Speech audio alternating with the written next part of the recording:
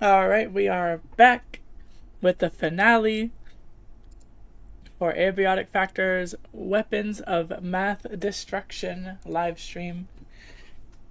Whew. It has been almost a whole week of playing, but we are finally in a position to fully review every single weapon in the game alongside with putting all the weapons into a tier list and grading them all to make sure that we know which weapons are worth your time and which weapons are just placeholders for trash.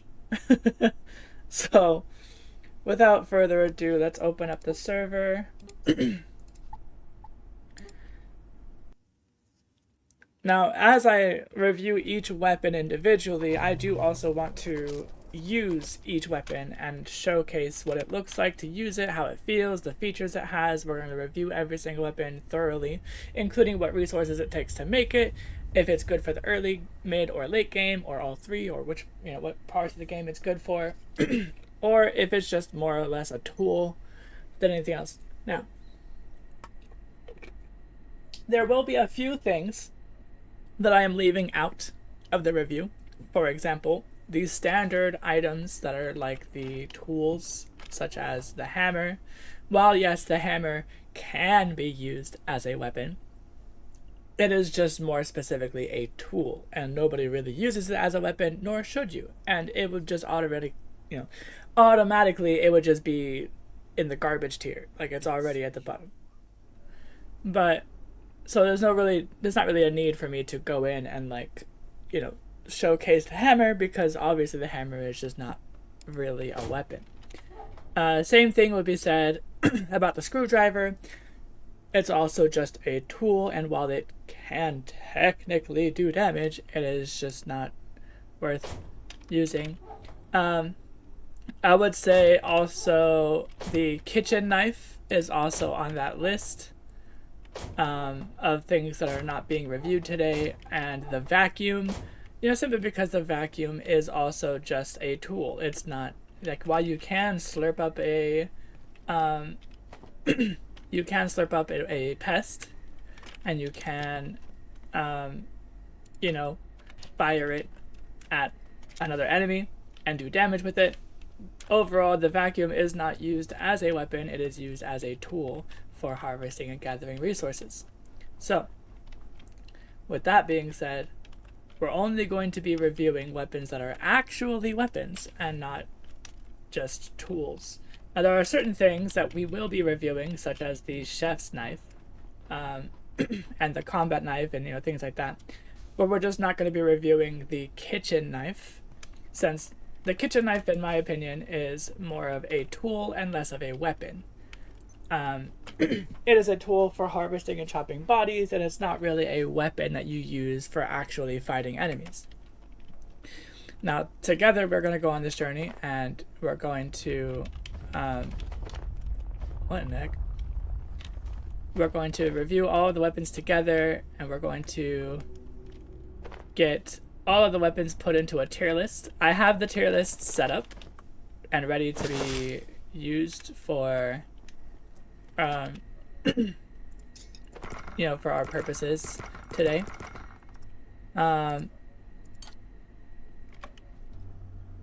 So we're gonna review everything one at a time.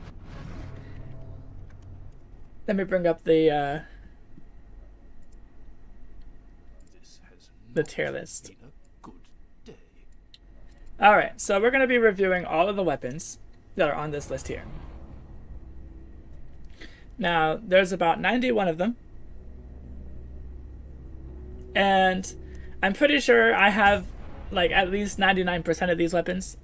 I might be missing one or two. Some of them I might be missing because I've upgraded the lower tier versions into higher tier versions, or some of them, like the Knight Magnum, one of these, this one, I have not yet got. So I might also be going through security sector briefly to get enough materials to upgrade the Magnum. Let's see. this is the Magnum that we need to upgrade, and it needs, so yeah, we just need 3 Night Essences. We have everything else that we need. So if I can get the Night Essence from that, that'd be great. If, when we get to that point, I'm going to save that for last.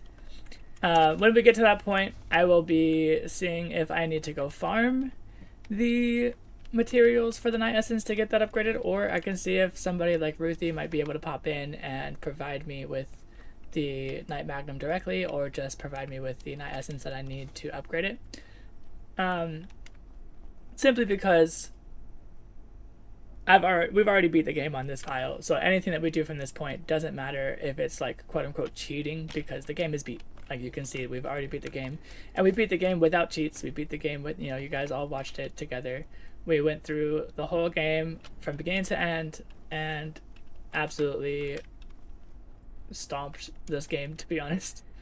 We made it easy though, so it's but yeah, we basically just wanted to make sure that we could set everything up on a clean playthrough, and then once everything was done, then whatever we were missing from that point, we can go ahead and use mods to get. So let's go ahead and start. I am going to put stuff down, actually. Let's, oh, there's weapons here. Okay, this is full. Maybe I need an ornate chest. Nope, not that one. No, I'm gonna use this one. No, I'm not. It's blocked off. Oh wait, I can do it right here. Perfect. All right, so we're gonna put stuff down.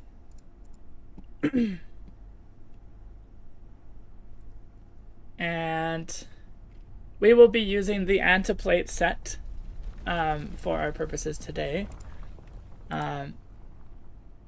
The antiplate armor is just my favorite armor, to be honest. It gives you a whopping 96 points of armor. It has very little weight in comparison to other armor sets. And just overall is a really good effect. It has the Thorns effect, so anything that attacks me with melee attacks is going to get damage reflected back at them, which is minor and whatever, but the helmet also makes me immune to spores and other airborne viruses, which is nice. It's a nice additive. But it also gives me the cold resistance and heat resistance that I need to be comfortable in certain areas. It's just overall a really good, high-functioning armor. Now, I will be doing another stream to test out all the different armor sets and compare them to each other as well. But from face value, I feel like the antiplate armor is just overall one of the best armors that you can use. It's at least in the top 5, and if I dare say in the top 3 of the best armors in the game. Now there are some niche armors that I know that some people might say are better, such as the radioactive one, but aside from those niche armors, I feel like the antiplate armor set is just consistently good with little input. Alright, so let's check out what we should be looking at for our first weapon. So on our first weapon, let's go ahead and open this up. So I have our spreadsheets. I have our wiki open just in case if I need to look at the images.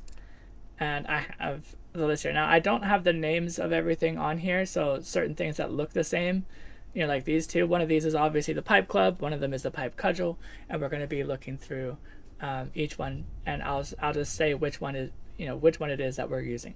The shotgun and the polished shotgun and the regular antique shotgun, so on and so forth.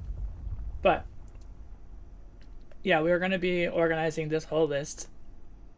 Now we're going to do S tier, A tier, B tier, and then we'll replace this with early game only, and then this one is just going to be Garbaggio. So anything that it gets put in the Garbaggio section is just simply not worth it. It is useless for most cases, and even if it is remotely good, it's not worth the resources that you need to harvest to get to this item. So the idea is that we're going to be judging all of these weapons based off of damage output, based off of fire or attack rate, based off of accessibility, based off of if it uses ammunition, like its consistency, how reliable is it, and also just generally of overall feel, like how does this weapon feel, and how effective it is. So like those are the kind of parameters that we're going to be looking at for all of these, but that's going to make our deciding factor of whether or not we're going to be putting it into a tier list. So let's actually start. Let's sort this by damage from lowest to highest. All right, so we have the chef's knife. Chef's knife is the first weapon that we're going to be looking at. So let's take a look. Now the chef's knife technically is a weapon, but wait, where's my chef's knife? Is it like, is it, oh wait, I might not want to put these back here because I can't reach these. You know, let me just grab this whole chest and move it up here so I can just put everything closer to the crafting bench. Alright, we're gonna put this right here. Here we go.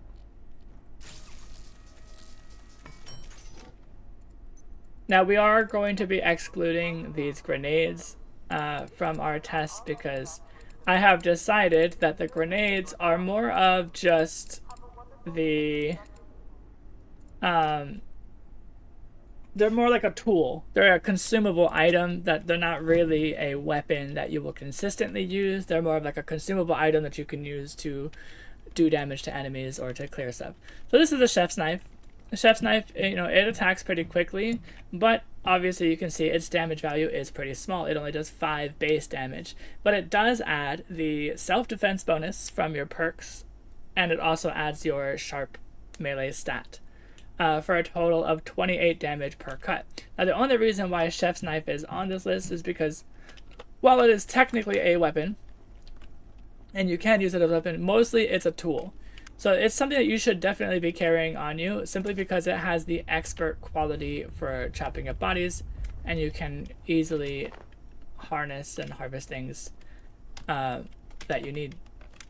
So the chef's knife, while it's not necessarily a good weapon, it is good to carry with you on your late game build because of the usefulness of chopping bodies at expert quality.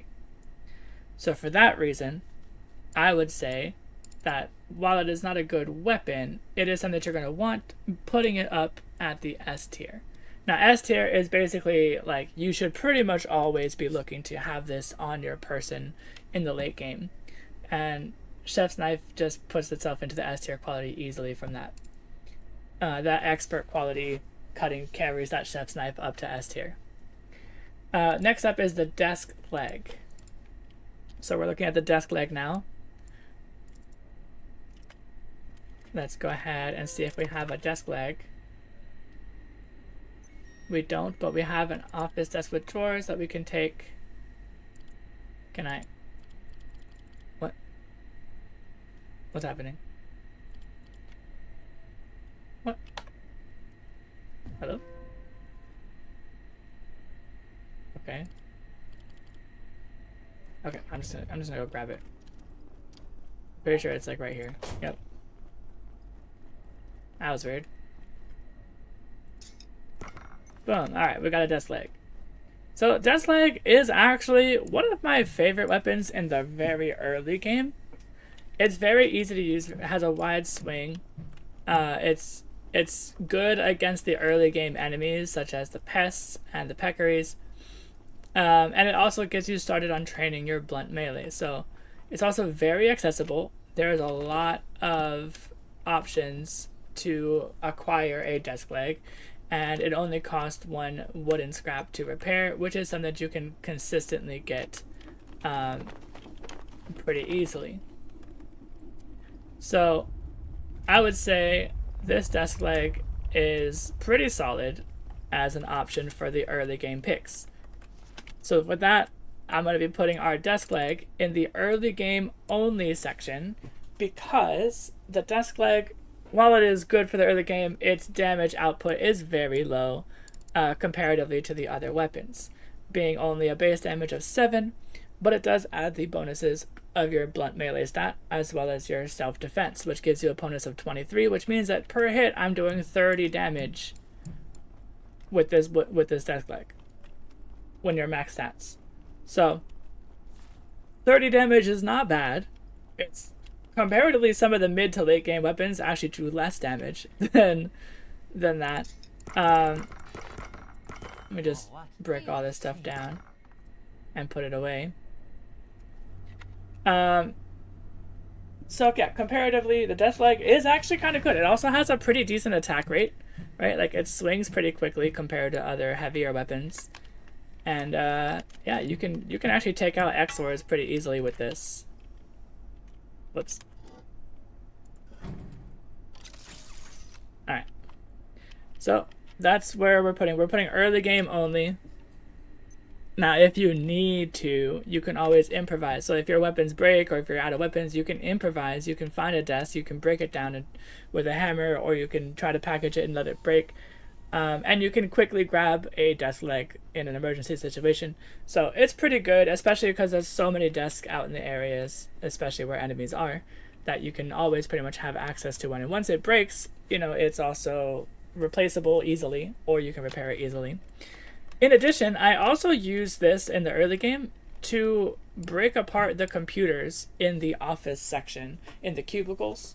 So, and the first thing I do in the game is I grab a desk leg and I go straight to the office cubicles and I start grabbing the computer parts resources that I need to progress the game. So it's pretty good for that as well, since it has such a wide range swing. It lets you hit the computer's monitor and the tower simultaneously, letting you harvest them faster. So it's pretty decent for the early game.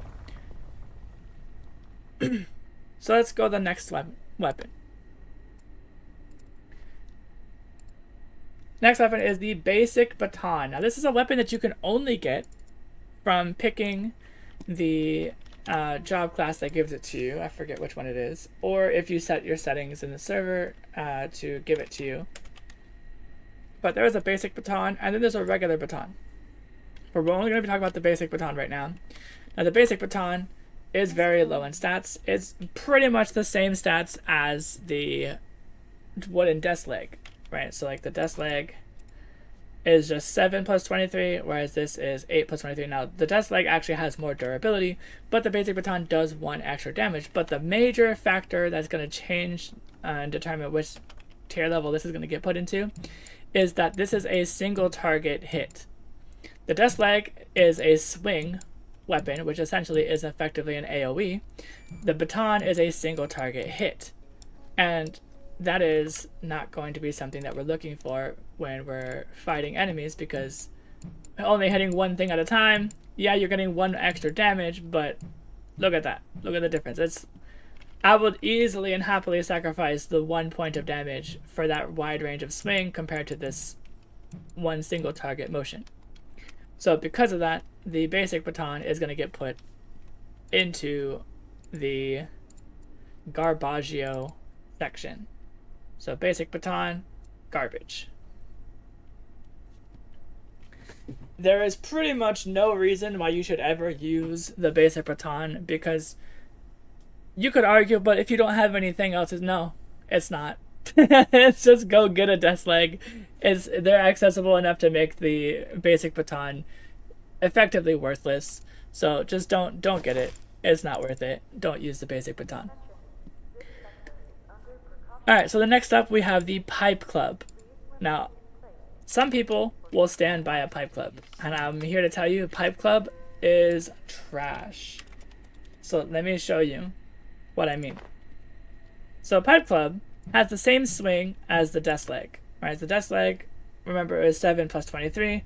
The pipe club is 8 plus 23. The pipe club is literally just 1 more extra damage compared to the desk leg.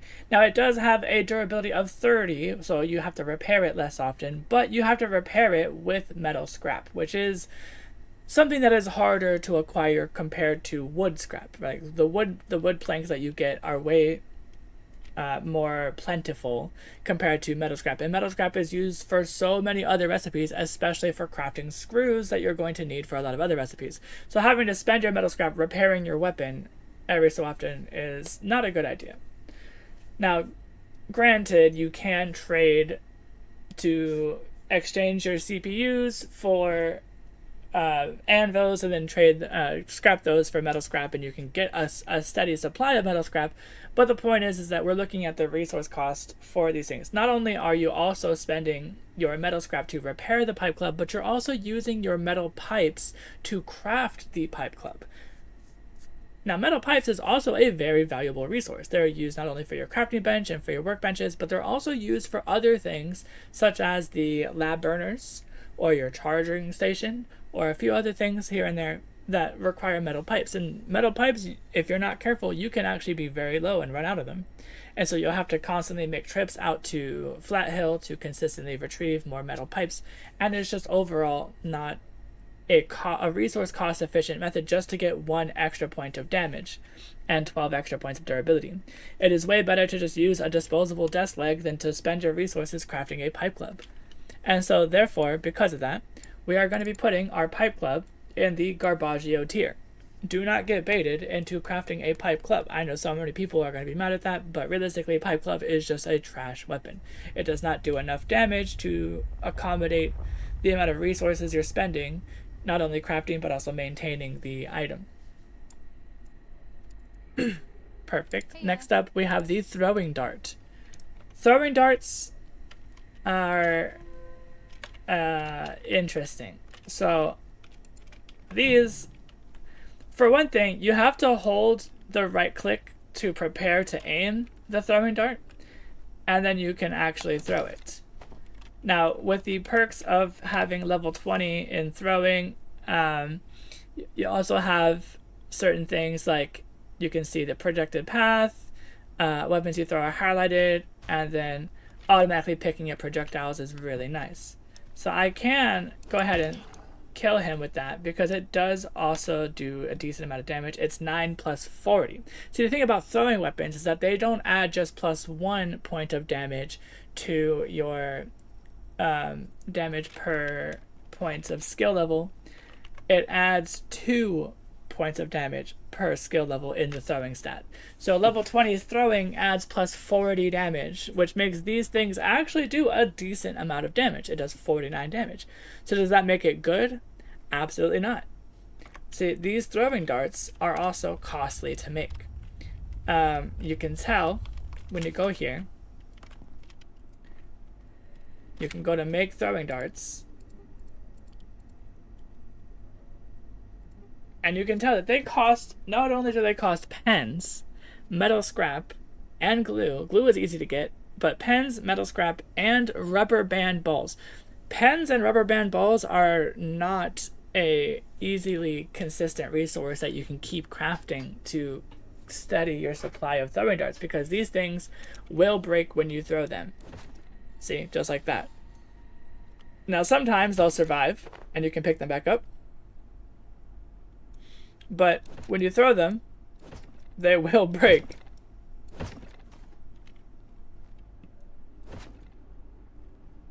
So, it is just simply not an effective weapon, cost-efficient wise. Now, it also, comparatively to the other throwing darts, this throwing dart is only 9 points of base damage. So early game, this thing is not going to be doing any damage until you get your throwing stat leveled up. Now, you can effectively train your throwing stat very quickly. You can probably take about 10 to 20 minutes or so just throwing a throw net on the ground repeatedly and picking it up. Now, to do that, you want to have only 1 throw net in your inventory on your hotbar, and you want to throw it and pick it up right away until you get to the level 5. And then it'll automatically be picked up, so you can just keep throwing it down at your feet and train your stat there. And that way you can effectively, these can be a very effective early game weapon if you level up your throwing skill to level 20 to get that bonus of 40 extra damage, doing 49 damage per throw, which in about 2 to 3 throws will pretty much kill most of anything, including XORs and so on in the early game. But again, it's going to cost you your pens and your rubber band balls, which are not a steadily supplied resource. Like rubber band balls especially are much harder to get compared to the pens. But as you can see, these throwing darts are okay. if you can level up. But the idea is that you would have to level up your throwing skill to level 20 just specifically to be able to use them only for the early game, because these throwing darts are pretty much bad. They're really bad. So what we're going to do for the throwing darts is we are going to set them into garbage tier, because there's no way that you could ever justify spending that much resources on these darts when they end all that time training, when they just, when you could just have a death leg and just bop, bop, bop, boom. Like, the death leg is reigning supreme over these other weapons so far for the early game. Alright, let's take a look at the next one, the makeshift spear. So a makeshift spear is a weapon that I just don't like, honestly. I just don't like it.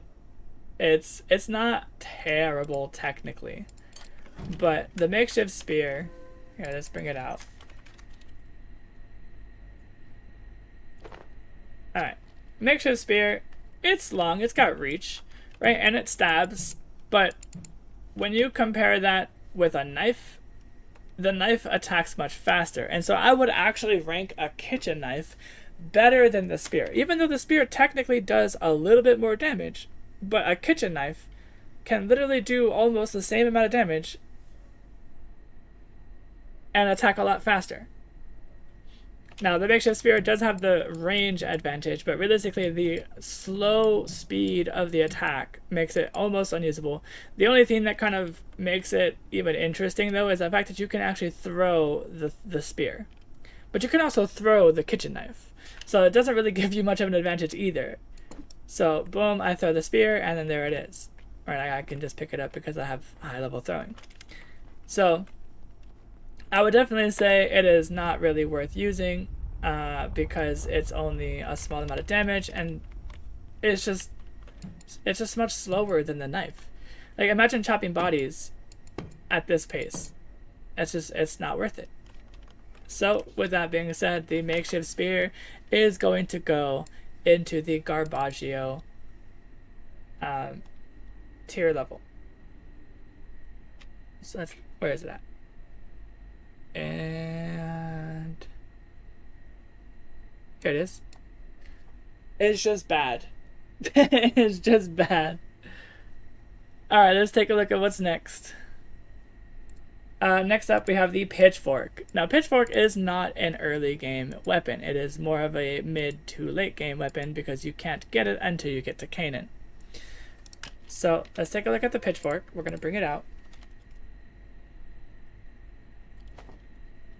We've got a pitchfork. Now, the pitchfork is a little bit faster than your standard spear-like weapon. And you can also throw the pitchfork pretty decently. Now, the pitchfork does the exact same damage as the spear, but the spear actually has more durability. So, is it worth it? I mean, if you like the stabbing, it's much faster than the spear. So on one hand, it's a little bit better, but other than that, it's essentially identical to the spear.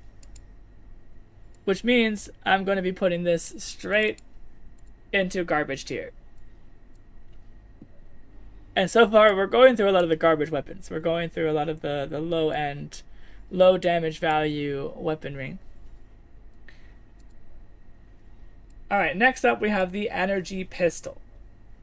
Alright, so the energy pistol is actually an interesting case. Alright, so the energy pistol technically has use. It does have the ability to be used. I think I might have crafted it and upgraded it, but let me see if I have an extra one. Energy, I don't. So let me see if I can make another one. I might need to gather some resources to do it. Yeah, I need to go get a capacitor. Oh yeah, I don't have any night essence. So we might need to ask Ruthie to assist us with that. Now let me just check with him if he's able to get on.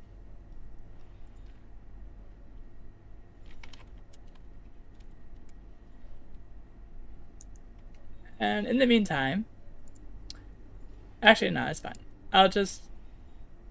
I have the upgraded version of the energy pistol. What?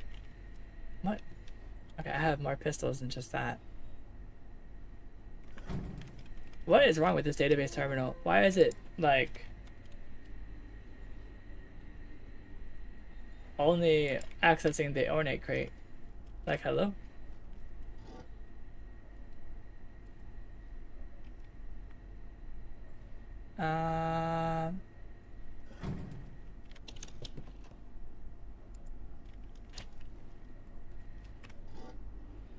Where did I put it? I have a laser pistol. Oh, you know what? Maybe it's because I'm putting the word pistol and not the word laser. No. Oh. Well, I'll just bring it up as an image on the screen since I can't find it now. So we have the energy pistol that is going to be down here in the range weaponry. Here it is. Our energy pistol. So the energy pistol actually has an interesting feature where you can manually recharge it. Now it only does 10 damage. But it does the 10 damage 5 times for a total of 50 damage per shot. So it technically has a decent DPS, with each shot being 50 damage. But it's 50 damage over time. Now, energy pistol, I would say, is not really useful for anything other than potentially training your accuracy stat, because you can use, basically unlimited ammo to consistently get accuracy stat training, or it's really good for going into security to, take down the Grim Reaper so that you can farm Night Essence from him. Because you can keep shooting him with it and he'll eventually drop it. Now, I don't necessarily recommend crafting it because, as you can see, it is pretty resource intensive. It does require 4 of the Night Essence that you've been farming to make the energy pistol. And it takes 2 capacitors, which you have to consistently farm from the electropests that are in labs to get the capacitors that you need. And in addition, you also have to have 8 military electronics, which is a lot. And it also takes your resources for circuit boards to craft the computation brick and LCD screens. So it's not a cheap weapon to make. And so the idea of using all of those resources just to make a weapon that deals very minimal damage and relies on you consistently recharging it manually in between shots is just not really something that I can say good things about. So, for that reason, the energy pistol is going to get placed in garbage tier. It's not even really useful early game because there are just other better options. So when I say that, it's because if you think about it, by the time that you have access to security sector, you're pretty much at the point where you can start getting other laser weapons such as the laser katana. So that means that the energy pistol is just not really worth it in comparison. The resources that it would take for you to use, and realistically the only thing you're going to use it for is just accuracy training and just for the Grim Reaper pretty much. It's not effectively a good weapon overall, and it's going to be placed into the garbage tier. So let's go to the next one. We have the net launcher. Now net launcher I only kept on the list because it technically does damage. And technically it's more of a tool and less of a weapon, but because it does technically do damage and you can technically kill something with it, I kept it on here because it also makes use out of your throw nets if you're that kind of person that wants to use it, but it also effectively has a stun mechanic. So the fact that you can also stun lock enemies with the net launcher makes a person on the team, if you have team play going on, multiplayer, somebody can be the designated net launcher person, and they can assist their teammates by consistently stun locking whatever enemies you guys are fighting by throwing nets at it out of the net launcher. Now, with that being said, I would say that the net launcher is still not necessarily a good weapon overall, but it is at least somewhat useful, especially in the early game when it comes to getting the Rat Pack for some of you who enjoy the Rat Pack, which I should also do a live stream for comparing all of the different backpacks. That would be kind of fun. But aside from that, the net launcher is going to be early game only, because realistically, the later you get into the game, the bigger the enemies get, and the bigger the enemies get, the net launcher is just less effective, and overall, you really only need it just the one time to get the Rat Pack. Other than that, you really don't use it. So I'm putting it in the early game only, but I'm putting it below the wooden desk leg, because the desk leg is just more useful for actually killing the enemies. For these, I should probably arrange these, actually. This is probably the lowest. This is better because it attacks faster than the spear, and this is, you know, honestly, I kind of feel like the baton is better than the pipe club, just because of how much resources it costs to take the pipe club. Like, the baton you at least start with. So maybe I put the baton like up here. Okay, so let's see what's next. The baton. Okay, so the regular baton. Now, the regular baton effectively is the same as the basic baton. We're going to look for the baton.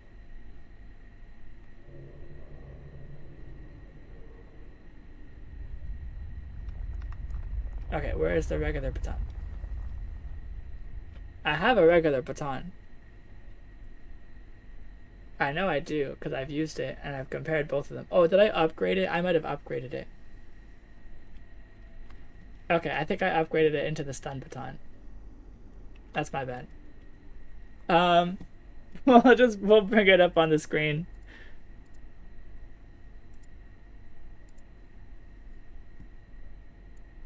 Alright. So we need to look at the regular baton.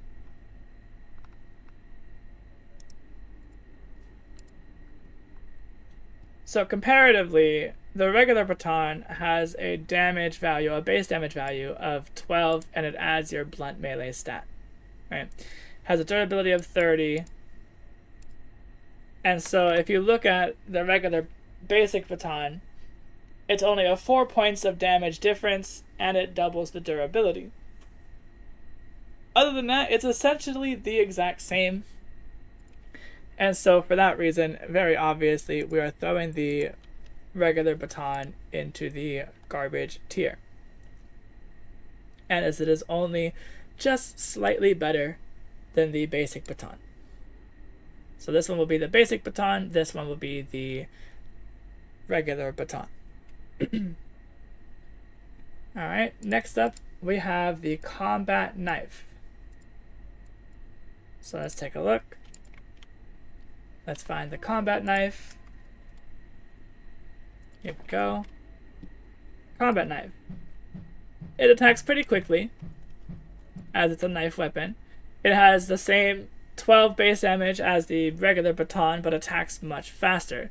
And it also can chop up remains with a good quality. So the combat knife is better than the basic baton, or the regular baton, I should say.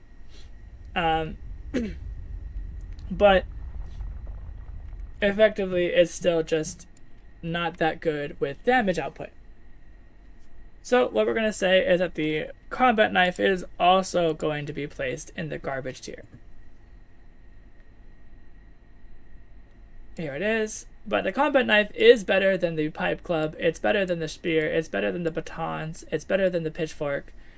I would say it's technically better than the throwing darts, even though the throwing darts are more effective at doing damage and have more range and can throw them, etc. But the cost to make them is just not good. But then again, you don't really get access to the combat knife until later in the game. So we can say it's pretty much even with these throwing darts. I'll put it just below, just to, you know, that's my feeling of where it should be. But so far, the energy pistol is leading the tier of the garbage group, and the wooden desk leg is leading the tier for the early game only options. Next up, we have the pipe wrench. Now, I'm going to say pipe wrench and rat scanner, you can see, are effectively the exact same weapon. They are effectively the same weapon. Like, there's not much difference between the two. In fact, the only thing that's different is their appearance for the most part. So we're going to bring both of those out simultaneously. The pipe wrench and the rat scanner. So you can see the pipe wrench, 1, 2, 3. 1, 2, 3. They both attack the exact same animation at the exact same rate. They have the same damage value. They have the same durability. They're effectively identical weapons. If there's any difference at all, it might be in the rate of durability loss. Aside from that, no. Let me just look. I can't say that and not know. So let's take a look. We got the pipe wrench and the rat scanner. So the pipe wrench weighs 2, the rat scanner weighs 2, their stack sizes are 1, the durability is 40, loss chance is 50%, loss chance is 50%. So they're literally exactly the same. There's 0 differences between these two weapons other than accessibility perhaps, which might make the pipe wrench a little bit, just a nudge ahead of the rat scanner. But either way, they are both early game only weapons, and they are just a hair better than our desk leg. We should probably because the rat scanner you have to kill a rat to get. The pipe wrench you can just find in manufacturing, lying around. Okay, so those are done. We have next the umbrella. Now the umbrella is interesting because the umbrella technically actually does more damage than you might think it does, but only when you have a high level with it. So let's get the umbrella out. Alright, so the umbrella, you're going to see, it actually does 12 base damage plus 23 extra damage. So that's a whole 35 damage per swing. But the difference between this, even though it's the same damage, the umbrella swings a wide arcing swing and attacks much faster. So the umbrella is effectively a better weapon compared to the pipe wrench and rat scanner. But the caveat to that is that you don't get access to the umbrella until you get to laboratories. And by the time that you are there, neither the pipe wrench or the rat scanner are effective weapons anymore. So by the time that you get access to the umbrella is just not worth using. And that's why nobody uses it. And so for that reason, based off of its accessibility, we are putting the umbrella in the Garbaggio tier. But it is still better than all these other weapons down here. So we're putting it right there in between the energy pistol and the throwing darts. Next up, we have the scrap shot. Now, the scrap shot is a weird weapon. It's so expensive. It is incredibly expensive to use. And it might not even have one available, but I can make one. So you can see the resources cost paper scrap and box of screws to make and you only get 4 pieces of ammo per time that you craft. Now, these things also do such little amounts of damage, it is insane. It does 12 damage, and it's just 12 damage, by the way. It does not add your accuracy stat to the damage value. It is just 12 damage flat. So this does actually less damage per shot compared to the umbrella, the pipe wrench, and the rat scanner, because at least those 3 weapons add your self-defense and your stats. The scrap shot costs you so much more resources for the less damage comparatively, and attacks at a much slower pace because you have to fire it, which takes a second to fire in the first place, and you have to reload. So this weapon is straight up doo-doo water. It's booty cheeks. Never, ever, ever build this. Plus, it costs a power cell to make. Are we out of our minds? Why are we ever even considering making this weapon? This weapon is worse than the pipe club, because at least the pipe club you can use consistently without having to spend all of your screws and your power cells to make it. So, scrap shot, complete trash. And the scrap shot with flashlight is the exact same weapon, just with a flashlight strapped to it. It has the exact same stats with the damage and durability. It has the exact same everything. The only thing that's different is now it has a flashlight. So it makes it slightly better trash comparatively.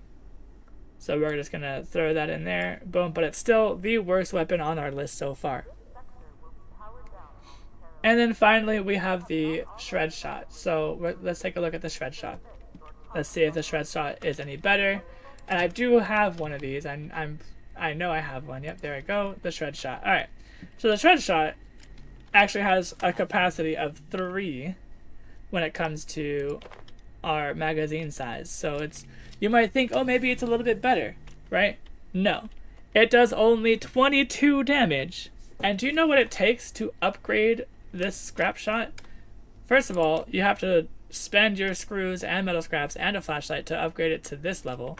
So let me go ahead and do that for you guys, just so you can see what the cost of upgrading this weapon is. So enhance it, and then you also have to spend an additional power cell along with hydropipe sensors and magnetic alloys to upgrade this to this tier level, just for an extra 10 points of damage and a little bit more, 15 more durability. Like, are we losing our minds? Am I crazy? No, bro. Like, we're not doing that. There is no reason to ever craft and or upgrade the scrap shot weapon. This weapon is complete garbage. You should never, never build it.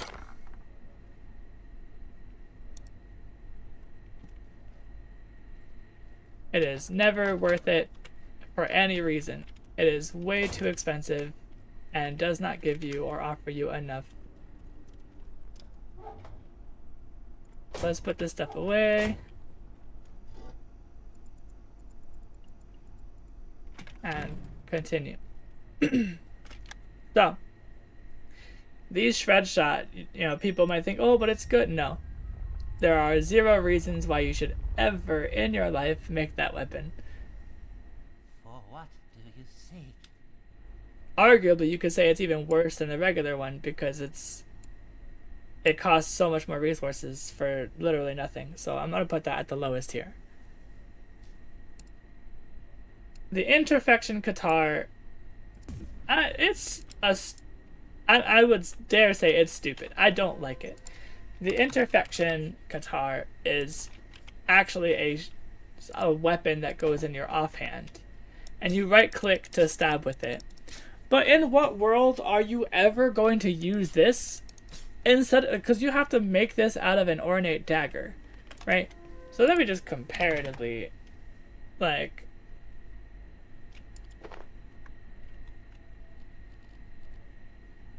why would you ever replace this with this? Right, like this is the stupidest thing I have ever seen. Now, somebody might be able to say it's offhand knife for quick stabs and parrying, right? So maybe like you can parry with it. But I have never been able to parry with it, and I don't think that there is like a parry mechanic for it. But let me just check the wiki. Maybe I'm wrong. Maybe I'm wrong. So let's go down to the shield section. Interfection Qatar. Can be swung with the alt fire button. Enemy melee attacks can be parried if the swing is performed within a short window of time right before the enemy lands an attack. A successful parry stuns the enemy. Oh, okay. So it does have a use. Alright, let's go see if we can trigger. Oh, perfect.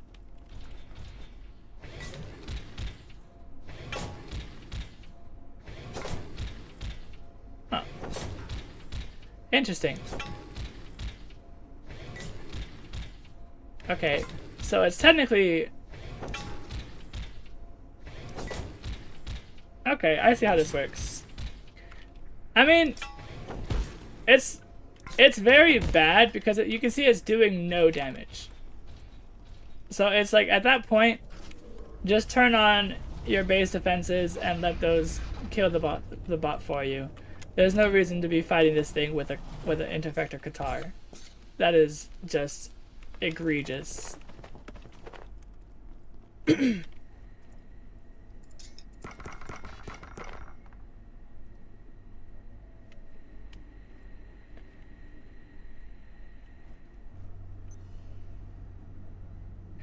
Alright, so we're gonna still put the Interfection Qatar in the Garbaggio tier. Even though it can technically parry, it's just still not worth it. Just sidestep. Right, just stay out of the way. Just move. Like, why would you ever use that? It's just there's no reason. So I would probably say it's still better than the Scrap Shot tier line, but it's just still not worth using. Especially because it costs you a whole ornate knife to make it. Electro Thrower is next. Alright, so the Electro Thrower is our next up on the list here. Okay, I need to make one. Oh. Okay, I don't have the materials to make it because I think I used it to upgrade something else. I think I made a what was it called?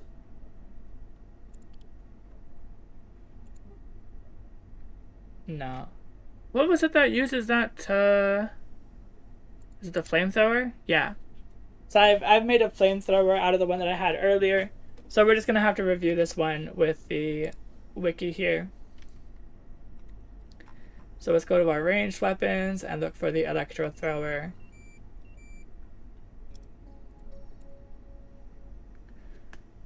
Alright, so the Electro Thrower, it has a capacity of 300 battery. It has 60 durability, which is pretty okay comparatively to the other weapons we've seen so far. It does 15 damage,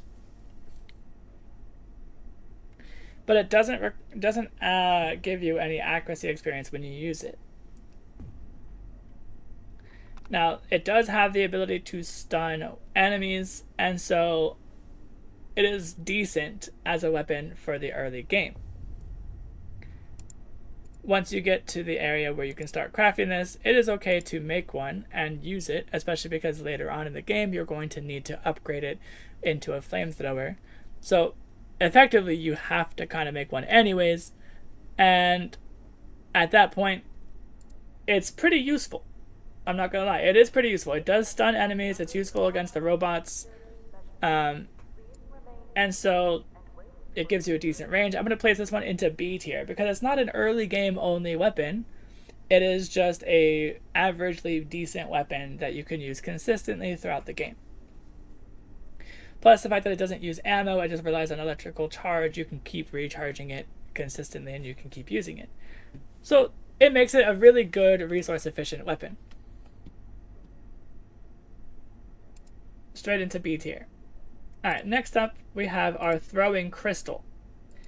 So if we remember, our throwing dart got put into the Garbaggio tier. So let's take a look at our throwing crystal. Let me get this off of me. I don't like this. There we go. Throwing crystals. So throwing crystals, as you can see, let's compare them. So our throwing darts were a 9 base damage. Our throwing crystals are actually 16 base damage. So it's almost double the base damage of the other ones. Let's take a look at the resources that it costs to take these. So to make these, you need the crystalline, like the powdered crystal, you need the honey, tech scrap, and glue. Now, out of these, the materials that are hardest to gather are going to be the crystal and the honey, mostly the honey.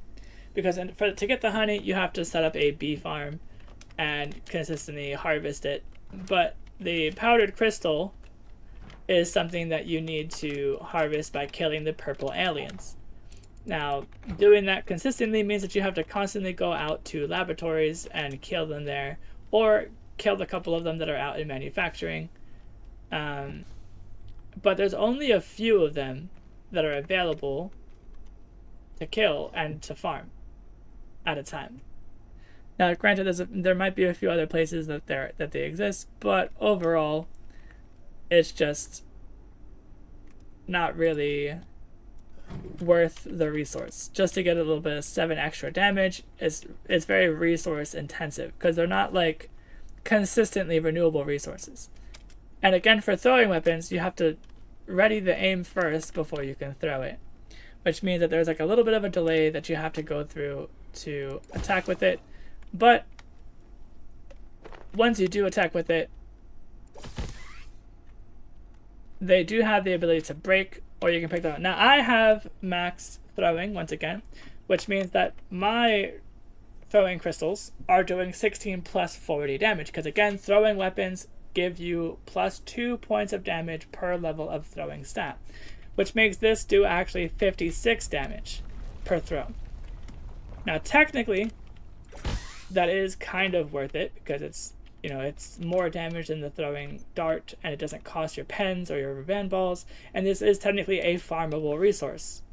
So if you do put in the effort to farm this weapon's resources, it is pretty okay to use, but overall is still going to not really be an effective weapon comparatively to the other weapons that are going to be on this list.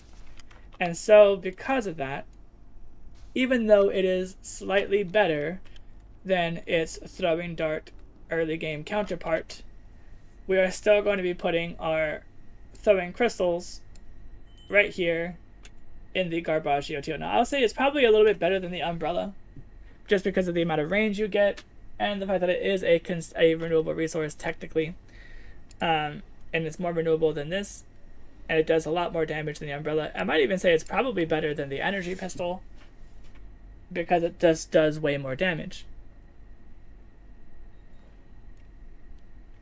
But overall, they will break when you throw them like that, and eventually you will run out and have to restock them.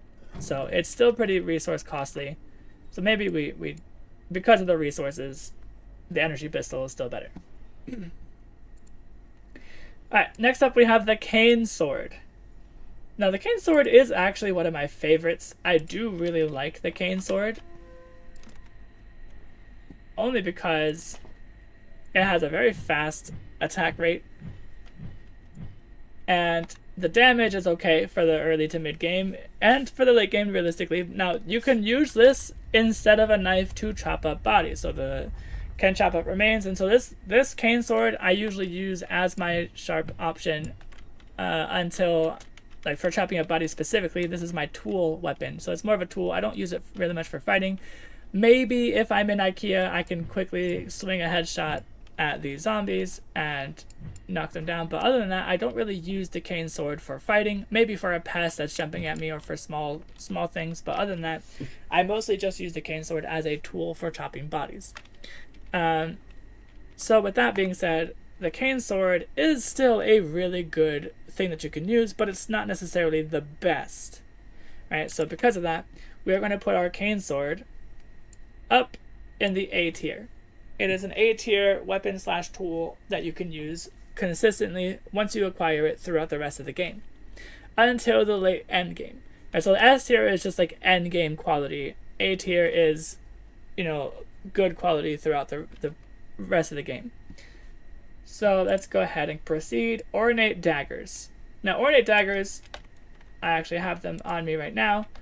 The ornate daggers are probably my favorite weapon. Now, it only does 18 base damage, and comparatively, it's pretty low on the chart for base damage value, but it does add your self-defense perk, and it does add plus 20 points for your level 20 sharp melee. But the rate of which these things attack is so rapid that effectively it's 2 hits per swing because you have 2 of them. And the ornate daggers is just super fast. Like, this DPS is very, very fast. So remember, each of these hits is going to be 18 plus 23, so that's 41 damage per hit. 41 damage per hit. 1, 2, 3, 4, 5, 6, 7, 8, 9, 10. Right? So, like, that's 41 damage in 10 hits in that short period of time. That means I did 410 damage, just like that. Right? The DPS of these weapons is so fast that these are very easily one of my favorite weapons. Plus, you can quickly use your long jump pack to jump or leap forward or do like a dash attack, and you can also attack while mid-air, and you can easily take down enemies at a very fast pace. If you combo that up with the Kylie shield generator, you then have a shield that provides you with protection, so you can get close enough to be melee range and attack enemies, and even if they hit you, they're going to be doing damage to that shield generator rather than to you. And that means that you have the ability to be melee range and take hits and dish out a fast pace of DPS. And so you can pretty much outtrade any enemy that's fighting you just with this. So it's pretty good overall. And so because of that, the ornate daggers is easily going to be an S tier weapon. It has phenomenal DPS. And it's also very satisfying to use. It also doesn't cost very much to repair.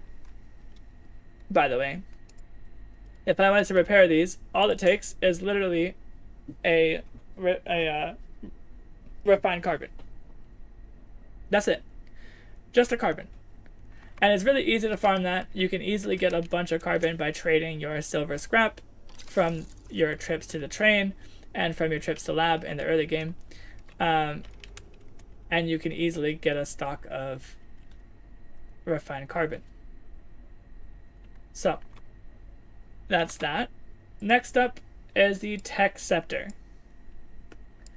So I think I upgraded my Tech Scepter. I might have an extra one though. What? Tech. Oh, I have an extra one. Okay, perfect.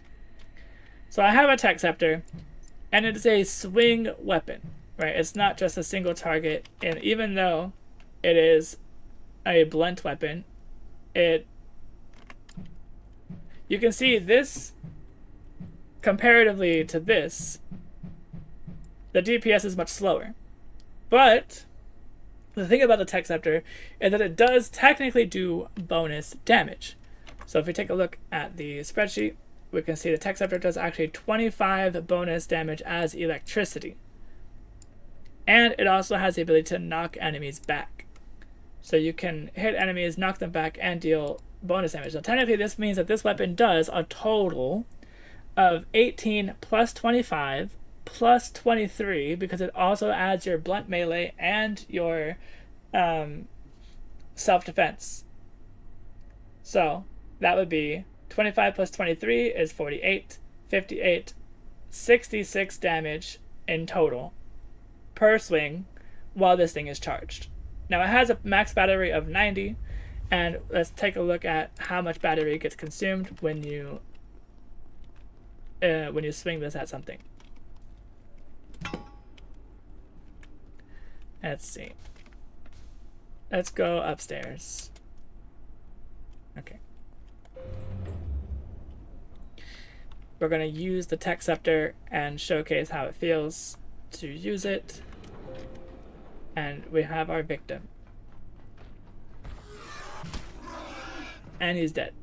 Now you can see we had a battery charge. Yeah, let's take a look at the clip. Let's go back in the stream a second.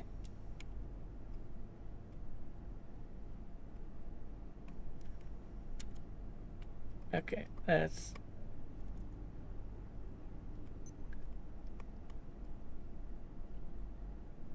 Okay, so the Tech Scepter had 87 charge, and now it has 85. So it takes 2 charge per hit when you swing the Tech Scepter at an enemy. Which means at a total of 90 charge, you can swing a total of 45 times before it runs out of battery. And you can see the amount of damage that it did was sufficient for one-shotting the Exor.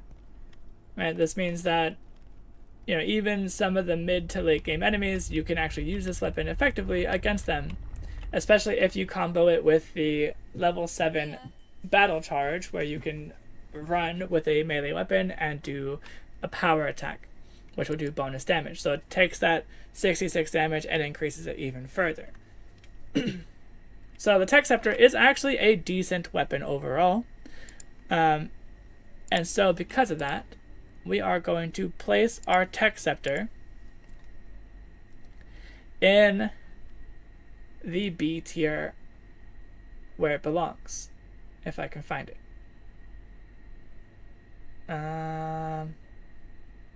Here it is. So we're going to put B tier Tech Scepter. Now I will say the Electro Thrower is a little bit better than the Tech Scepter, even though it does a lot less damage. The range advantage that you get plus the stunning effect is just better than the knockback effect. And I just feel like overall usefulness, the energy, the whatever it's called. What did I just say? The Electro Thrower is just a better overall weapon. So Welding Spear is up next. Now, I'm not really a big fan of the spears in this game. Spears in this game are very slow paced. So let's go ahead and get the Welding Spear. Okay, well maybe I have to craft one. I might have upgraded it. Okay, I'm gonna make one of these.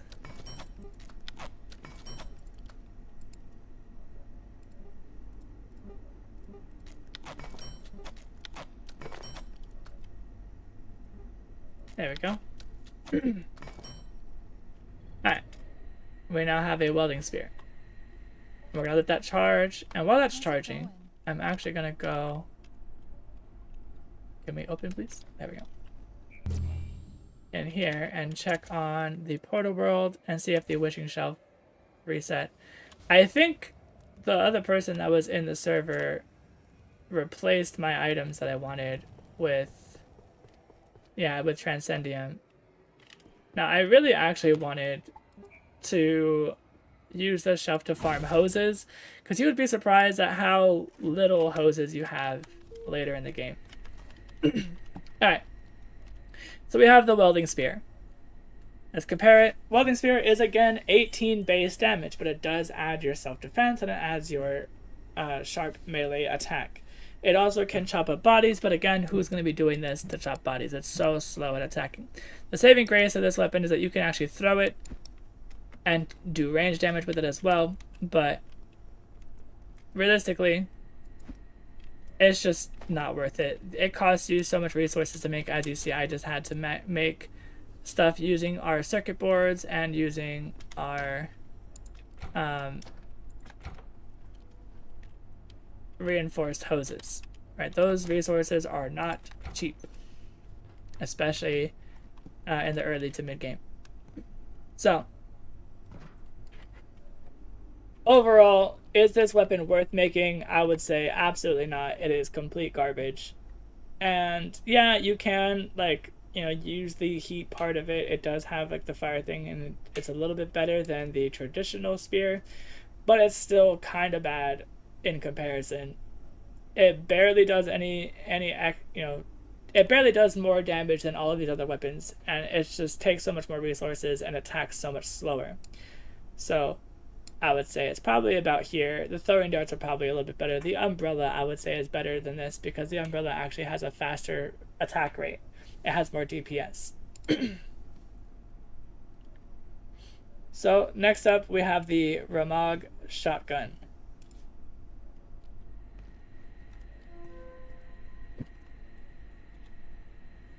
This shotgun, some people like. I don't know why they like it, but they like it. It does only 18 damage.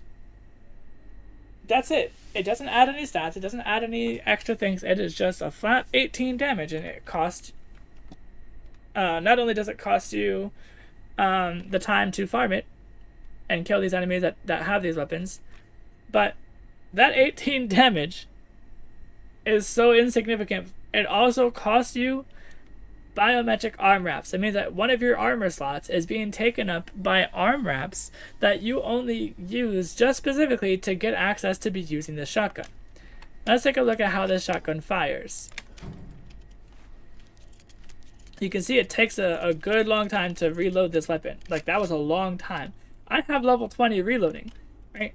So the fact that it took that long to reload this shotgun and you only get 6 bullets, that's already should be a red flag about how bad this weapon is. So we're going to take a look at shooting something with this weapon. Oh, but I can't. I need the biometric arm wraps. So let's go make those real quick.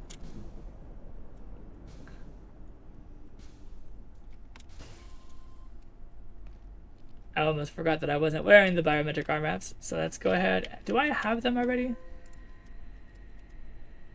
No, I do not. Alright. Well, let's see if we can make them. Oh, wrong one. That's fine. I'm gonna make biometric arm wraps. Okay, it takes 10 arms to make these, by the way, and 20 military electronics, so it is not cheap to make them. Plus, it costs you a whole one of your 4 slots. Now, that means that I'm not going to be able to get my 4-piece set bonus because I have the biometric arm wraps. But now I'll be able to fire this shotgun. But is it worth it? Is it worth it costing those resources and my armor slot just for this shotgun? Maybe. I don't know how it took 18 damage and died. Maybe it's 18 damage per pellet, and that there's multiple pellets being fired. That could be a thing. So maybe it does do, you know, more damage if you're close ranged because it hits multiple pellets. It does look like it automatically reloads actually when you fire, because it still has 6. Or maybe that was just because of my perk. Yeah, no, that was just because of my perk, my reloading perk. Oh.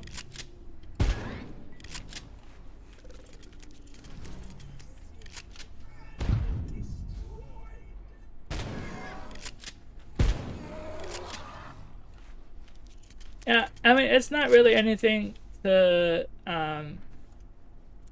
it's not really worth how much cost you're putting in to make this weapon and use it. Well, not make it, but to use this weapon. Like, to make this weapon work, it's just so much. You're sacrificing so much when you can just use better weapons that don't cost you the armor slot. Not to mention, it also requires shotgun ammo, which by default is something that you have to farm constantly to be able to consistently use this weapon. So overall, the Ramog shotgun is just going into the Garbaggio tier. I believe that is... Oh, which one was it? Is it the... Ramog shotgun is the all black one. Okay, so that will be... Not these two. Wait, am I crazy? Do any of you guys see it? That's the snowfall. That's the thumper. Oh, here it is. So realistically, it's better than the scrap shot. It's probably better than this thing. This thing is useless. I'm gonna put this below the scrap shot, to be honest. Actually, no, it has the dodging mechanic. Or like the stun mechanic, I should say. So maybe it's a little bit better than that. But remote shotgun, not worth it. Don't use it. It's a shotgun. It shots pellets 9. Yeah, it is a shotgun. You're right. Oh, what's up, Dross? You're right. It is a shotgun. So I realized afterwards it is 9 pellets. So it's probably multiple pellets. So it's like if it's 9, then it's technically 18 times 9 if it hits all pellets on one target. But it requires the biometric lock. It also requires you to have level 7 accuracy to be able to use it. And the cost of using this is so high. Plus, by the time that you get access to this is in manufacturing. And there's just other better weapons that you can use by that point in time in the game. So I would still be putting this at the low tier. Especially because it only has a magazine capacity of 6. And it takes so long to reload. It's just overall a bad weapon. Alright, let's check out what our next weapon is. The Thumper shotgun and the Snowfall shotgun. So, you can see here that all upgraded variants of this shotgun are effectively exactly the same. The only thing that changes is the durability and the amount of charge for the flashlight that it has. Other than that, it is the identical weapon.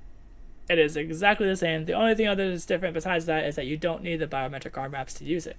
So that puts it where it becomes usable. But what does it cost to upgrade? What does it cost to upgrade this Thumper shotgun to the Snowfall shotgun? And what does it cost to upgrade the Ramag shotgun? Let's take a look at the cost efficiency. So upgrading this, you can see that you need a headlamp, reservoir growth, XR quills, and hydro pipes, which honestly are not difficult resources to find and grab.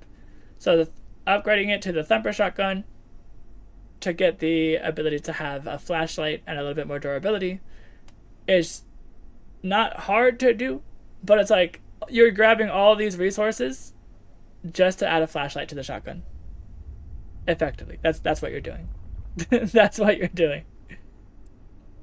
And then to upgrade it even further, it also costs an air compressor, which is expensive, frozen essence, which is expensive, tactical scrap, and a controller. All these resources just to make your flashlight last longer. You get 100 extra charge on your flashlight. Overall, that means that this whole weapon line is garbaggio. I would not use it. Now, technically, this is a little bit better than the original, but overall, the cost effectiveness of the resources it takes to upgrade this weapon compared to what you get in return for spending those resources is just so egregiously bad. I would just never do it. Ornate knife. So this is just the knife by itself. So let me take the interfection guitar and see if I can scrap it back into the knife. I can. Perfect. So the interfection guitar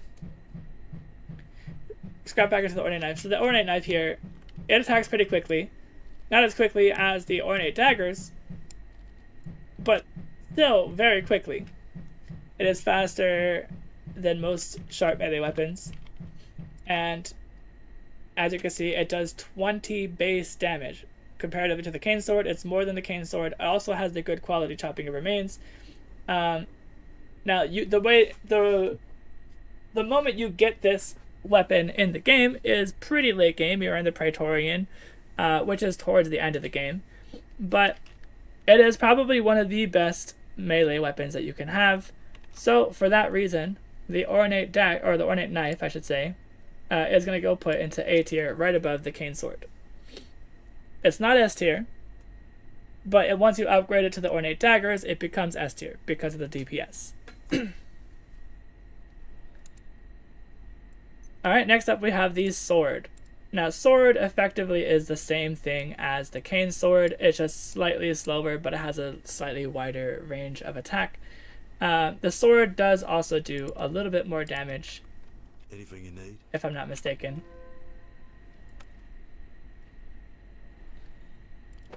let's take a look. Yeah, 20 damage.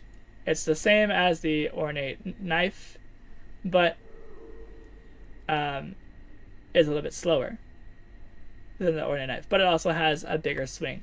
So you can see the ornate knife swings like this. The sword has a much wider swing. Slower, but wider. So the sword is better for AoE, whereas the ornate knife is better for single target. Thus putting it in this position on the tier list. The thermal mallet. Now, I kind of like or enjoy using the thermal mallet. I know it's actually not a good weapon, but I do enjoy using it. But realistically, if I'm being completely objective, I understand that the thermal mallet is really only useful in the early part of the game. It is, once you get to manufacturing, it is one of the better weapons that you can use during that point in the game. But comparatively to other weapons that you get after manufacturing, or after you've been through manufacturing, I should say, the thermal mallet falls off pretty hard. So we will say that the thermal mallet can go in the early game only, just ahead of the pipe wrench and rat scanner.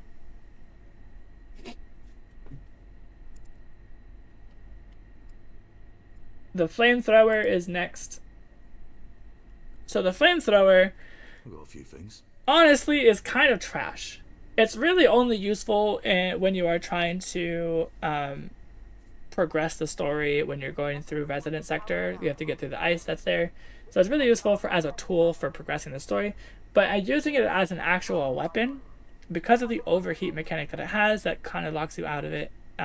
It's not really that good. So, does it have decent DPS? Yes, but when it does do damage, it runs out of fuel very quickly and it overheats very quickly. You get like 4 seconds of time firing, 4 seconds of downtime.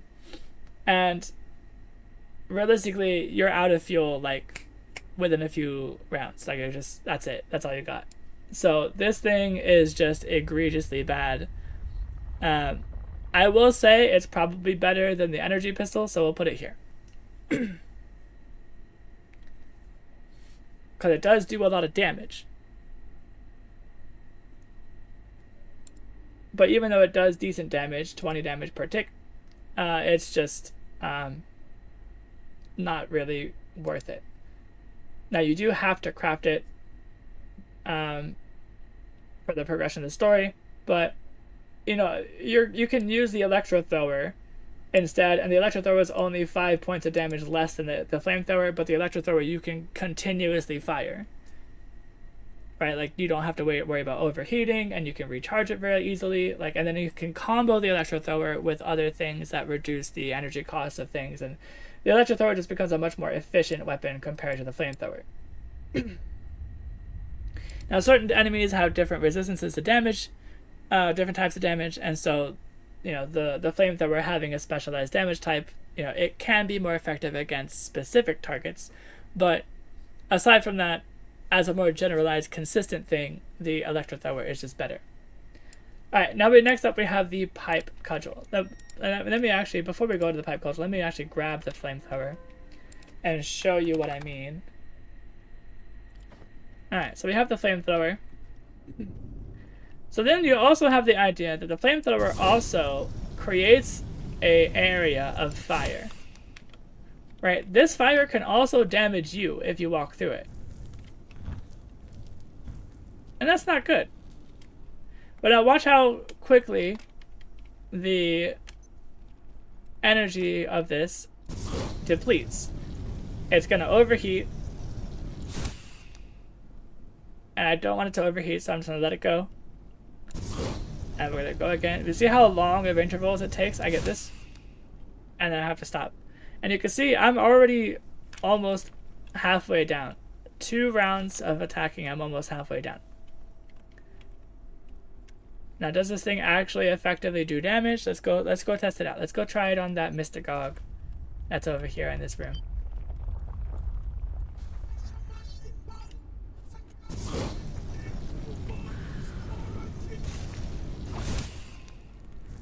Okay, and now we are on fire.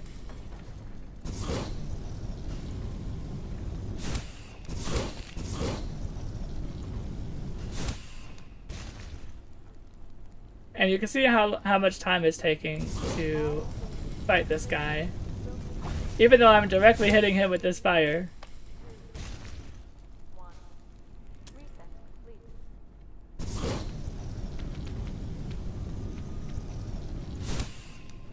And he's still not even close to being dead.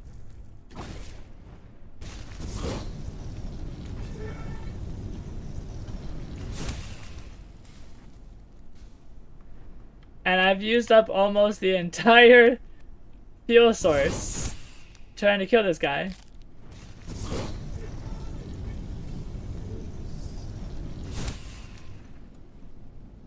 And he's still not dead. I very well might actually run out of fuel before he dies. Oh.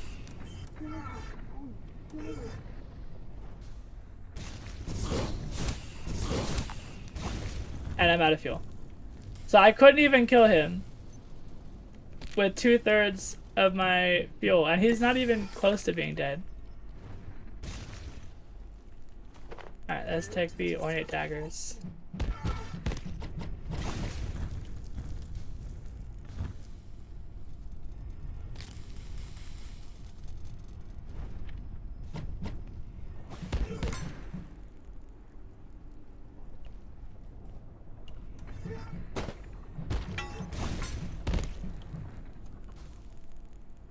Get back here.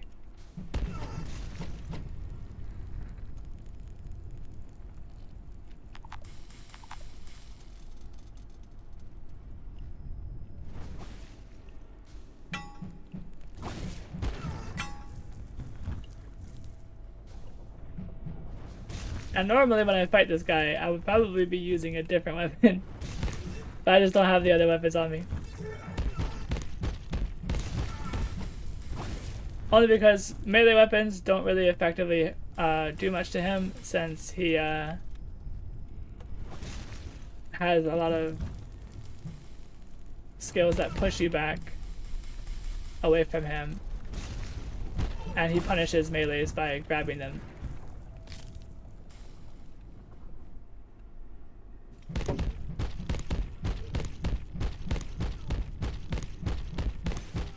There. Oh, a gate defense rune. I actually needed one of those. So, as we can see, Flamethrower didn't even kill the guy. It wasn't even close to killing him.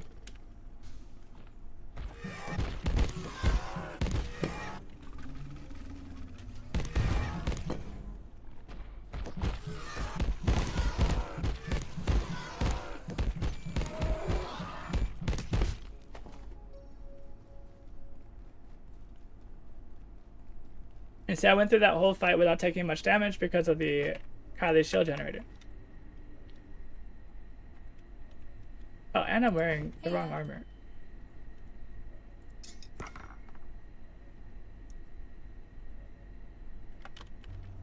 Alright. So, yeah, definitively, Flamethrower, Garbaggio tier. Not worth using. Pipe Cudgel is next on our list.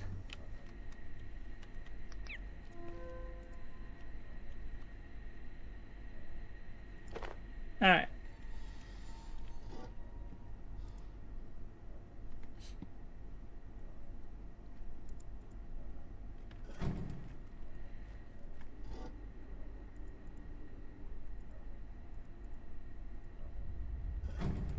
Alright, so let's take a look at the Pipe Cudgel.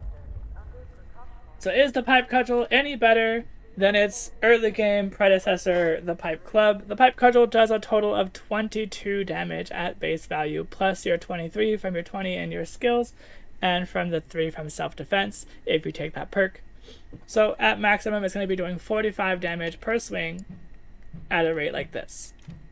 Kind of slow, but faster than most blunt melee weapons.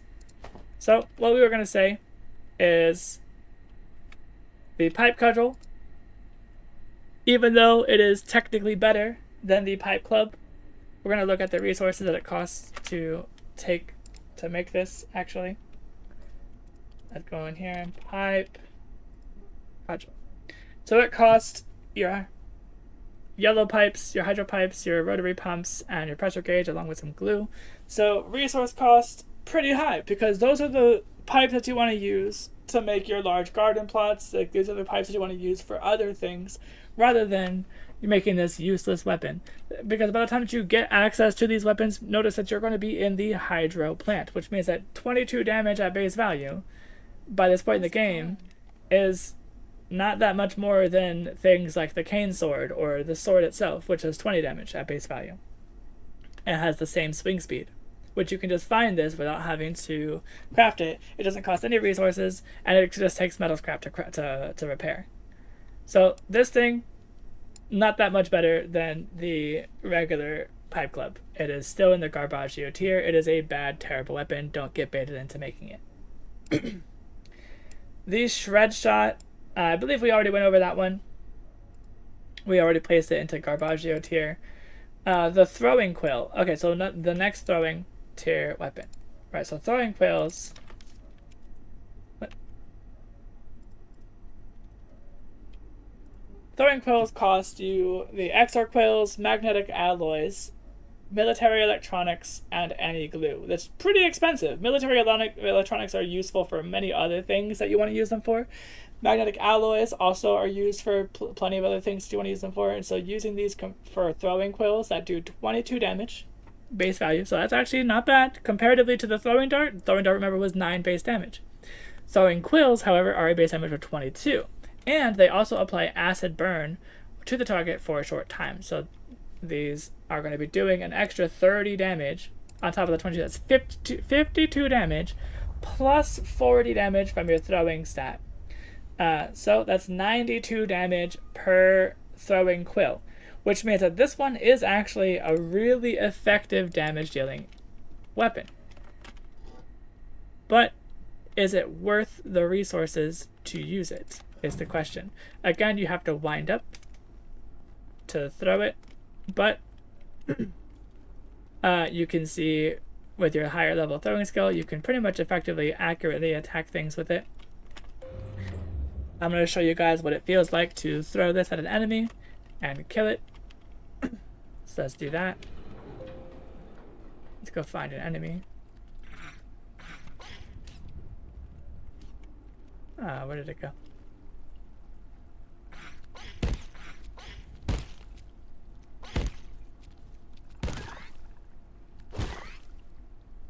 Okay. I can. Let's see if I can reach that. Wait, is he behind the glass? He's behind the glass. Okay. I'll just pick these up. Oh, he wasn't behind the glass. Okay, well, these pests don't really count. As you can see, doing pretty decent damage to the peccary.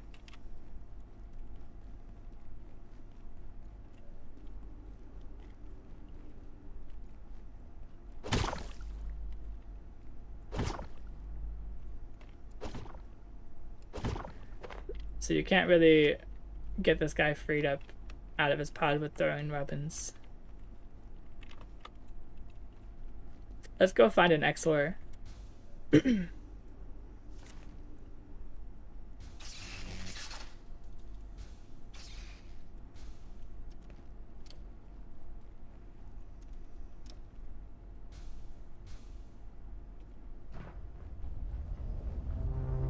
Alright.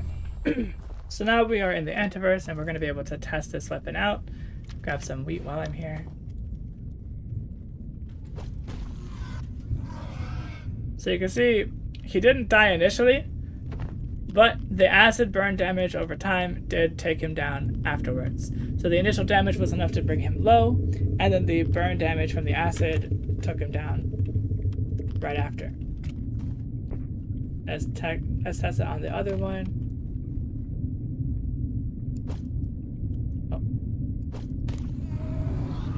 And see, that one was effective enough to actually take him down entirely on impact. So these weapons are effectively good. You can also use these, I'm pretty sure, to hit the beehive from a distance,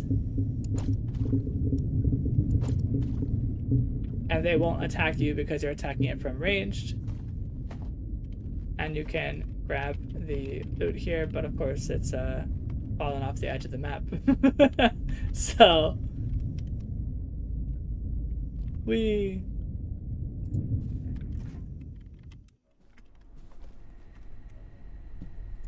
alright, let's put those away.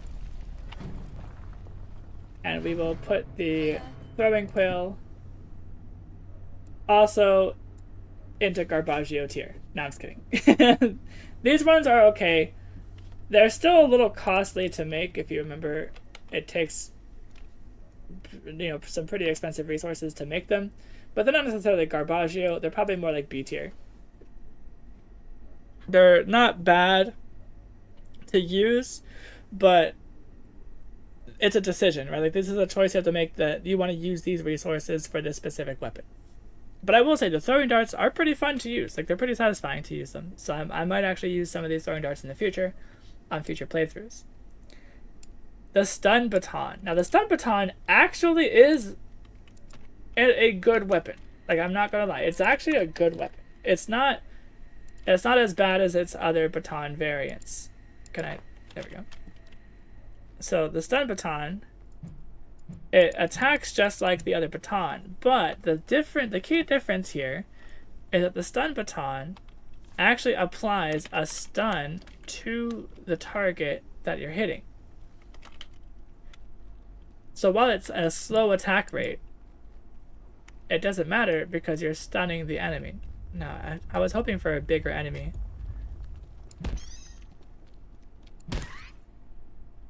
Also, you're going to notice that this baton doesn't have a charge.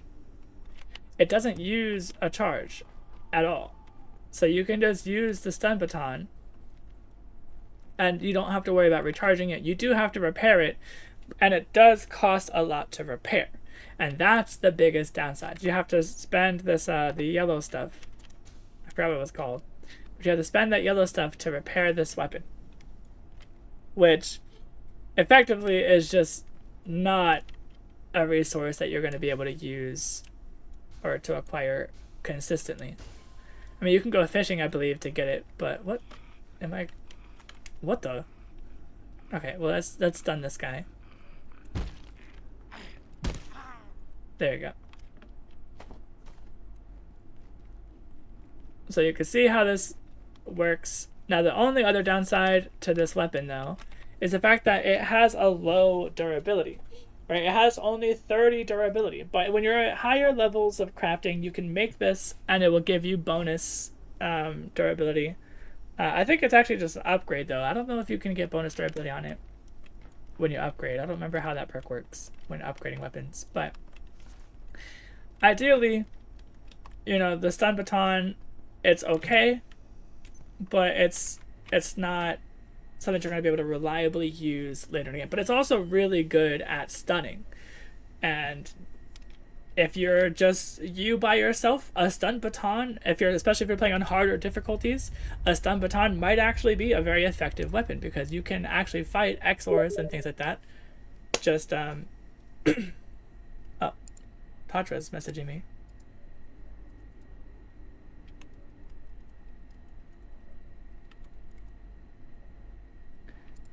He wants the link to the stream.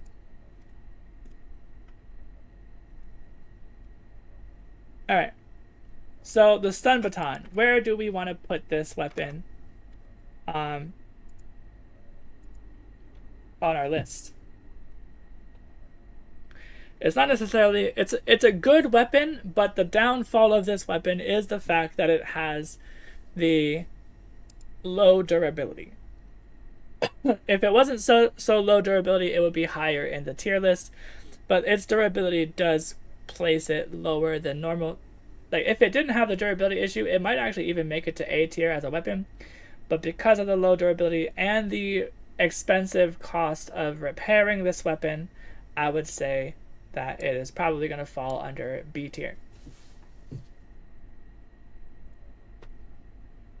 So it's okay to use, but not optimal. Next up, we have the Load Spear. Load Spear is another one of the spear weapons, and you guys already know how I feel about the speared weapons. The spear weapons are okay, but they're they're just kind of right? It's not really that great. And this is pretty much just a regular spear that also has the holy fire damage aspects. And that's pretty much it. It's 25 base damage plus 23 when you have the level 20 skills in sharp melee, as well as the plus 3 from the self-defense skill that you take, the perk. It does have a battery that you can charge up to 200 charge, but other than that, it's pretty bad weapon. I'm not gonna lie. It's not that much better than your standard spears. It just does 25 base damage, but it still attacks so slowly. Like the DPS on this thing is so bad. The only thing that saves it is the fact that you can throw it. But in order to do that, you would have to train your throwing skill and make it actually worth doing. So it's just, overall, it's not a good weapon. So the load spear, in my opinion, is going to go down in the Garbaggio tiers. And I will say it's still better than the umbrella. I'm not going to be crazy. But it's not better than the throwing shard, or like the throwing crystal, or the energy gun, or the flamethrower. Actually, flamethrower is kind of really trash. I'm going to put this back down.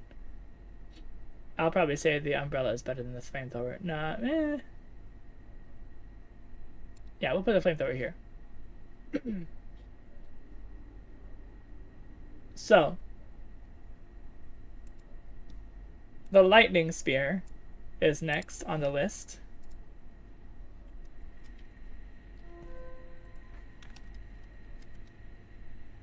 I don't have a lightning spear. Oh man. Okay, I can probably make one.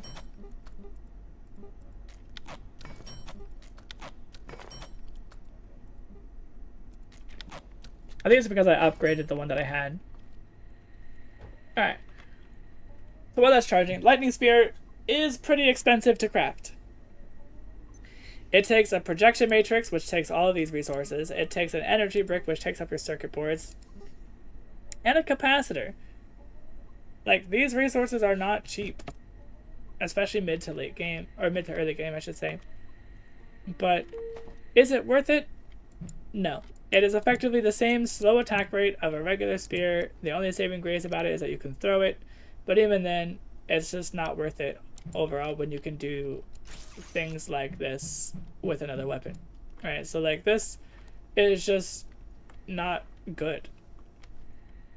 It's just not good.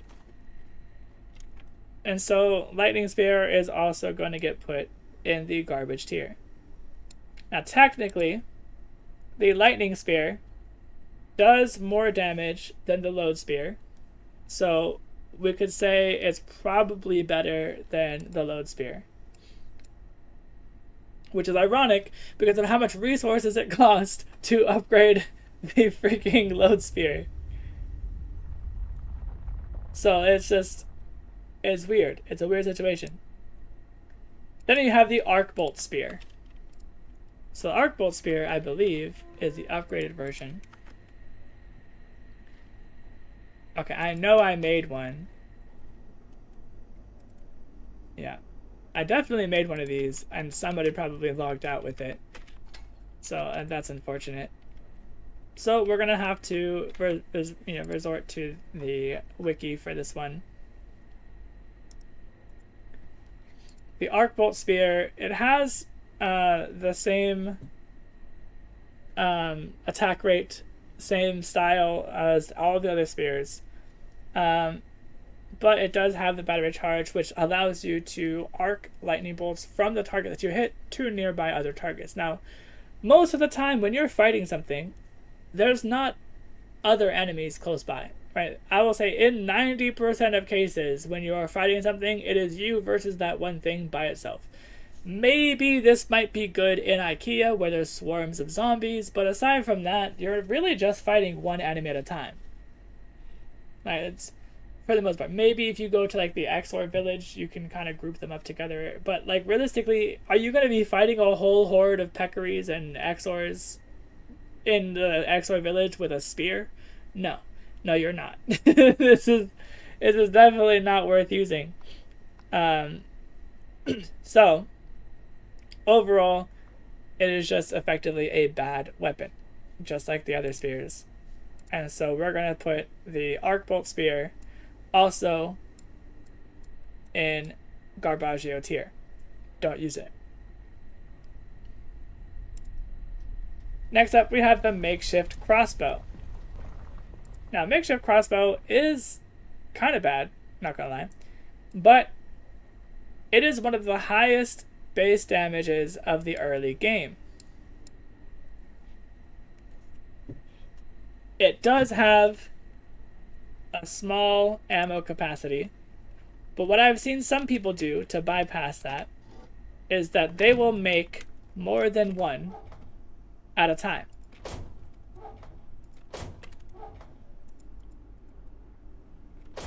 When they make more than one makeshift crossbow, they'll put them on their hotbar and they'll load each one up. So they'll have like a good 3 or 4 of them right here. And so they'll fire the first one, switch to the next one, fire the next one, switch to the next one, fire the next one, switch to the next one, fire the next one. And so that's a method that you can use. You can craft 4 of them at a time and you can fire them off rapid fire and then reload all 4 of them as needed. But typically after the 4th shot, whatever you're attacking is usually going to die, especially if it's in the early game. Usually it doesn't take more than 4 shots from the makeshift crossbow, which I don't have apparently.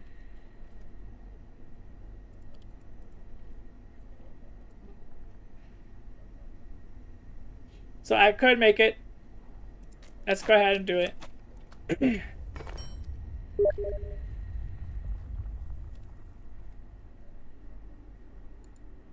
Yo, this guy shot is really good in the early game. It one-shots X-Swords, but yeah, Shred Shot trash. No. The amount of resources that you have to spend not only crafting the scrap shot, but also making the ammo when you have comparatively better weapon options. Because notice, we're going through this tier list based off of damage output, right? Notice how we haven't even gotten to the security pistol yet. The security pistol has already shown to have a higher base damage value compared to the scrap shot. Right, scrap shot is all the way up here at slot 16 at 12 damage per pellet. Right, 12 damage per pellet. The security pistol is 26 per bullet. And you don't have to spend all of your screws to make the ammo for it. And you don't have to spend a power cell to make the weapon. This scrap shot is just so resource costly. It's just not worth the resources to make it. It's awful. It is absolutely awful. And then the upgraded versions of it literally do not improve the damage. They stay the same damage output. The only thing that you get from upgrading it is a bigger flashlight. That's it. That's it. You don't get more ammo capacity. I mean, maybe at the shred shot you get 3 bullets instead of 1. But oh, big deal, right? Like you get 3.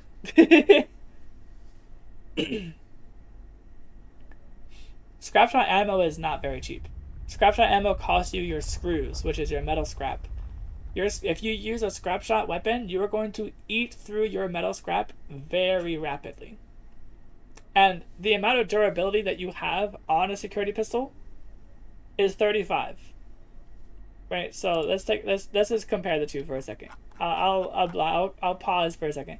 Just the base tier security pistol and the base tier scrap shot. Right, so scrap shot has a 100% loss chance of durability and only has 20 points of durability, and you have to repair it with tech scrap, which is expensive. The security pistol has only a 25% chance of durability loss when firing and has a durability of 35. So the security pistol is going to last you a lot longer comparatively. Now, obviously, you're not going to be able to repair it effectively because it costs the light gun repair kit, so you have to farm the resources from the military people to get these. But if you're farming the military guys and killing them, they have chances of also dropping additional security pistols. So you can just replace them. So the security pistol, while it's not easy to repair, it is easy to replace. Whereas the scrap shot, it is very expensive to repair because you will always lose durability when you fire it. Every time you fire it. Yeah, exactly. Once you get the crowbar, you toss the scrap shot in the trash. Exactly. It's because the scrap shot weapon is just really bad. It is so costly on your resources. Not only does that, but it also costs you a power cell to make it. And it costs you, look at the recipe for this, costs you a screw to make only 4 bullets. A screw and 20 paper to make 4 bullets. That is going to eat through your resources very rapidly, and it does so minimal damage. Like, comparatively to the other weapons, it's just garbage. It is a noob trap of your resources. Do not get it. It is awful. Alright, so we were talking about the makeshift crossbow. We put it into the early game only because realistically, while it's good to carry you in the early game, the makeshift crossbow is not good for the late to mid game because its damage value falls off later. The amount of damage that you need to dish out against stronger enemies, such as XORs, like the green XORs, for example, the makeshift crossbow is just too slow DPS. But it's good for the early game for training your accuracy stat and for getting a good ranged damage option when you don't have access to other things. But even then, but you have to admit it's a lot more fun to shoot than the pistol. I don't know. I don't think so because it takes a second before it fires. The pistol shoots immediately, right? Like if I press the trigger on the pistol's gonna pop, right? So it's a immediate response. The scrap shot, however, like it's boom, right? Like it takes a boom kind of thing. So I'm not really a big fan of the delay, like from the time that I pull the trigger, because in the time that happens, chances are the enemy's gonna move. So you have, for the scrap shot, you have to predict where the enemy's gonna be the next second after you pull the trigger. Whereas the security pistol, you can just bop bop bop bop bop bop. Plus the security pistol, you can rapid fire. The scrap shot, you can't. You have to reload it between shots. Plus the security pistol's bullets do more damage. So it's just overall security pistol is much better comparatively.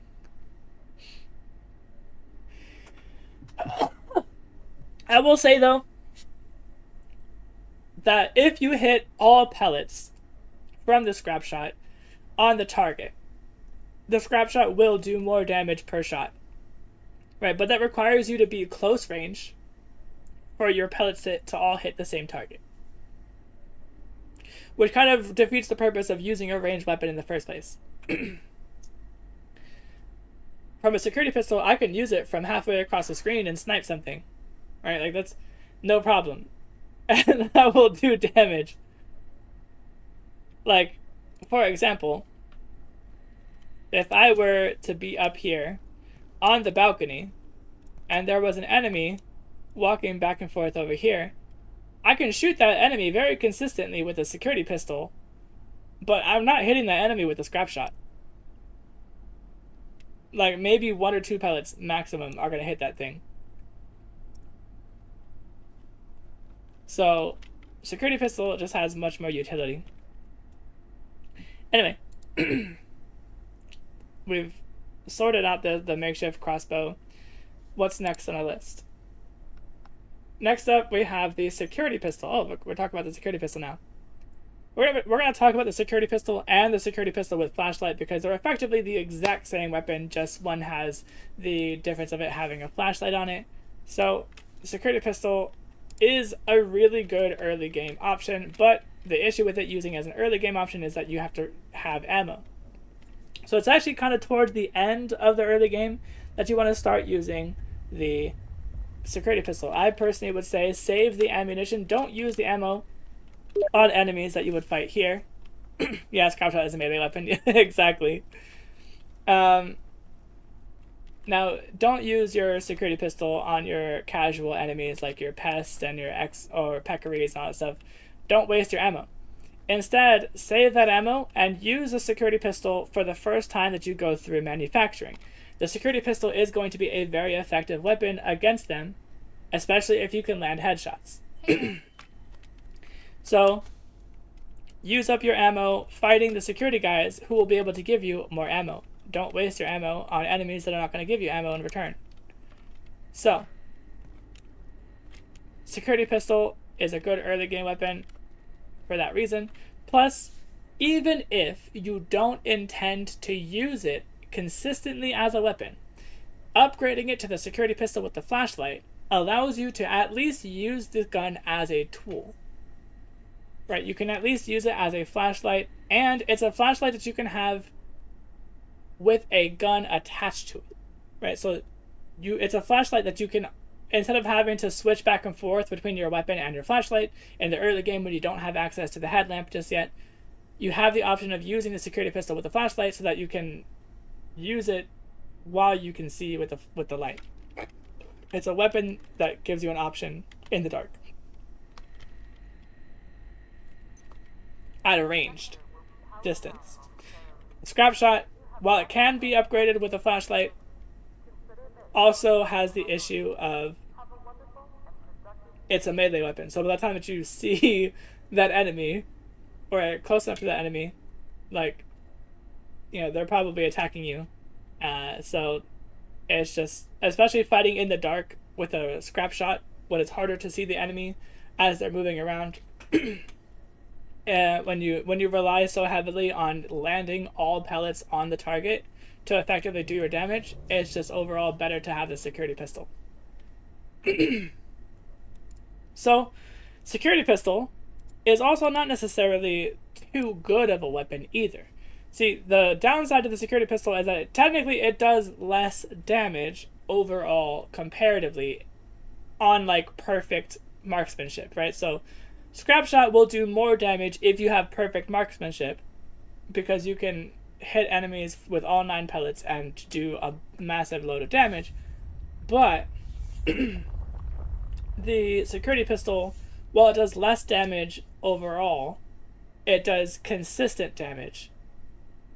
Right, so scrap shot is good for burst up close, security pistol is good for up close and far away, and is good for consistent damage, and you can rapid fire the bullets.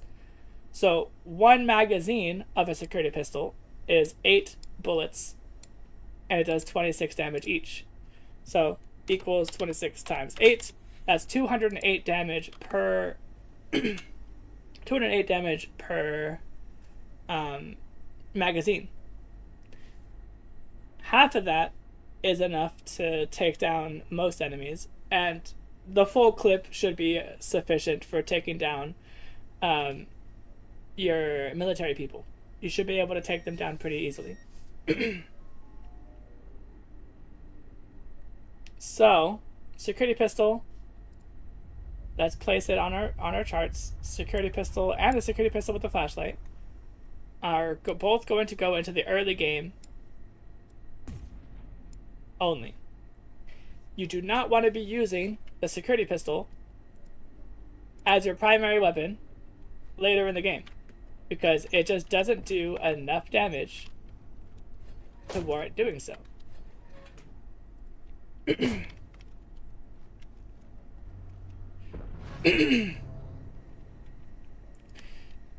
So, next weapon is the XOR Spear. So, XOR Spear, I'm pretty sure I had one of those a second ago. It's gonna be somewhere around here. Oh, here, let me turn that on. Oh.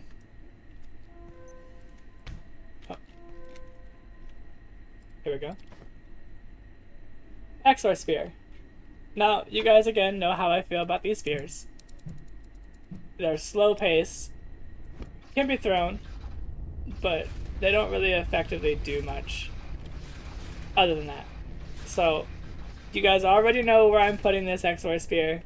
This XOR Spear is going straight into the Garbaggio tier where it belongs. For what do you seek? Now we will compare its damage value though. It is a 30 damage, so effectively it is actually better than all of these other spears for damage output. So we'll put it there. It's still a spear, still slow, still doesn't have good damage output, just better than the other spears. Next up we have the Load Hammer. Now the Load Hammer is 30 damage. It's a weapon that I actually kind of use sometimes. Like I kind of use it. The thing about the Load Hammer is that I use this hammer. Well, I could probably take these capacitors. I actually needed those. That's actually kind of goated, I'm not gonna lie.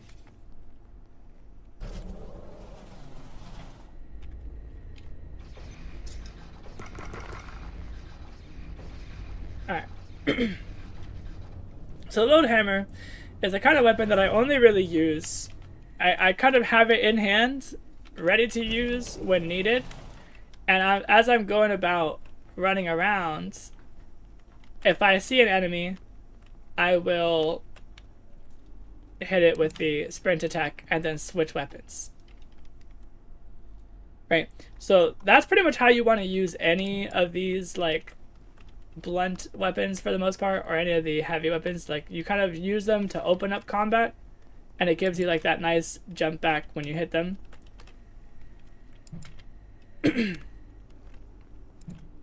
But aside from that, it's not really effectively good to use because it does actually like create fire in the area that also hits you. Now the fire only does very bare minimal damage. It does 10 damage per tick. But it's like, it's you're not really using the Load Hammer for its damage value from the fire. You're using it for its base damage value when empowered by the sprint attack. So let's see if we can find something. This Load Hammer is usually sufficient for one-shotting Exors or Peccaries.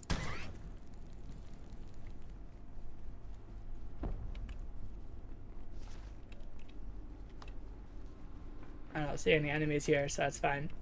But the Load Hammer, comparatively to other weapons, is decent.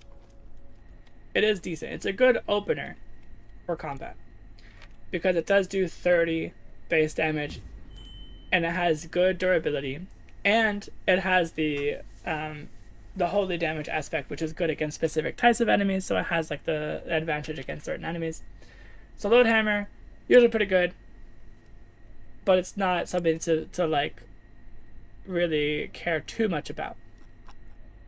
So with that being said, I'm still gonna put the Load Hammer, surprisingly, in Garbaggio tier.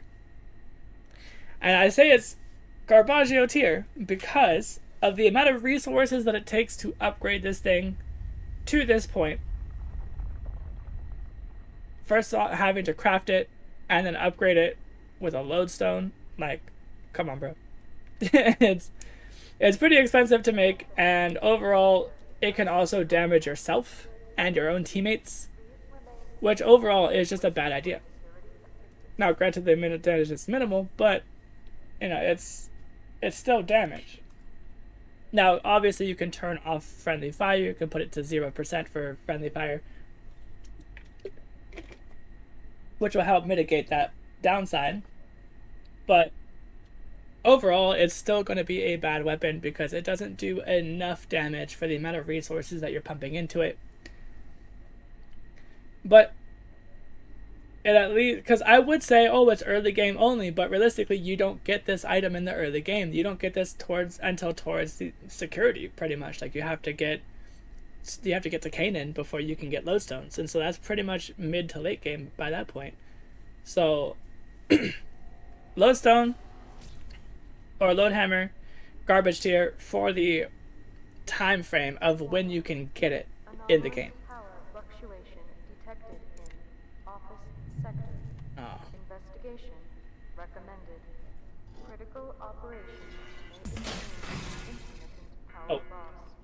Gate apologizes for any inconvenience.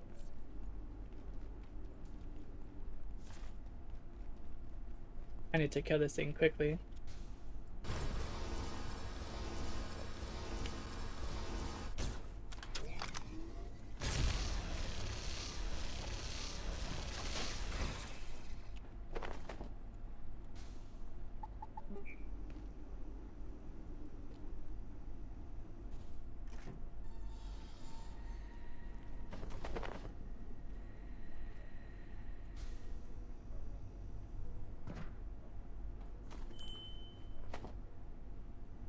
Okay, perfect.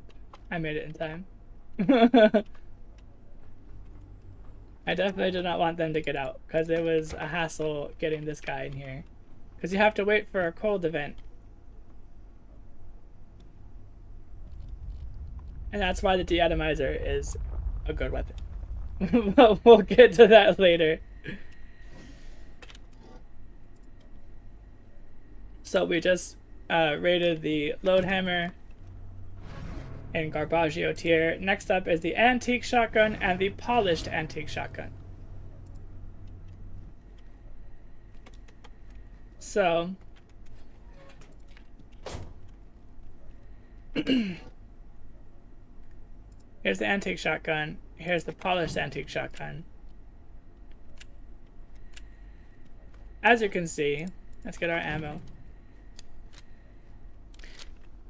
It's not too long of a reload time. And the antique shotgun actually does decent damage. It is 30 damage per shot. Alright, 30 damage, pretty good. Especially for shotguns. Now the polished antique shotgun also has the added effect of every time you pull the trigger, there's a 2% chance that it just super nukes everything in the area for 10,000 damage. So, polished antique shotgun is a pretty fun and hilarious weapon. The antique shotgun is also a decent shotgun. So the idea here is that the antique shotgun is already a better shotgun compared to all the other shotguns that we've seen already. Now, how do you upgrade this? Well, it's just 10 arcane scrap, some black oil, which you can get from fishing, 3 intermediate gun repair kits, which you pretty much get from walking through security, and 1 cloth scrap.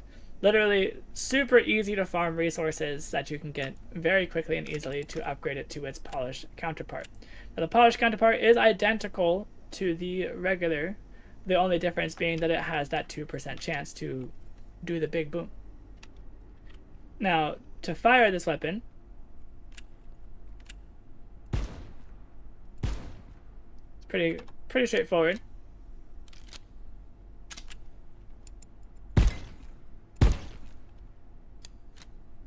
It has the single target if you're up close, right? It has like that pellets range. You can see like the circle, right? This is where the pellets are going to go, and so doing that damage is pretty massive. If it's 30 damage per pellet, like 9 pellets, that's 100 and what is it? 30 times 9. 3 times 9 is 27, so that's 270 actually. 270 damage overall. Pretty good. Pretty good. If it's 9 pellets. I don't know the exact number of pellets, but I'm pretty sure it's probably consistent across all shotguns, unless it's not. So let's take a test run on this Exor here. Got him. So you can see it's a pretty effective shotgun. Comparatively to the other shotguns, it's really good. And remember, this shotgun is identical to the regular antique shotgun. They're identical in damage, shooting style, reload speed, everything is identical. The only difference that changes is the fact that you can have that 2% chance to nuke everything. So, with that being said, we're going to put these antique shotguns away, and we're going to rate the weapon. So, the regular antique shotgun, we will say, is going to be in B tier, right above the electro thrower, because it is still a shotgun. It still only has 2 rounds in the barrel at a time, 2 rounds in the chamber. Like, you're not really able to consistently fight with this weapon.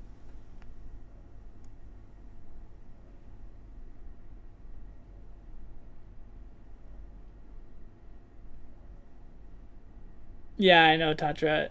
I know. There are 2 weapons that can kill the composers, but we'll get to that later. So we have the polished antique shotgun, which we will say is going to effectively be in the A tier. So while the regular antique shotgun is B tier, the polished will go into the A tier, because it is still if you're a fan of shotguns, it is probably one of the best shotguns you can use throughout the game, if not the best one. So it's an effective shotgun, but it's not necessarily that effective of a weapon comparatively to the other weapons that are going to be on this list. But it's pretty fun, especially when it does the big boom, and it's pretty satisfying. So it's going to at least be A tier. It's not necessarily S tier, because it's not the greatest weapons that you can possibly use, but with how early you can get this weapon in the game, and how easy it is to get the ammo for it, and how easy it is to maintain, it's very low costly on the resources, and it's very much worth using, especially if you can get it to trigger that 2% chance to explode everything. Next up, we have the laser pistol. So I know I have a laser pistol. I was literally using it on the stream yesterday. I don't know where it went. Somebody might have logged out with it, and I'm very upset about it. But we're just gonna have to look at the wiki for it, unfortunately. Here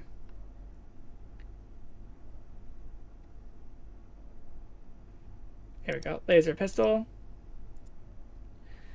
So the thing about the laser pistol is it gives you, it fires, okay, the individual fires 5 ticks over a longer period of time, each dealing 10 damage for a total of 50. The laser pistol, meanwhile, fires 2 ticks for 30 damage each over a shorter period of time, totaling 60, which is a 20% increase instead of what seems to be triple the amount of damage it does. It does, however, have a much faster firing rate than the energy pistol. Right? So it shoots fire, it fires faster, and it does more damage overall. Effectively, it is just a much better version.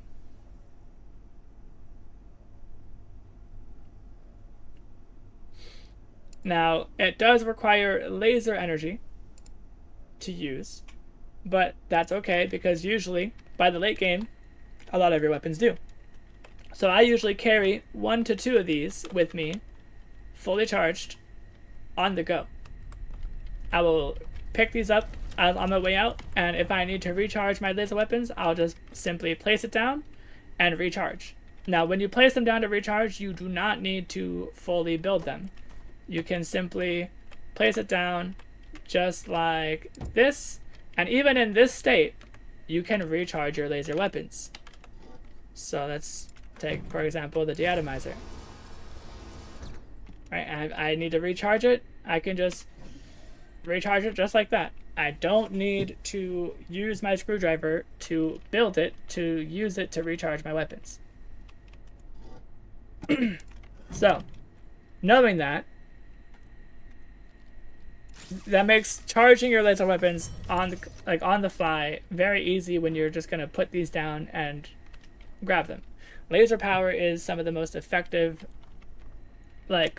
types of powers you can use for your weapons in combat or out in the field, because you can place these down wherever and not have to fully craft it and just recharge your stuff and then pick it back up and go.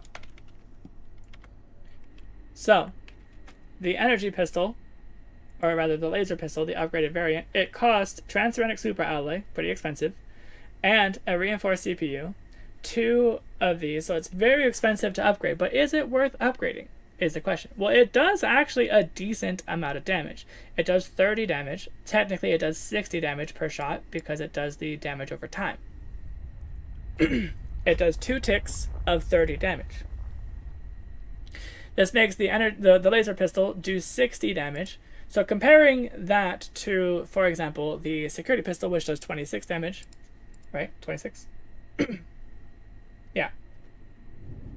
Comparing that to the security pistol, which does 26 damage, it is almost 3 times the amount of damage that the security pistol does in one shot. Per shot. Plus, it doesn't cost ammo. It can be recharged manually as well without having the need for carrying around a laser collector. You can just use the crank to manually recharge it. So, is this a good weapon then? Absolutely. It's pretty decent, actually. It's not bad. So, because of that, it's not necessarily an early game weapon because you can't get it early game, which means it's going to go into the B tier. Because it's not really a great late game weapon, but it is a decent weapon to carry on you so that you have a ranged option that you don't necessarily need to resupply ammo for. And the damage it does is still pretty good. So, next up, the Auto 10, the upgraded variant of the security pistol with flashlight. Let's close that.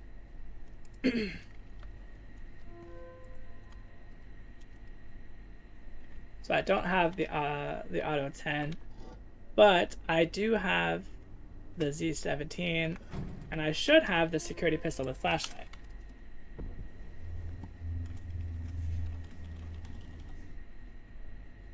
Or not. That's okay. Didn't I just have a regular security pistol a moment ago? Am I trolling?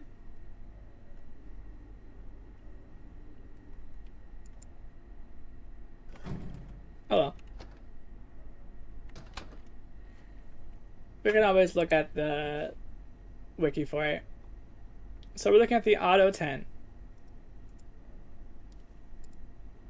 So the Auto 10, as you can see, to upgrade, it just costs 1 capacitor, 1 liquid crystal, 1 refined carbon. The biggest cost here is going to be the 8 screws. But again, you can get consistent screws repeatedly. And now it does, this time, in comparison to other times, it does increase your damage output as well as the magazine capacity.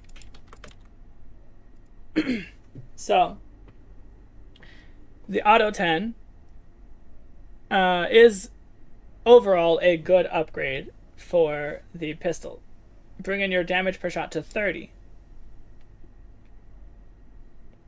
So, it is still categorized as a small bullet type though, which means that when you're using 9mm ammo, it is going to be a small bullet, which means you're going to do less damage to like shielded targets, for example. But so most shields are going to be effective at stopping your bullets, but most enemies don't have a shield, so it's not really something you have to worry about. Now the Auto 10 overall is a good weapon. It has 10 bullets in the magazine compared to what it was previously, which was 8.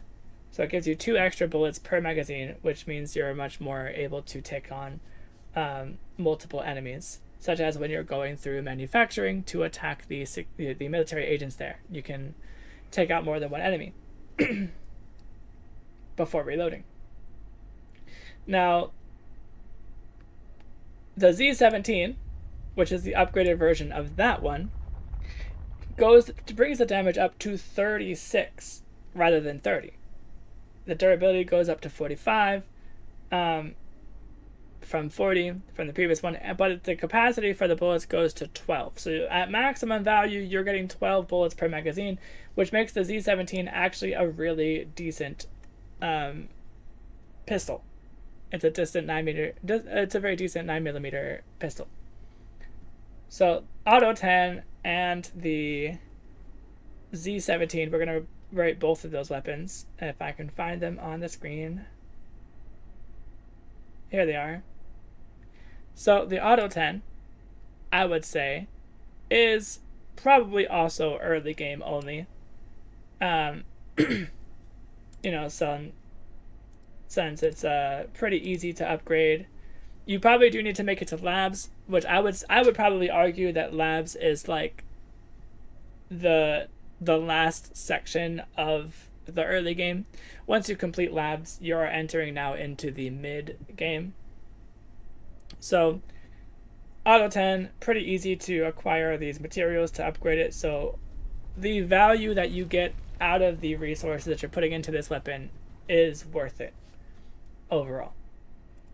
Plus, again, it can still always be used as a flashlight that you can use that actually has a weapon attached to it. So if you want to use it as a tool and not just carry around a flashlight, that's also a good option. Then our Z17 is going to go into the B tier and is going to go probably about there. I'd put it there. I'd say that the laser pistol is probably better because it does more damage and doesn't take up ammo. But it does... So one bullet from this weapon does more damage than one pellet from this weapon. But this one also has a much bigger magazine capacity, can fire from a further distance because you don't have to rely on all of your pellets hitting the target like the antique shotgun does. So overall, it's just better than all of these other weapons down here, but not better than any of the weapons that are up here. So that's that weapon line. Also, if I'm not mistaken, the Z17 as a weapon also has a quieter shot. Right, so the security pistol is pretty loud and will draw attention of enemies that are in the area close by.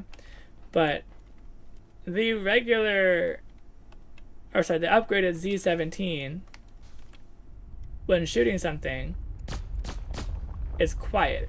Right, it's much more quiet. It has like a silenced sound to it.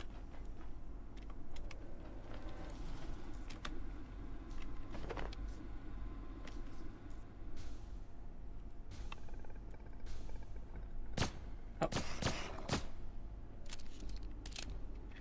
So it fires pretty quickly. And it reloads pretty quickly when you have high level reloading speed. Oh. I'm trolling.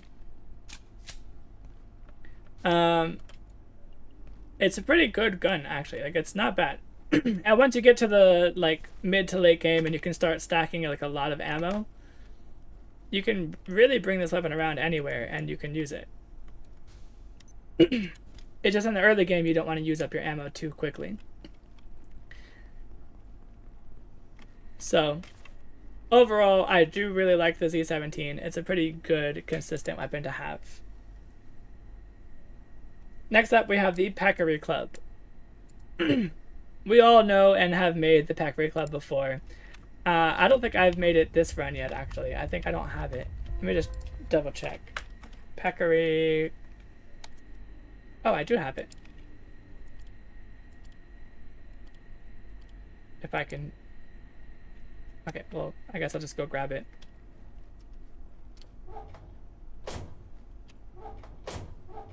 Oh, there we go. Peccary Club. So the Peccary Club is good for doing a sprint attack because it's very quick.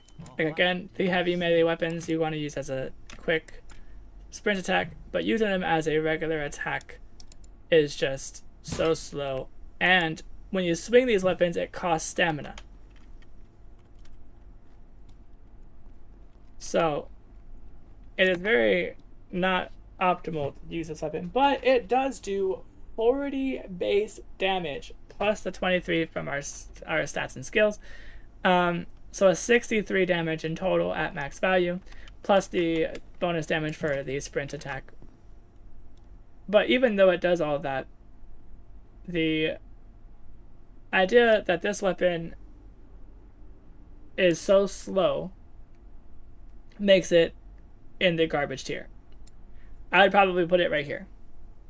The DPS, while it's good for one single hit, any other hit after that is just so unreliably slow that it's just not worth using. You're better off using a desk leg, to be honest. Just don't upgrade it. Just use the regular desk leg. You'll get more DPS and value out of it comparatively.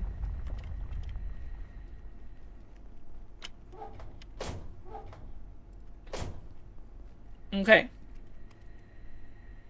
Next up, we have the Lodestone Crossbow. So Lodestone Crossbow is an interesting weapon. So Lodestone Crossbow, it costs the Splintered Crossbow that you get from farming the enemies in Canaan. But it also costs some Hexwood, Magnetic Alloy, and Lodestone Fragment, which, by the point in the game that you're getting this, is pretty, you're pretty much gonna get this. Like, when you're just progressing the story, you're gonna get these materials regardless, and the idea is that, what do you want to use these materials for? Like, you should still use them, but what do you want to use them for? Now, the Lodestone Crossbow also fires off bolts, just like the makeshift crossbow.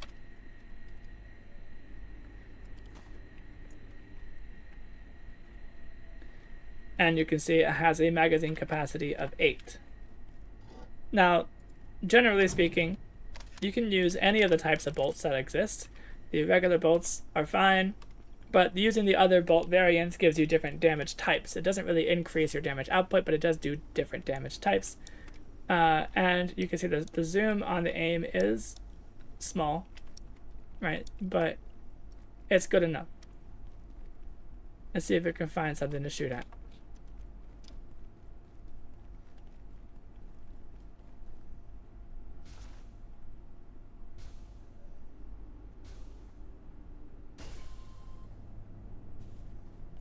Okay.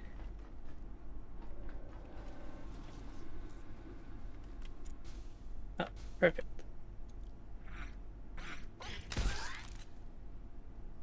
See? Now, sometimes when you attack with these kinds of weapons, the bolt will stick in the target and you'll be able to retrieve it afterwards. But sometimes the bolt also just gets broken. So the idea then is, which bolt will you be using, because you're going to be spending that resource to reload this weapon.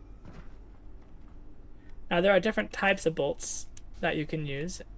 I believe there are 4 of them. There's 3 or 4 of them. I think there's 4. Let's go take a look at our crafting bench and check out what our bolt options are.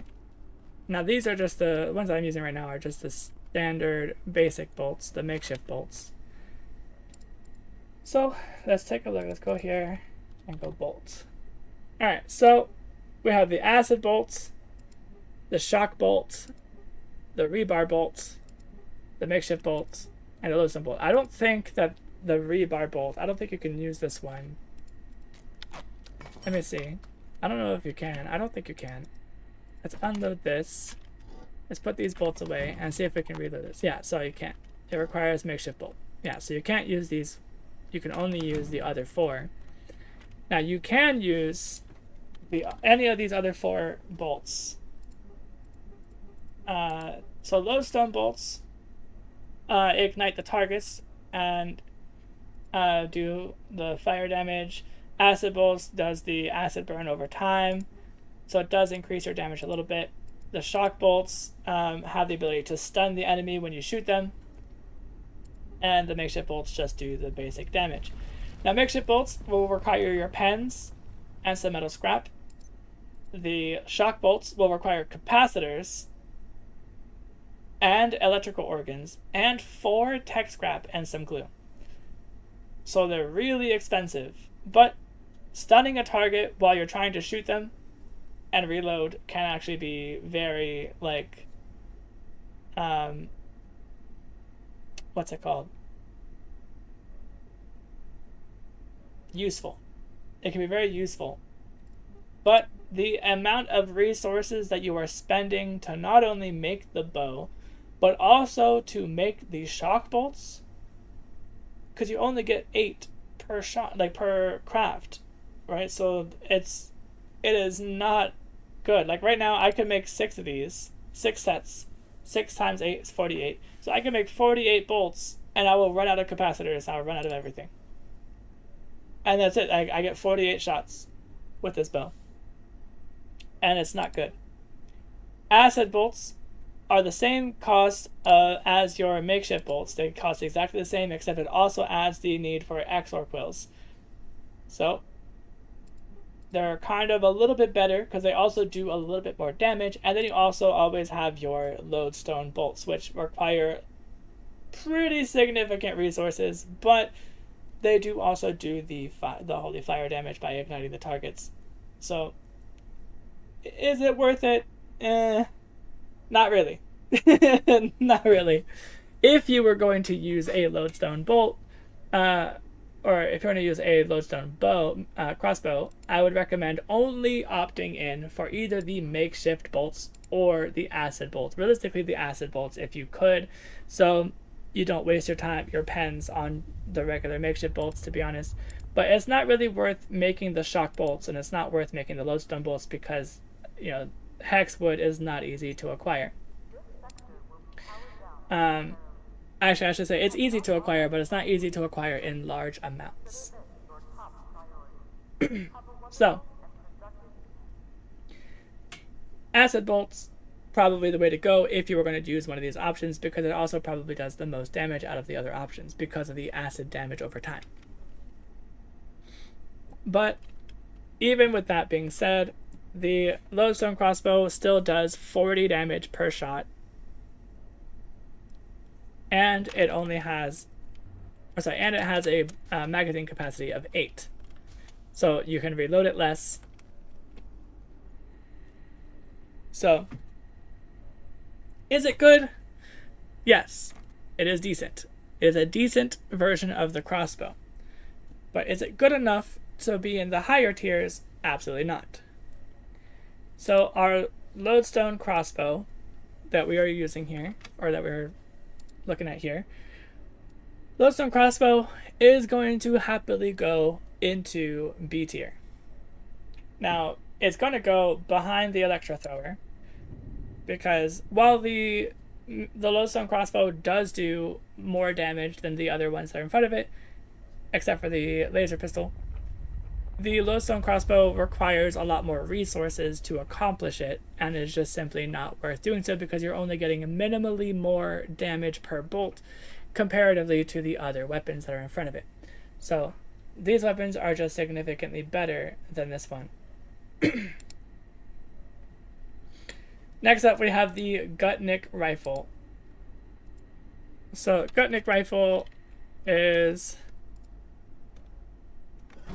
I believe it's in that ornate chest over there, but we're just going to go here and grab it. So the Gutnick rifle, you can see it has biofusion lock. This weapon seems to have some kind of arcane security system installed. It requires biofusion imitator. So let's take a look if we can make one of those. Biofusion imitator. Oh, I'm actually missing a resource for that. What resource am I missing? Biofusion imitator.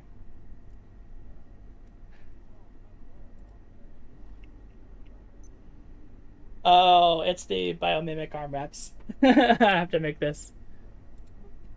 Oh, I am out of those. Okay. Well, it looks like I'm not going to be able to fire this weapon unless I can get Ruthie to log in.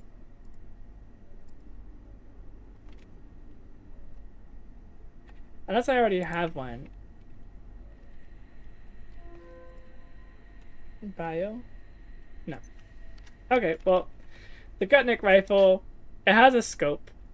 It has the ability to press shift to deplete stamina to steady your aim. So you can aim better instead of having this sway. It has a magazine capacity of 25.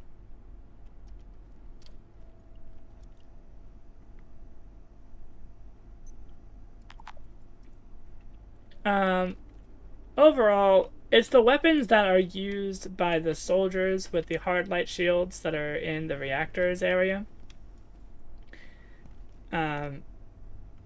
It's not really that good of a weapon overall, to be honest, because the amount of resources that it takes to make the stuff that you need to use this, it's also going to cost you a trinket slot just to use this weapon.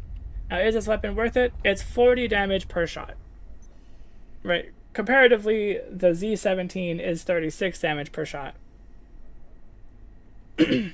So the Gutnick rifle has 25 magazine capacity, so it might seem like it's a better version of the security pistol, which on one hand it is, but the security pistol doesn't take up your trinket slot to use. So overall, the Gutnick rifle is just not really that great. So because of that reason, the Gutnick rifle is going to get put into the garbage tier. Now, it's still better than literally most of all these weapons, if not, probably like right here. It's still better than all those other weapons down there, but your trinket slots are very valuable. Using up a full trinket slot just for a biofusion imitator is not ideal. It's just a gun, basically. That's all it is. It's just a gun. So, your trinket slots that you'd be giving up either your gravity cube or your crystalline vial or your Kylie shield generator or regular hardlight shield generator or the upgraded one to the other side, or whatever other trinkets that you would prefer to use, your fog lantern, or based off of what armor set and trinket that you're going for, you would have to give up one of your slots just to get a slightly better version of the security pistol or like a Montes SMG. Right. It's just not an ideal. Plus, on top of that, you have to spend all the resources to actually create this thing, which it's not cheap to make. You have to use 2 Heart of Corruptions, 10 Arcane Scraps, a Flickering Eye. Then you also have to make the Biometric Arm Wraps, which cost 20 military electronics and 10 military arms, which is not easy or not simple. Then on top of that, 2 reinforced CPUs, 10 reservoir growths, and 10 transformer bushings. And finally, once you have all of that, you get to use the Gutnick rifle.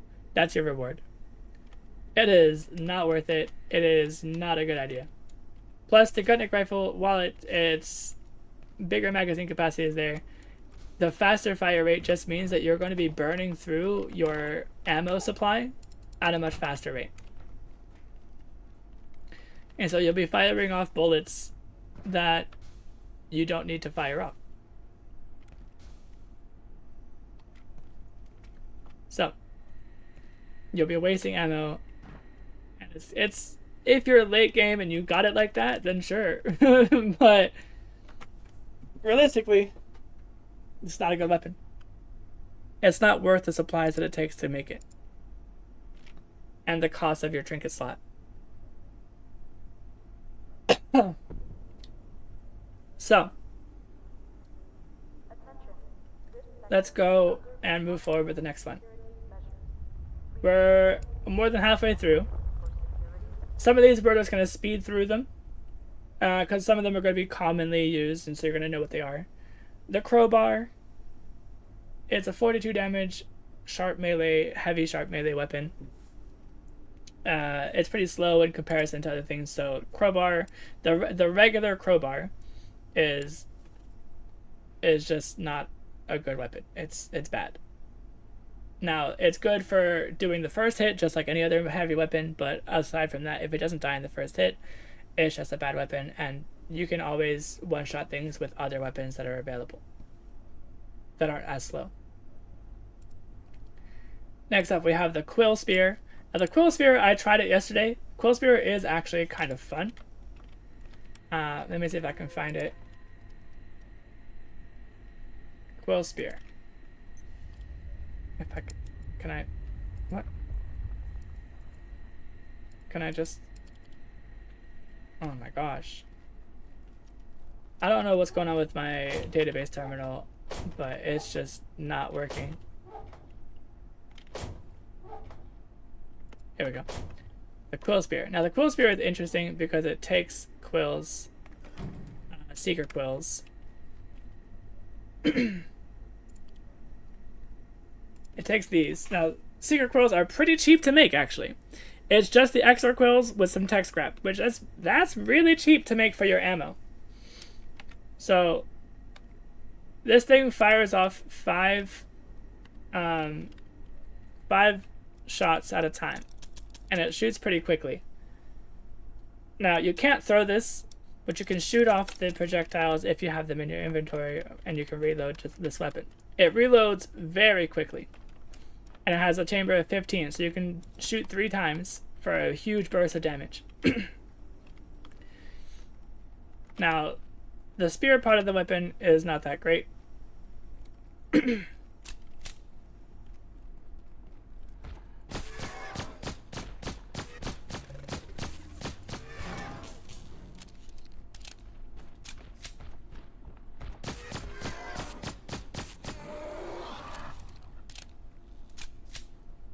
Easy.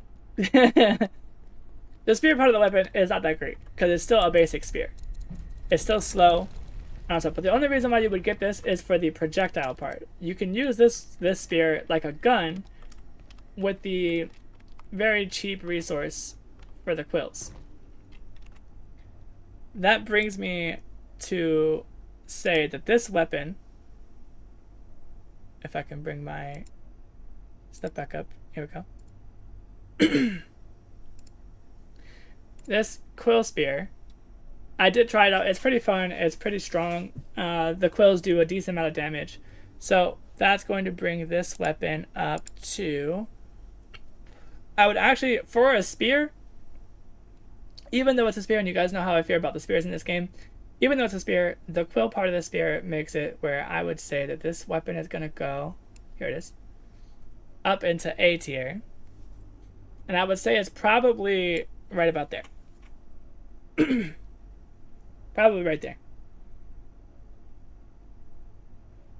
It's a pretty decent weapon overall. Now the Volt Staff is the other variant of this weapon.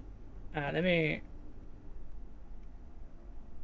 grab the Volt Staff, and I will also do XOR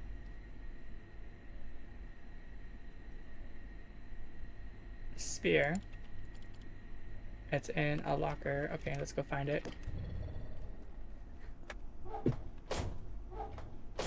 It's somewhere over here. We used it earlier. Because apparently my database terminal doesn't want to work today. Here we go. That works. Alright. So the Volt Staff, it charges up as you attack things, which is an interesting mechanic. So the XOR Spear can be upgraded into either the Quill Spear or the Volt Staff. The Volt Staff costs capacitors, and they both cost an XOR Wind Chime. And then you have the Electrical Organ.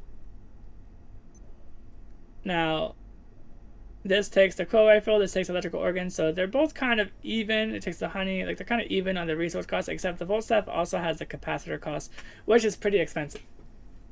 Now, is it worth it? Absolutely not. This weapon sucks. Booty cheeks. Like, it inhales farts like no other. This weapon is so egregiously bad. Like, you can charge it up on dead bodies.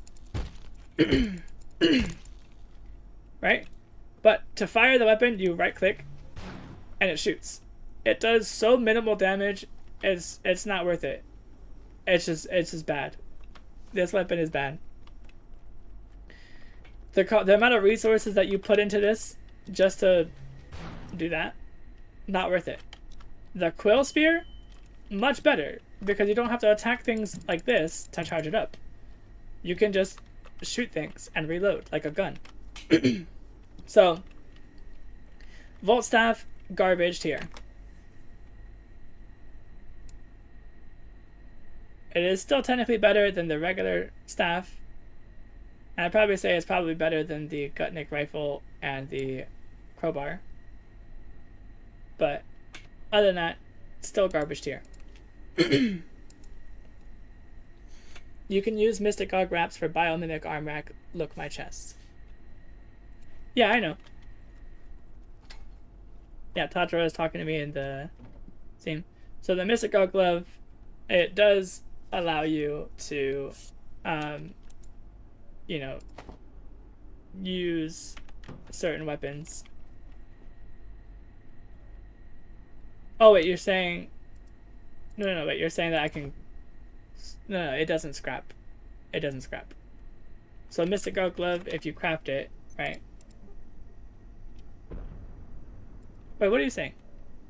Because your statement, the way that you worded it, is kind of different. But if you do this, you can kind of throw fire, purple fire.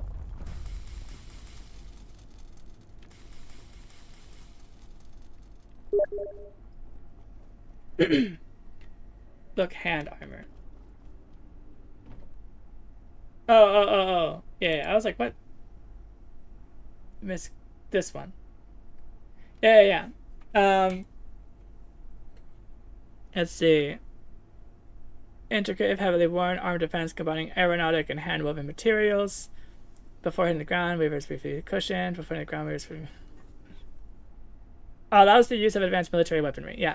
So that's the thing. But it's also gonna, if you're using the Mystic Gog armor, let me show you. Yeah, you can bypass the need for the biomimic arm wraps for certain weapons, but you only get 80 points of armor compared to the armor set that I'm using, which gives you 96.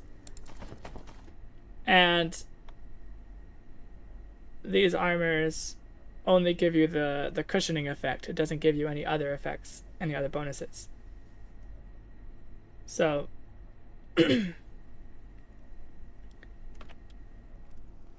overall, it's just, let's see if it, let's see, that's it, that's what you're getting. It's not good, right? So utilizing your armor set just to get a weapon that's also garbage, you know, it's not worth it. Like, it's like, oh, I'm gonna sacrifice a whole 16 points of armor and have a almost useless effect from my armor set just so that I can use a weapon that's worse than the other weapons that I could be using if I didn't do this. So it's just overall a bad investment.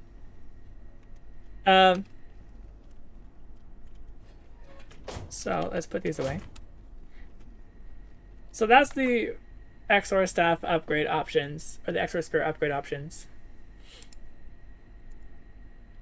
Alright, let me take a drink for a second.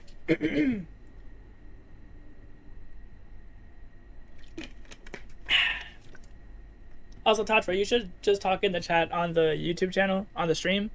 It'll be a lot easier for me to see your messages that way.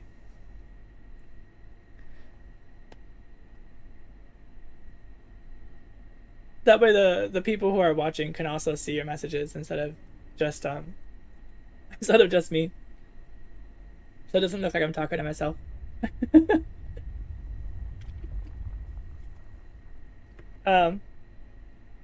Okay.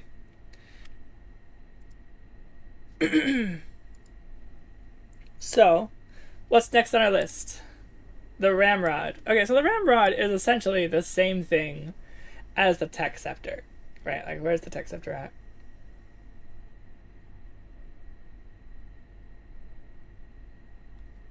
It's somewhere over here.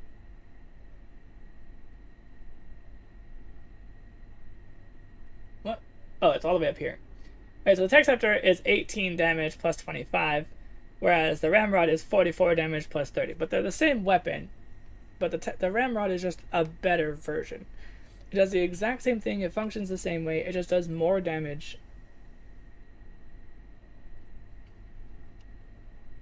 So, I'm pretty sure I have one somewhere. Yeah. Can I just, please? You know, can I just package this and place it down? Will that fix it? Like, what is happening with my database terminal? I've never had this problem before in my life. Alright. Ramrod. There we go. I fixed it. Awesome. Alright, so the Ramrod is a swing-based blunt melee weapon that also has the same effects as the Tech Scepter, where it has the battery charge, and if it's charged, you'll be able to deal electrical damage.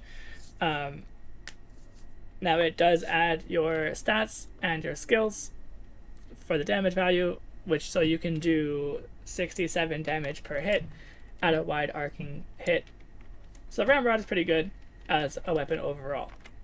So with that being said, it's not that much better than the other weapons, and the question is now, what are the resources that it costs to upgrade, right?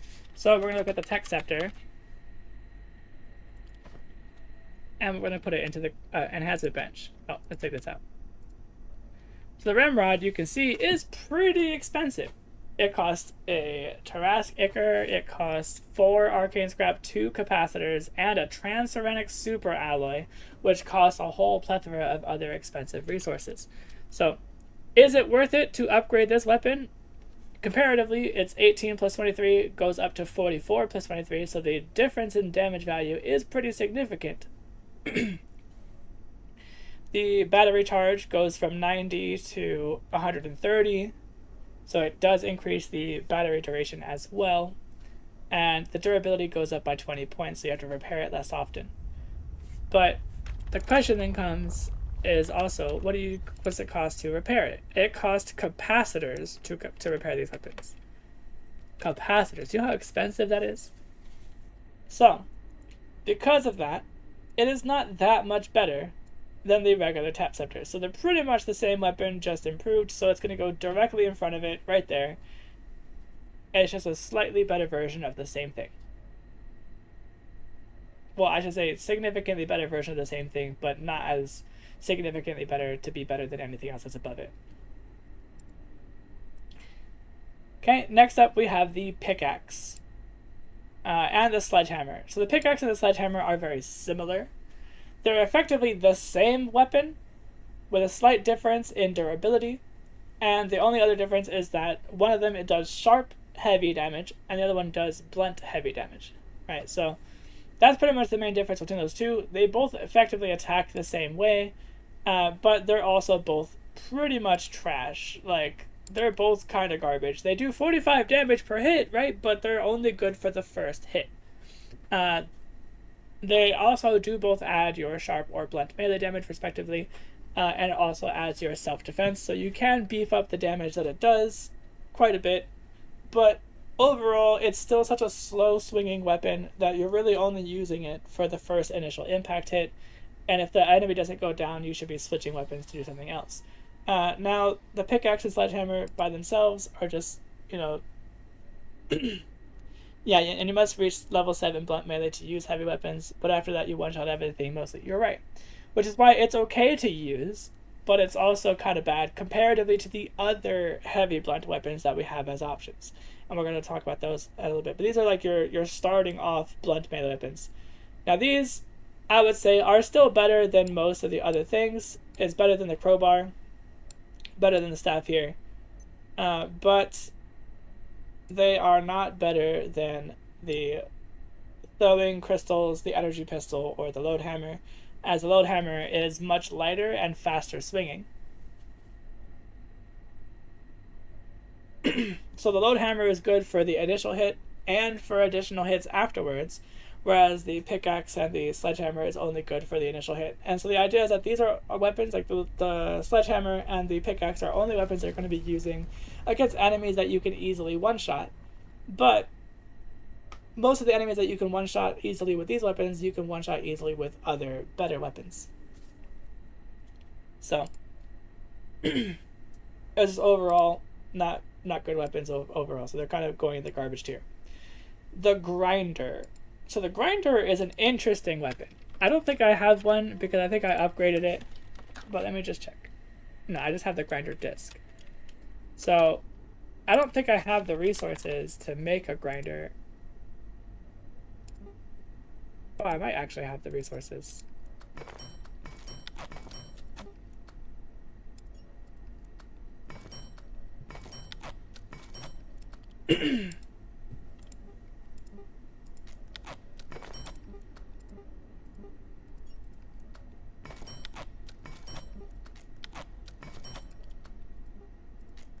Okay, I have the resources.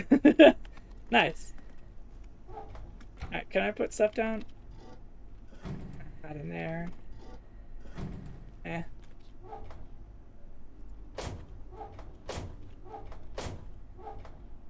So in this segment, we will talk about the regular grinder as well as the upgraded variants.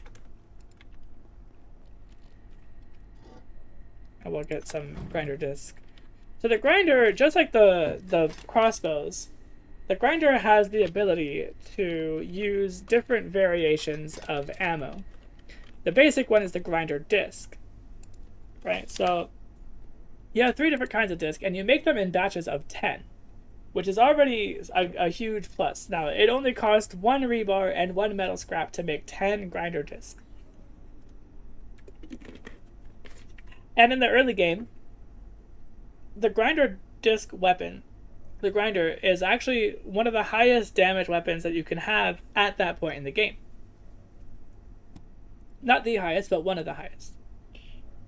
So, the plasma disc, a disc of flame with charged up plasma exploding on contact, right? So these discs, you can take your grinder disc and upgrade them with detonation cord and with arcane scrap to make the plasma disc, or you can upgrade them with lodestone fragments to make the load disc.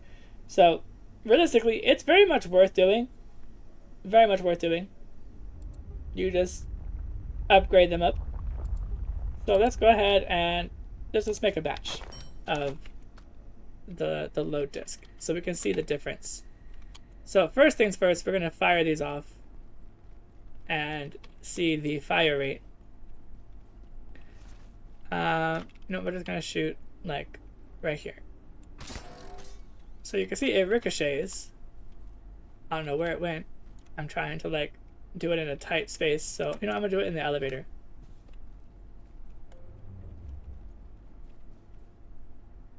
Because then it'll only bounce so much. Here we go. Alright, so. And I can automatically pick it up with my level 5 throwing skill. And so this is the speed in which it fires. And now sometimes the grinder disc will break. And that's okay, because most of the time you'll be able to retrieve them. So let's unload, and let's try the other one. Rebar is not expensive.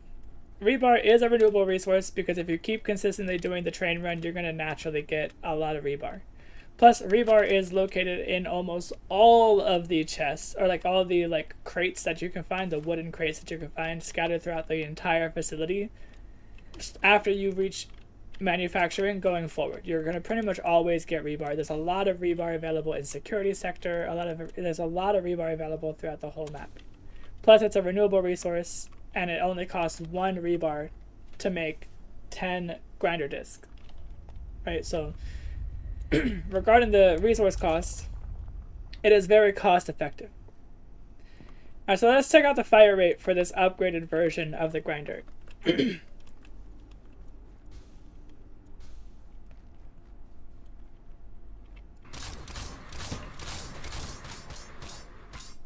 As you can see, it fires much faster.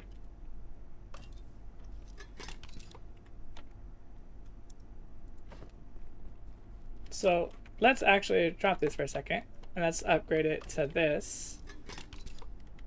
Let's take a look at how impactful this type of ammo feels when shooting things.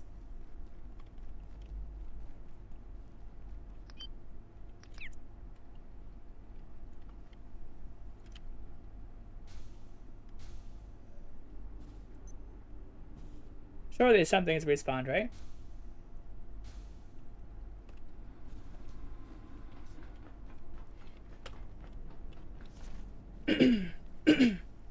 Plus, you don't really use rebar too much after you finish a certain part of the game, right? Like, by the time that you can make this weapon, you're not really using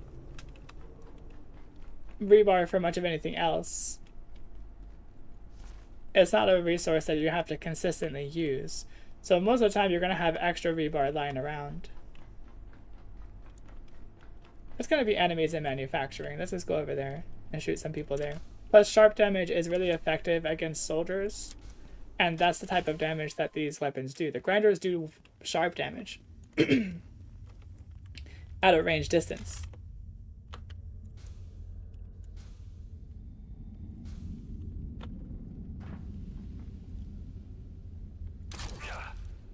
So you can see this weapon type, this ammo type, sets them on fire.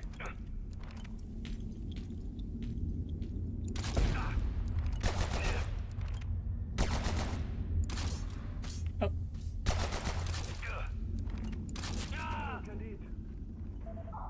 Okay. I'm gonna grab those back.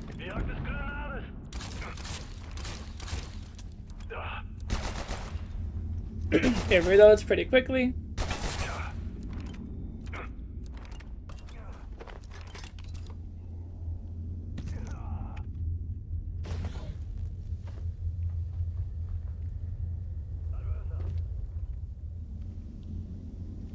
Overall, it's a pretty effective weapon.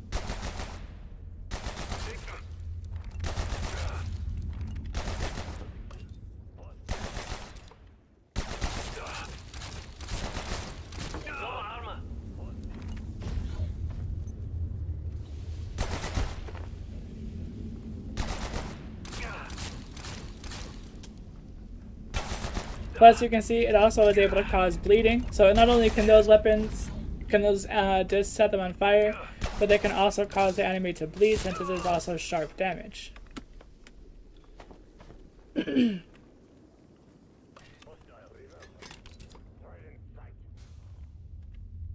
So overall, it is a pretty effective damage weapon. Plus, let's take a look at the actual damage numbers. So at base value, with regular grinder disc, the regular grinder is going to do 45 damage per shot. Which, remember, the security pistol is 26 at base value. The fully upgraded security pistol is 36. So this grinder disc is doing 45 damage per shot as sharp damage, which is more effective against soldiers.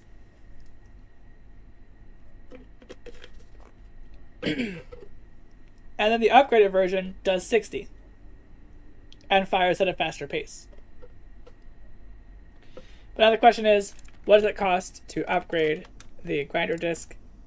It does cost a little bit of some heavy resources, right? It costs some reservoir growth, but it's easy to get that. Right? Easy to get these pipes. It's only 2.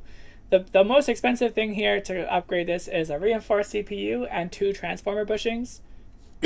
But the idea is that how much are you getting in return for your investment?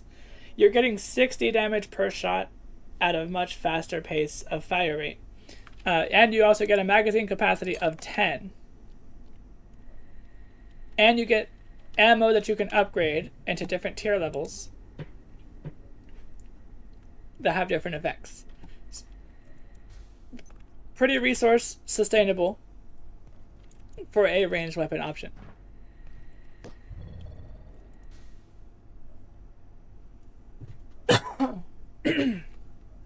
So overall, I would say that the grinder and the thresher are pretty good weapons. They're pretty good, I'm not gonna lie. They're probably some of the better weapons out there. Now, are they S tier? No. I don't think so. I think the thresher, at least, is going to be A tier.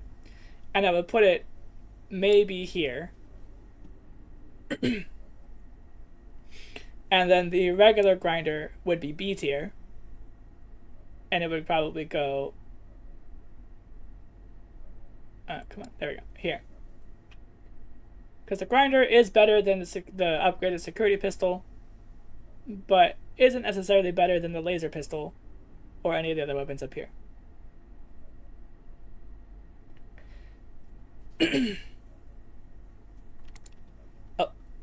Oh my god, no! I didn't want to click on the freaking refresh button. I wanted to click on the other tab. Alright, it's fine.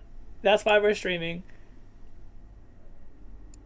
If you recharge your plant, you should probably just make the deatomizer instead of upgrading. I mean, you can do both. You can do both. Alright, we're going to put all these back in here. Those are the melee weapons. And then we're going to go into here.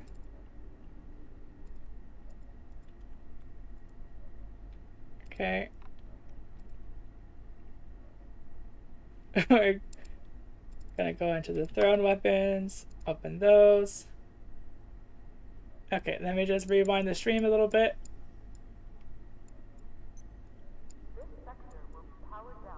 And I'll be able to check out what our weapons were set as.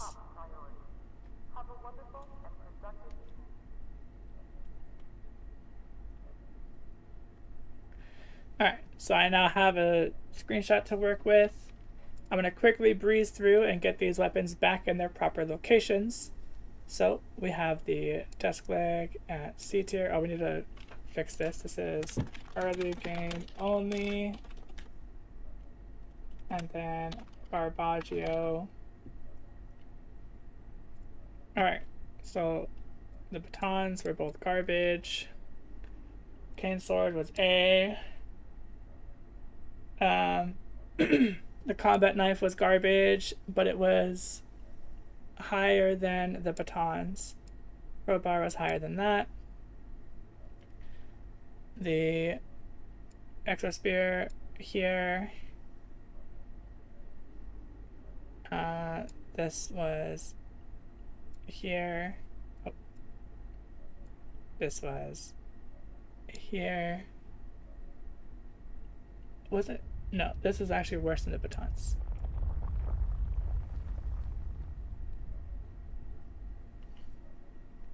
This was worse than that. The pickaxe. Yeah, I'm just gonna get the ones in the tier levels where they're supposed to be, and then I'll sort them afterwards. The quill spear we put in A tier. Sledgehammer was trash. This was A tier. Thermal mallet was early game only. Tech scepter was in B tier. Umbrella was down here. This was down here. This was B tier. Gold hammer was in the garbage tier.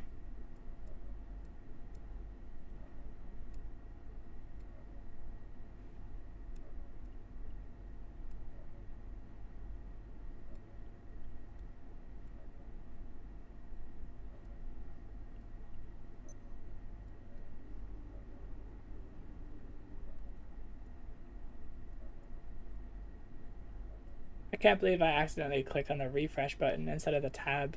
That's so annoying. That's so annoying. Okay, and then the electro thrower went into B tier. Makeshift crossbow. Net launcher.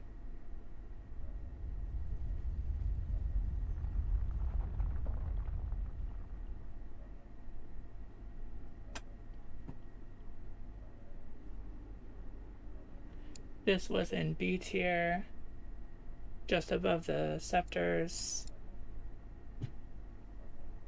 Grinder disc we just did, and we put that into B tier. And this one went into A tier right here. This one we put into B tier above this one. The security pistols.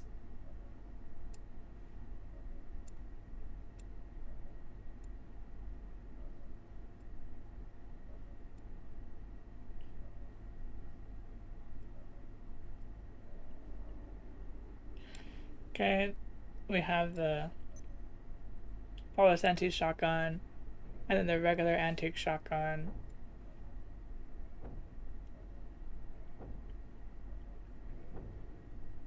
We are almost recovered.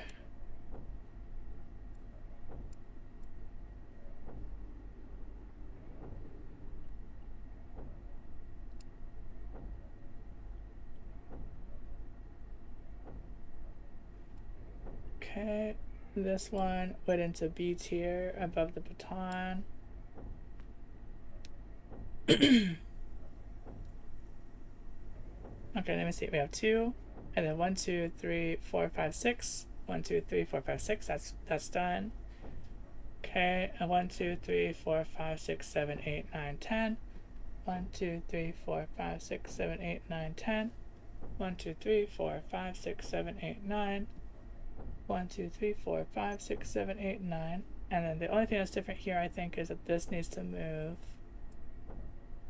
up here. I think there. Oh, that's the same. And then this one, this. And then we need the pickaxe.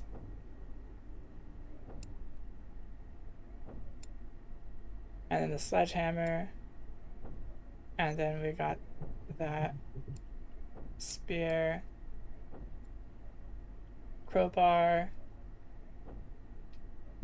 and then this weapon, and then the XR spear, and then we have the blue one, the white one, the load spear, the umbrella, the throwing darts, the flamethrower, the welding spear. Come on. There you go. The combat knife, the pitchfork, the batons, the makeshift.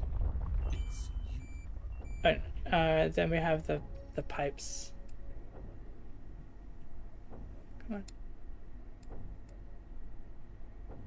Then we have this, and then that, and then we have the shotguns and the scrap shots. So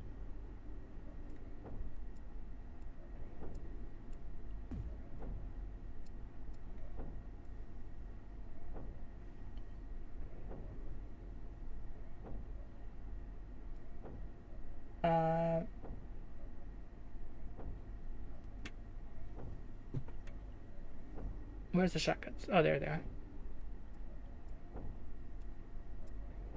And there's one more. This one.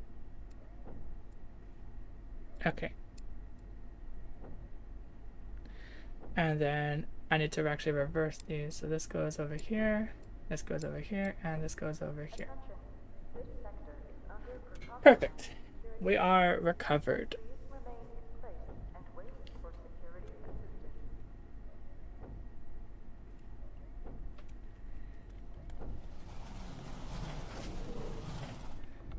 Alright. So we have just finished the grinders.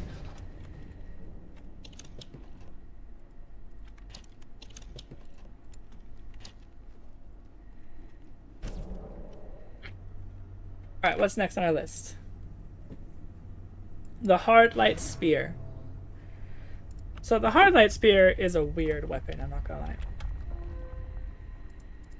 I kind of don't like it. So a Hard Light Spear stabs like a normal spear, but it's a little bit faster, right? So it's it has the same attack pattern as a regular spear, but it doesn't have the slow delay of a normal spear, so that makes it decent as a spear. It has laser power for 150, and it does 48 damage. Now notice though that this spear does not add your stats. It does not add your sharp melee stat. It does not add your self-defense for plus 3 bonus damage. It is just a flat 48 damage. Now, the thing about this spear, though, is that instead of throwing the spear, you just fire the spear head at the cost of laser charge. Right? So,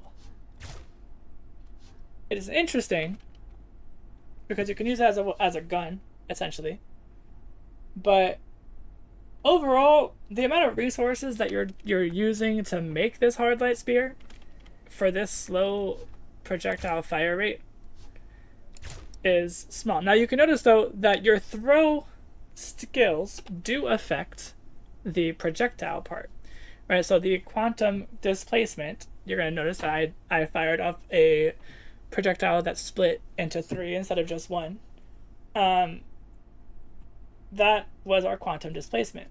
So it does apply here, and so it can do more damage, but realistically, this is just too slow to ready to fire again. So to consistently use that, because you're not one-shotting anything with this, or at least you're not one-shotting anything significant with this. So overall, it's okay.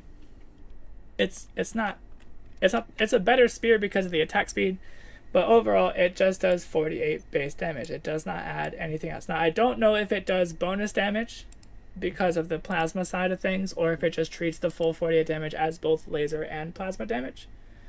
But the amount of damage it does is and I don't know if it, like, what the quality is for when you chop up bodies with it. But overall, it's at least better than the other spears by far. So our hard light spear is going to go up above the other spears, and I would say it's probably better than most of those other weapons up right here. It's still garbage though, because it's still a spear. Actually, maybe we can put it into B tier. Maybe I'll put it like here. Just because it does have a higher base damage value than most of these other weapons, and so it's not terrible. And the weapon damage type does go through like shields and stuff because of the plasma. So it's not terrible. Maybe it's not garbage, but it's definitely nothing higher than B tier. And I would put it at the low end of B tier. Plus, as you could tell, firing only a handful of times, it took up most of the charge rate for it. So you don't really get that much charge before you have to recharge it. You don't get that much use, I should say. Next up, we have the ore. Now, the ore, I was hoping, would be like a wide, sweeping attack. But nope. The ore is just your standard single target, super slow melee attack. That's it. That's all you get. Now, you can also do the sprint attack with it, but it does have a decent distance that you can use this for, right? But overall, the ore is not good. It does do 50 base damage, though. So it's pretty high in damage for most of the other weapons. But overall, the durability is only 15, and it's just not good. It's obviously it's garbage tier, so we're putting it where it belongs. Now, it does do more damage than most of these other weapons, but I would say it's probably about there. Probably about there. I would rather use a combat knife than an ore. But I would rather use an ore than any of these other weapons. So, that's where we're putting the ore. The quantum pick. Now, this weapon I was trying out yesterday, and I thought this weapon was freaking awesome. I've never used it before yesterday, but the quantum pick is crazy. First of all, this weapon has base damage of 50, just like the orb. It also adds your 20 points from your skill, or from your stats, and your 3 plus bonus damage for your self-defense skill, or your perk that you take. It has 80 durability. And with all that, it also attacks very quickly. That big amount of damage with a fast-paced attack. This quantum pick can also chop up bodies.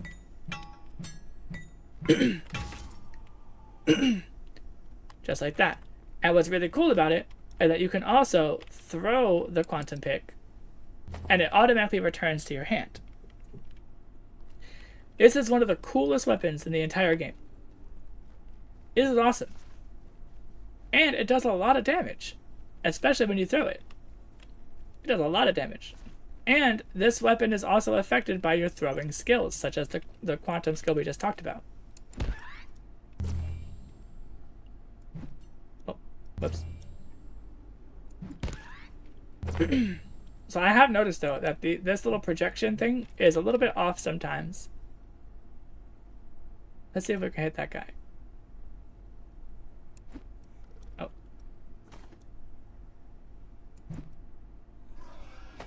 One-shotted it.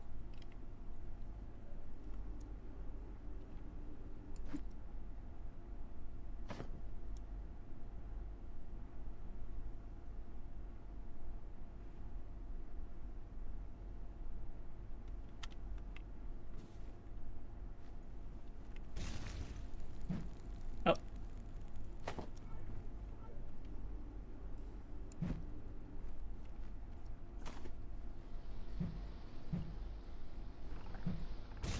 What? Okay. Okay, why can't I hit them? Hello?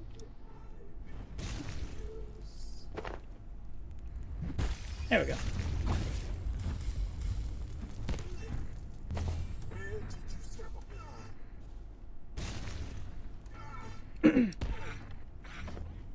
If I remember correctly also, I think this thing ignores shields.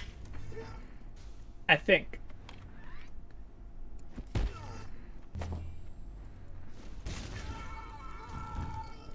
And it causes bleeding because it's a sharp weapon.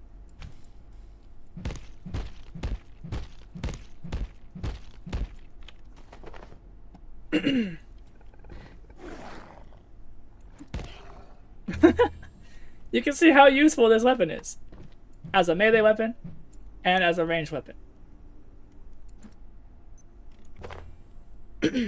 So it's very clear to see why this weapon is going to get placed into S tier.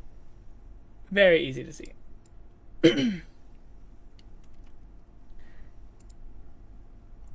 The patois and the plasma rifles.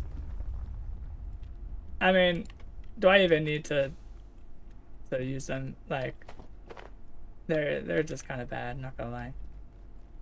Like, I don't like them. I don't. I'll break them out just to show you guys. Okay.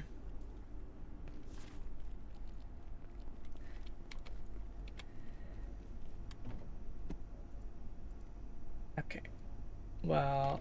Hiya.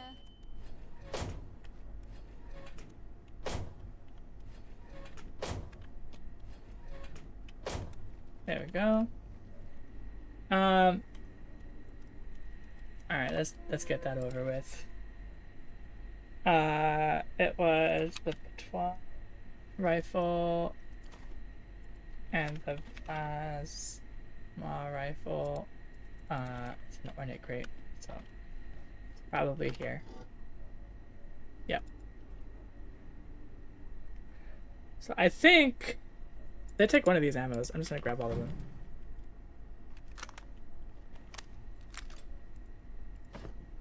Okay. Oh, it takes the biomimic arm wraps to fire it. Alright, so I can't show you guys the patois rifle because it's requires the biomimic arm wraps, and I don't have them. But the plasma rifle is pretty much the same thing. They're basically identical.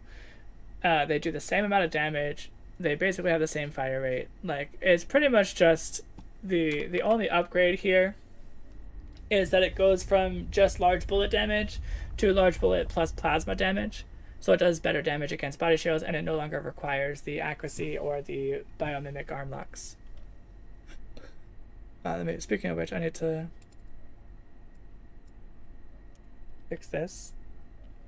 Biomimic lock.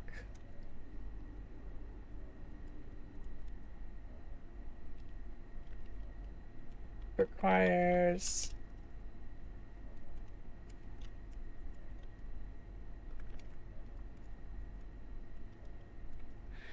okay. So it no longer needs the arm wraps, but it does take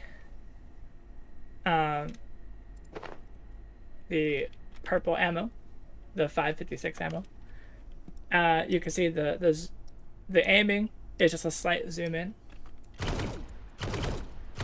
and that's the fire type. You can see it will drag your screen up each time you pull the trigger.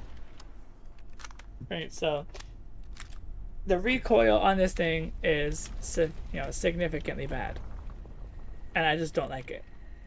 Not to mention the damage is 50, but it's like you're only really going to be using this against bigger enemies that are easier to land your shots on, because of the amount of recoil that it gives you. Now, the plasma damage is good against like shielded enemies, so the plasma damage is nice for that. But other than that, you're really not going to use that weapon. It doesn't do enough damage, and its fire rate's not fast enough for it to really be useful. Plus, it burns through ammunition very quickly. As you can see, it fires off 3 rounds per trigger pull. So ultimately, just don't use it. Okay, next up. Oh wait, we need to place these weapons. So the fact is that you have to have the biomimic arm wrap, which is a really expensive thing to have just for a weapon that sucks. I'm putting this into the low tier here. It's better than all of these shotguns. It's better than this. It's better than this. No, kind of actually. I feel like the Peccary Club is actually more useful because the Peccary Club does almost the same amount of damage, if not more damage, if you have better stats. And the Peccary Club has the ability to like not use your ammo to use it. So I'm going to put this weapon here, and I'm going to put its upgraded variant right in front of it. Just because of how much resources it'll cost you to make it, it's going right here. It is slightly better than the interfaction guitar, but other than that, it's just not worth using. Now we're finally at the pipe pistol. Okay, so pipe pistol is next up.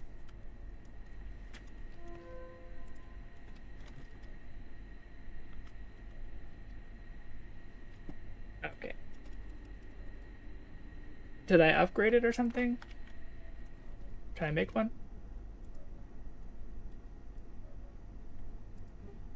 Okay, I can make one. I'm on my last power cell, but yeah. We have a pipe pistol. Pipe pistol has the need for scrap shot ammo, which I no longer have, so I'm going to have to make some.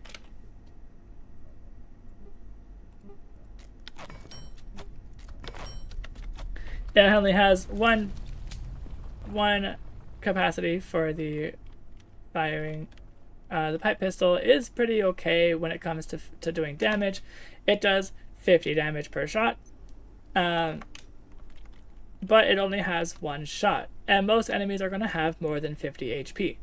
So this gun effectively is kind of useless.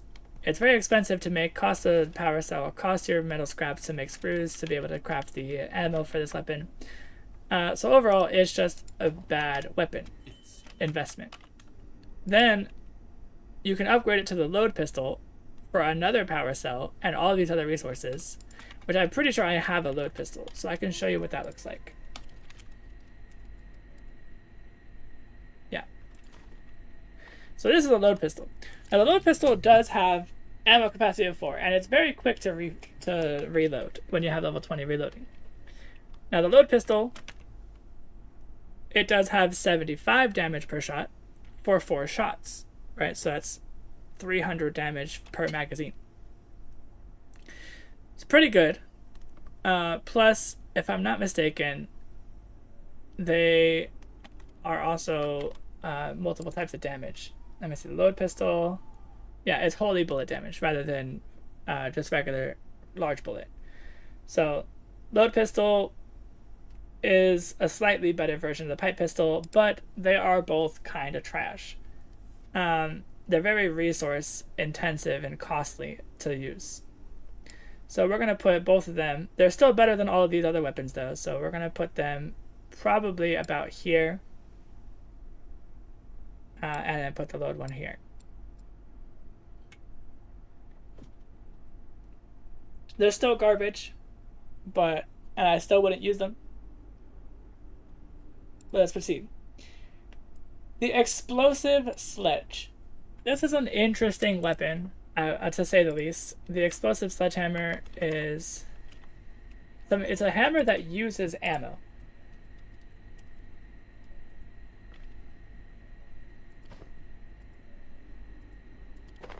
Okay, so you can reload it, and you can see it takes a good second to load.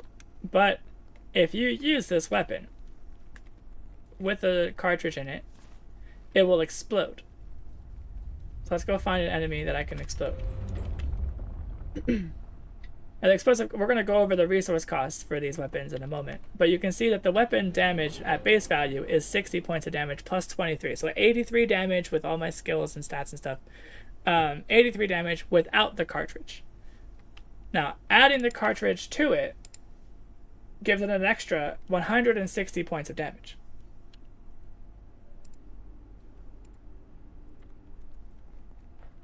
So, I should be able to one-shot this guy. Just like that.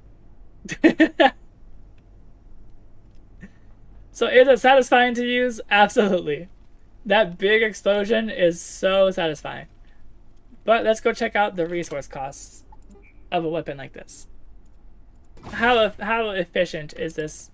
Whoops, I did not want to go to residence. How resource efficient is this weapon? Let's take a look. So first of all, we have to make the explosive sledge, which requires 4 military electronics, 4 reinforced hoses, and 2 capacitors along with the sledgehammer itself. So it's already a little expensive to make for the mid to early game, but you get 3 explosive cartridges per craft of the cartridge. So you get 3 ammo per craft. Now if you have the perk, then you get more ammo when you're crafting ammo than you normally would. But this one gives you 3. Boom bait. So you need 3 of these. So you need the pressure gauges and metal scraps to make this. And it costs 3 of them to make. So you're getting 1 explosive cartridge per boom bait. It costs 3 capacitors. So you're getting 1 explosive cartridge per capacitor. It only costs 1 soil bag, but soil bags are a very rare resource. It's hard to get because you have to keep pooping to get it. Now, eventually you'll get skinks.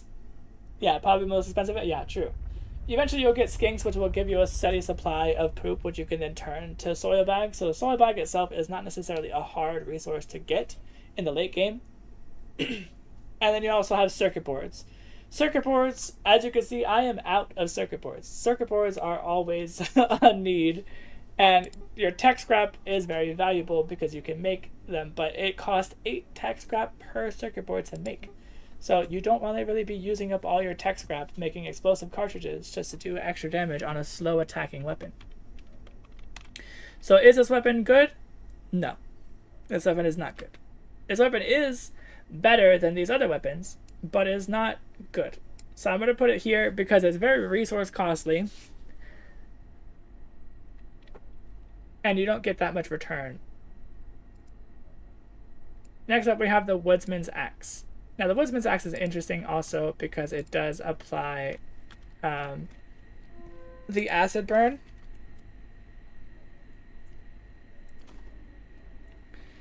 It has a slow swing, but you can do the sprint attack with it. It has the base damage of 60 plus 23, plus it does the acid burn damage as bonus damage. So it does more than 63 damage per swing. But the issue is of how slow it swings. Base value. So this weapon is obviously garbage tier. Obviously garbage tier. Like we're definitely putting it down there. And let me think about exactly where to put it. If I were to rate this weapon, I would probably say it's probably better than the Interfector Qatar, probably better than the than this stuff here.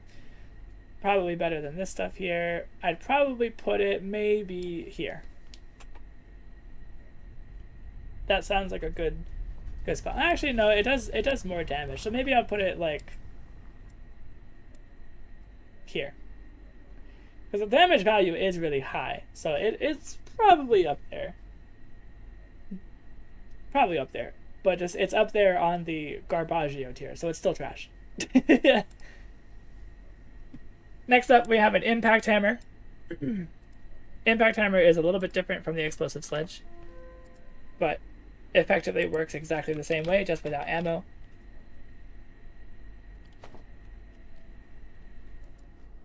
And boom, it is the same slow attacking speed as the Explosive Hammer, but it does the secondary blow on weakened targets. Right, so it does more damage against targets who are below 50% of their health. So it does double damage against low HP enemies. Now my issue here is that it's a heavy weapon, right? Heavy weapons like this are usually only good for the first hit. And so if you're hitting somebody for the first hit with a heavy weapon, they're not going to be at half HP. So in what world are you ever going to be using an Impact Hammer on a half HP target? At that point, if you've already reduced the enemy's HP to half, just use the same weapon that you used to get them to half to finish them off.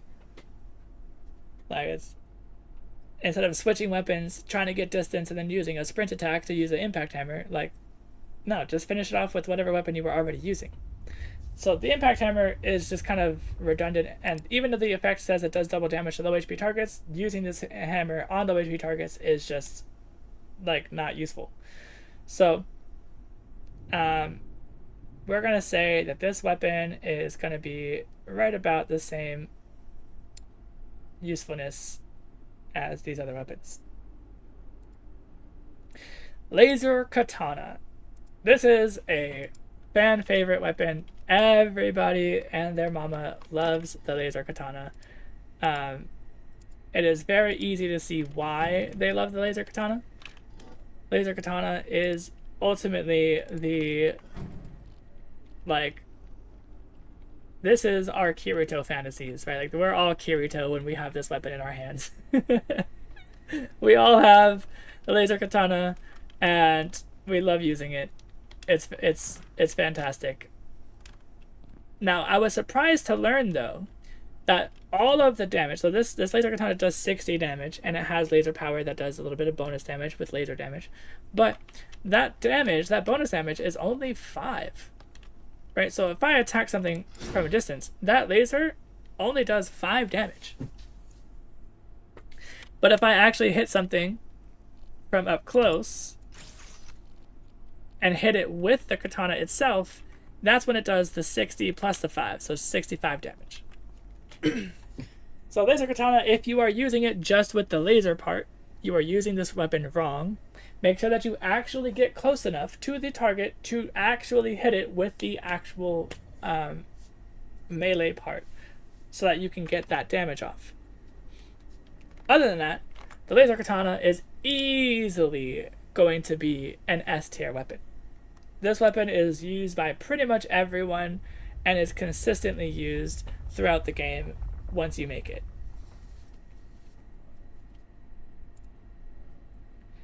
We've already did the Thresher. Crowbar 2.0. Now the crowbar has this effect where it can also drag enemies towards you, which I don't see why anyone would ever want to do that in the first place. But you can. Wait, I feel like I'm missing a weapon. Did I not write the harpoon? Isn't there a harpoon? Oh, I did write it.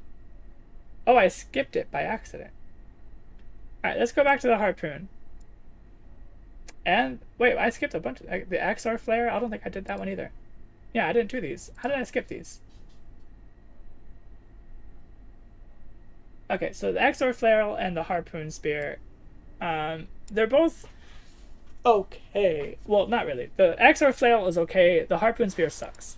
I hate the harpoon spear. This weapon is the stupidest weapon I've ever seen. So let's take a look at them. XR flail, and then the harpoon spear. Okay, let me show you what these weapons do. The XR flail is just a swing blunt melee weapon. It's pretty standard. It does 33 plus 23 damage, so it's okay. Nothing compared to the bigger weapons, but at the point that you make this weapon in the game, you're already past the XR village, which is pretty late game, which means that this weapon is kind of useless by that point in the game. But the harpoon spear, it is a whole other level of stupid. This weapon is so garbage. It is able to fire off the tip to pull an enemy to you. Now, I thought maybe that this could be useful for like grabbing an item that's falling on the ground, or like, you know, like you can kind of grab the item and bring it towards you. Nope. It only works on enemies. Like on targets, like on things that you can, you know, fight. So like I can't grab that with this. I should be allowed to. Like this should grab weapons. Right? This should allow me to grab not weapons, but items. Like I should be able to grab things with this. But nope, it just pulls enemies to me and lets them hit me. Just like that. Like, what purpose am I going to use this for? It doesn't do any damage when I do this, by the way.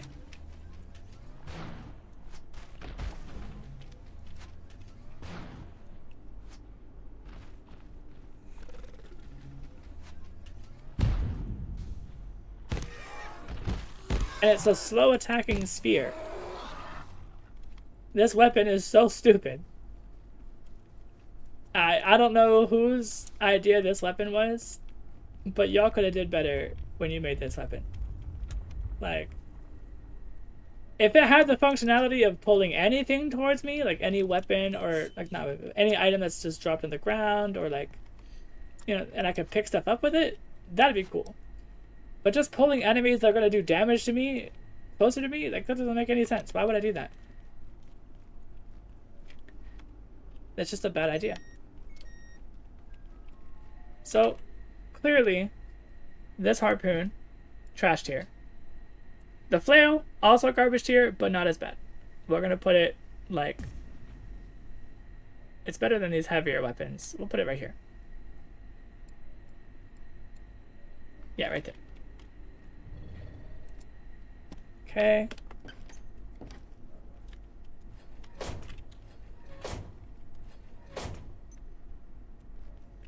Let's put some stuff down.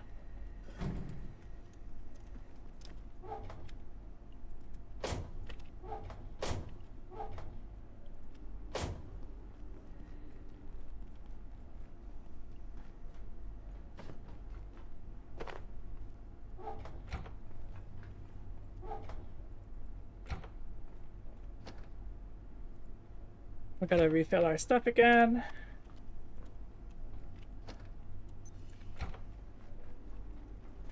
Okay, I'm gonna go into our portal world and check on our resources. I'm pretty sure they would have duplicated by now.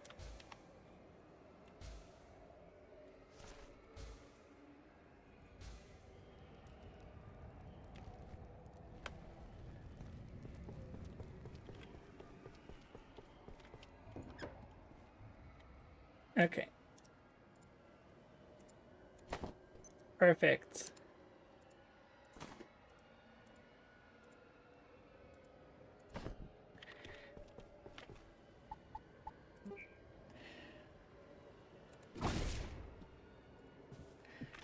All right.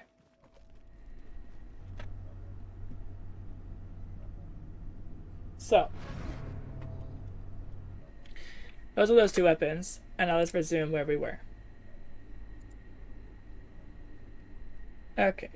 The crowbar 2.0 is just basically the same thing as the regular crowbar. It just does more damage and can pull enemies towards you, which again is a mechanic that I don't like. Like, I'm pulling enemies towards me that are just gonna hit me. So it is still a heavy, sharp weapon, just like the regular crowbar. It does a really good amount of damage. It's 75 damage, but overall is still just a bad crowbar. So we're going to put the crowbar 2.0, not necessarily in garbage tier, but in B tier. I would say it's at least usable. I'd probably put it like right about there.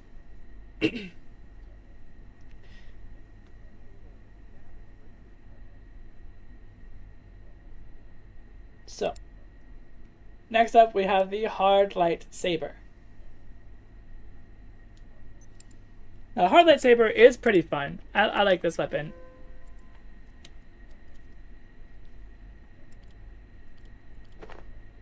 Okay.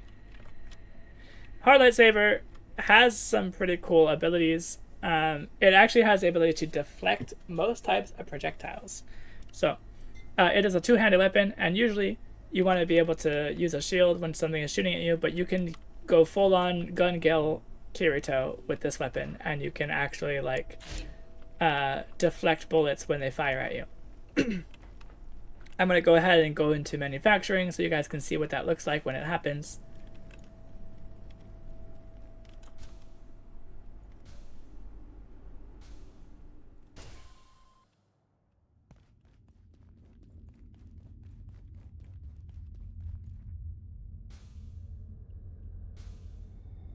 Where is sighted?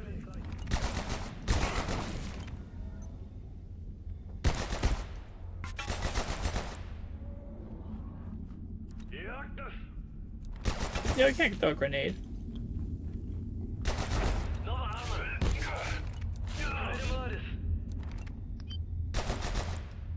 Come on.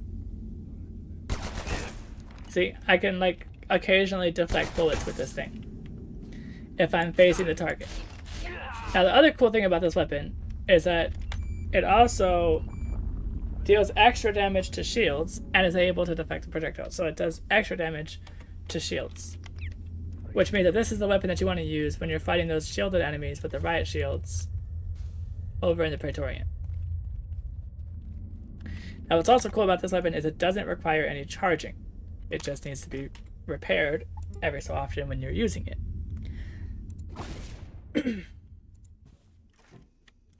So, if we go to the repair bench, it costs arcane scrap to repair it, which you can get a steady, decent flow of them. Like I have 40 right now, and if you put arcane scrap in the wishing shelf, then you'll get arcane scrap from that, or you can keep going to the Praetorium and through the Shadow Gate to get more and more arcane scrap. Now you can get plenty of arcane scrap from the Praetorium. Like it gives you a lot per run. And so you'll definitely have enough to sustain your hard lightsaber when you need it. Which puts the hard lightsaber easily in the S tier weaponry. Not necessarily as good as the quantum pick, because the quantum pick can also be thrown and returns back to you. But still easily a really effective weapon to have in the late game.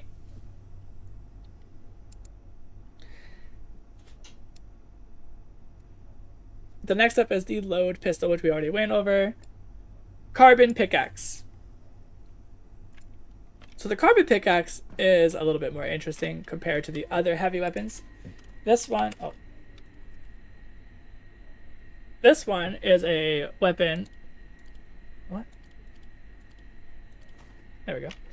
This one is a weapon that says that it is lighter than a normal pickaxe, consuming less stamina when swung. It does 85 base damage, plus your 23 from your stats and stuff. And it has 25 durability. So it can do the sprint attack. And you can see it costs less stamina to swing this weapon, even though it is a heavy weapon. Now, that's pretty much all this weapon can do, but this weapon is a heavy hitter. If you're going to use a heavy weapon as your primary weapon, this is probably the weapon that you want to use. This is a good, heavy hitting, less stamina costing pickaxe to use. So this puts the carbon pickaxe easily in the S tier. I would say right about there. Next up is all ranged weapons. So we're gonna kind of, we've been here for a while now. We've been streaming for a good almost 4 hours, going over all the information here. So I'm gonna kind of rapid fire the rest of these, so we can wrap things up. But the Magnum requires the biometric locks, and it's just not worth using. It does 100 damage per shot, but only has 6 shots in the barrel, and it requires level 7 accuracy. And by the time that you can actually get this Magnum, there's just better options available to you. It is a large bullet, however, so it does do better damage against shielded targets, but other than that, it's not really worth using. The Night Magnum is the upgraded version of the Talagi Magnum, and is effectively just the same thing, but with more durability, and without the biometric lock on it. So you can upgrade it to the Night Magnum, but to do so, it costs like 4 Night Essence to do so, and it's not a cheap thing to do. So overall, for the resources that it takes to do it, plus the amount of ammo that you would need to supply this, it's just not something that you're going to really consistently be using. So this Magnum is just, it's just bad overall. So I would say we're going to put the Talagi Magnum and the Night Magnum. The Night Magnum is not as bad, given that its biometric lock is removed, so we can put this one into the B tier, and I would say it probably can go right about here.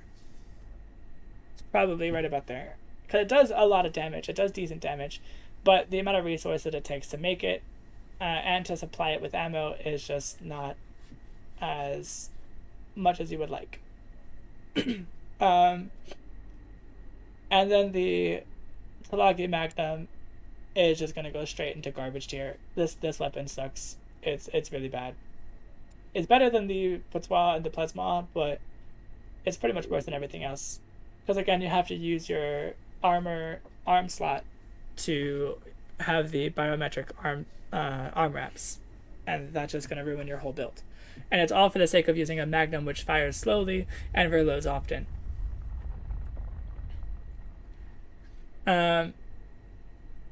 Next up, we have the Wessex rifle, which also requires the biometric arm laps, and can be upgraded, I believe, to the rail rifle and the Ice X rifle. And so this one is an interesting weapon. The Wessex rifle by itself, bad. It does 105 damage per shot, but it's a sniper rifle, so it fires very slowly and only has 5 bullets in the chamber, in the magazine. So you definitely don't want to use this one, because it's also going to require your biometric arm wraps. So the Wessex rifle by itself is also going to go into the garbage tier, just alongside with the Magnum. But the upgraded version, the rail rifle, goes up to 120 damage per bullet, which makes it slightly better, but it also removes the biometric wraps. So the rail rifle is also better, but still not good, and therefore the amount of resources that it takes to make it is going to put it still in the garbage tier. But the Ice X rifle, this one is 150 damage per shot, which is huge. In addition, it also freezes the target on hit. So that is very useful for a sniper, and we're going to put that one straight up into S tier. Now, we might put it actually right here. It is decent. It's a good gun. It's a good sniper. So if you're into snipers, that is the sniper rifle that you are probably going to want to use. In addition, we have the Manamin Magnum. which requires the biofusion imitator, which is a trinket. So this is going to take up your trinket slot. This magnum is not worth it. It has 8 bullets in the capacity.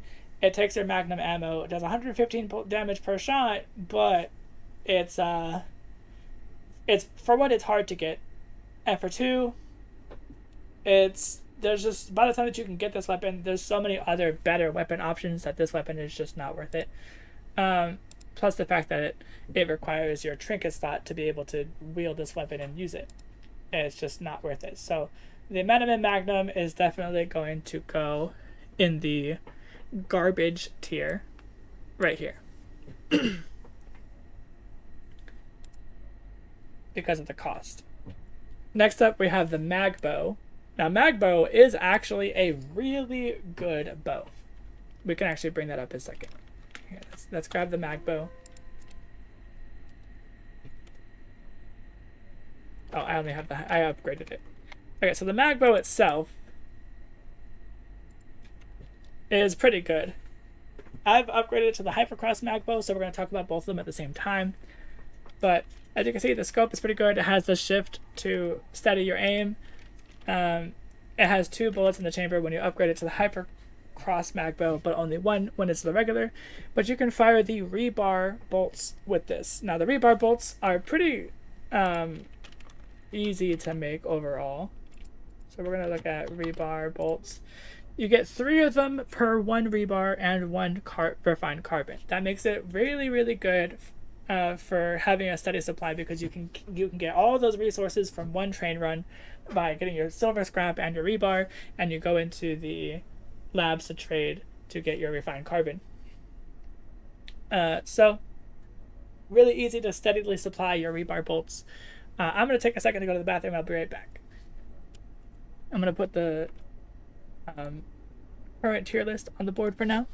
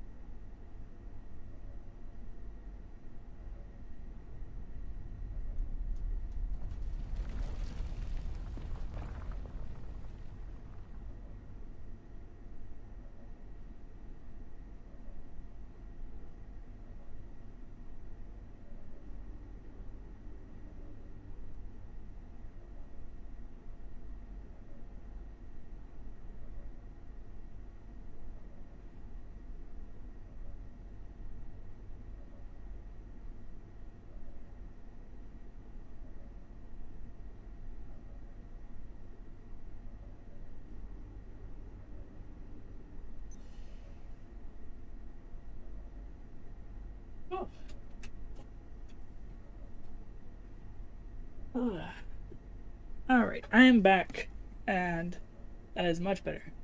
I was drinking like Powerade while doing this, and had to use the bathroom, but I'm back now. So let's continue. We were talking about the Magbow.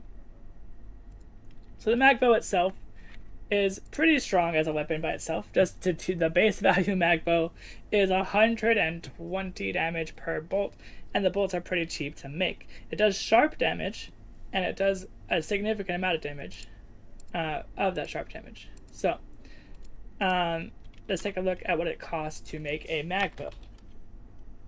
To make a Magbow, the resources for it are not that expensive. This investment is actually very much worth it. The amount of damage value that you're getting for these resources is huge comparatively to the other weapon options. And of course, upgrading that weapon, we can take a look at what it takes to upgrade the Magbow. Here we go. Now to upgrade it, it does cost transuranic super alloy and an air compressor, so upgrading it is pretty expensive, but in exchange for upgrading it, you are getting a full extra 50 points of damage. You get 20 extra points of durability, and you get a whole extra you'll get a whole extra capacity for your ammo.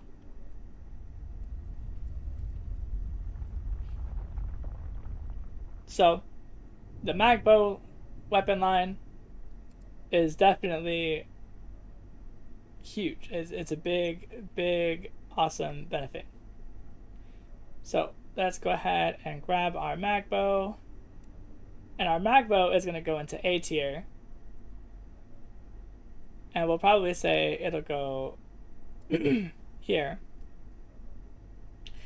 And the upgraded version will go here. And we only have a few weapons left on the list. We're almost there. Next up, we have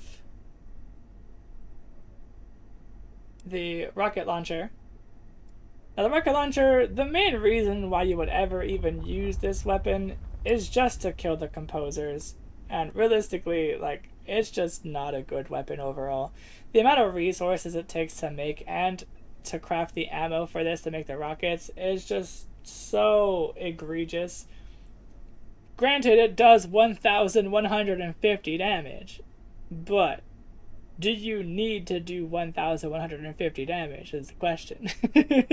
And the answer is no. Most enemies don't have nearly that much HP. It's really effective for fighting really big targets, maybe like the Tarrasque, maybe the Composers, you know, like those kind of things. But other than that, you really don't need it. It's a little excessive, and I feel like it's just for the purpose of like it's a gimmick, right? It's for fun. So it's more of a tool for farming composers than it is an actual weapon that you're going to consistently use. And for that reason, and that reason alone, it is going straight into the garbage tier right next to the flamethrower. Like, ironically, being the highest base damage weapon in the game, it is also going to be one of the most useless weapons in the game because of how little you're going to be able to use it. By the time that you get to the point where you can effectively farm the materials to make the resources to craft the ammo for this weapon consistently, you would have already beaten the game by then. So it's just not really worth the hassle. Next up, we have the deatomizer. The deatomizer is a fantastic weapon. It has two modes. It has the let me bring it out. We were using it earlier. So the atomizer, this is its standard mode. In the standard mode, it'll fire a regular laser, a little beam, and it has a steady stream. Or you can go into this mode by right-clicking. Now with this mode, it will absolutely blast anything at 3 times the rate, but it'll do a lot more damage, a lot faster. This weapon is also capable of chopping up the bodies as you kill them, so I believe it's a poor quality though, so I would probably not use it for that purpose, but it definitely is able to get rid of enemies very quickly. So the atomizer is a fantastic laser-based weapon. I would definitely recommend using it, and I would easily put this weapon in the S tier.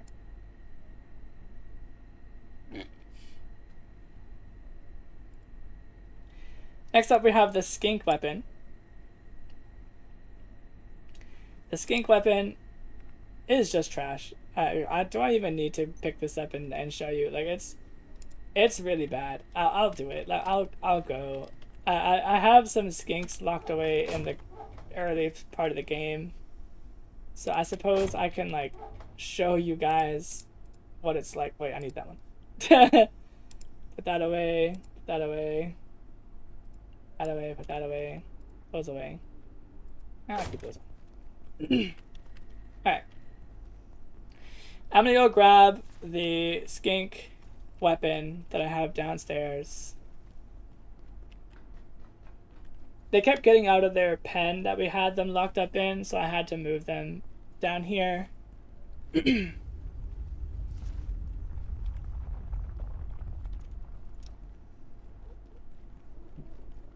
So one of these is upgraded to be the weapon variant. Ah, perfect. This one. First try. So this is the skink weapon. It's awesome because you can pet it. But other than that, it's not really that effective as a weapon.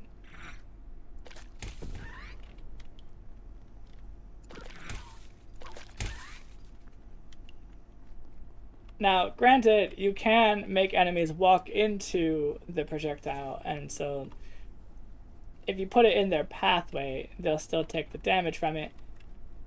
But overall, it's just not a good weapon. Because it takes so long to charge.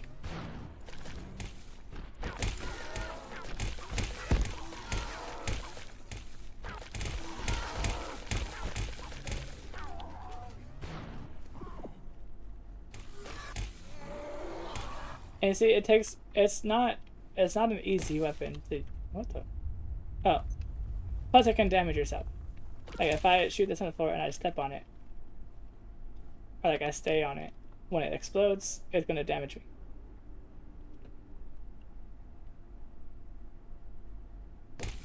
See?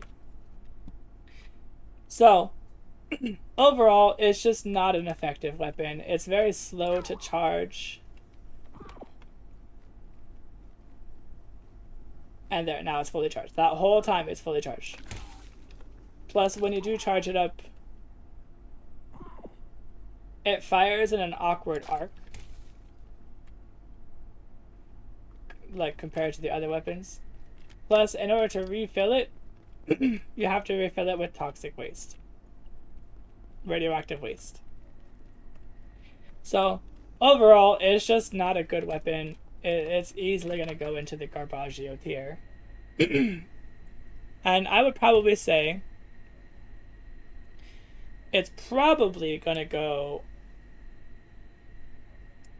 I mean, it's probably more useful than these weapons, because it does do some damage. It's probably less useful than the flamethrower, though, so we'll put it here.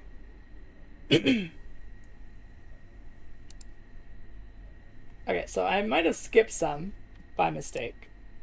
So these are the Montes SMG's options. So let's go check for the SMG. Here we go.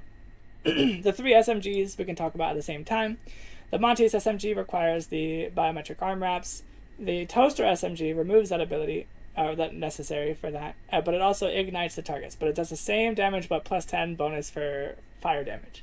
Then the Varenkal's SMG does 14 bonus damage, but has plasma damage, which means it does better damage against body shields. Other than that, it's pretty much a useless weapon. This weapon does 30 damage per shot, has a barrel capacity of 18, and it uses the 9mm ammo. This ammo is going to get consumed and eaten up like pudding at a children's birthday party. Like this ammo is gone.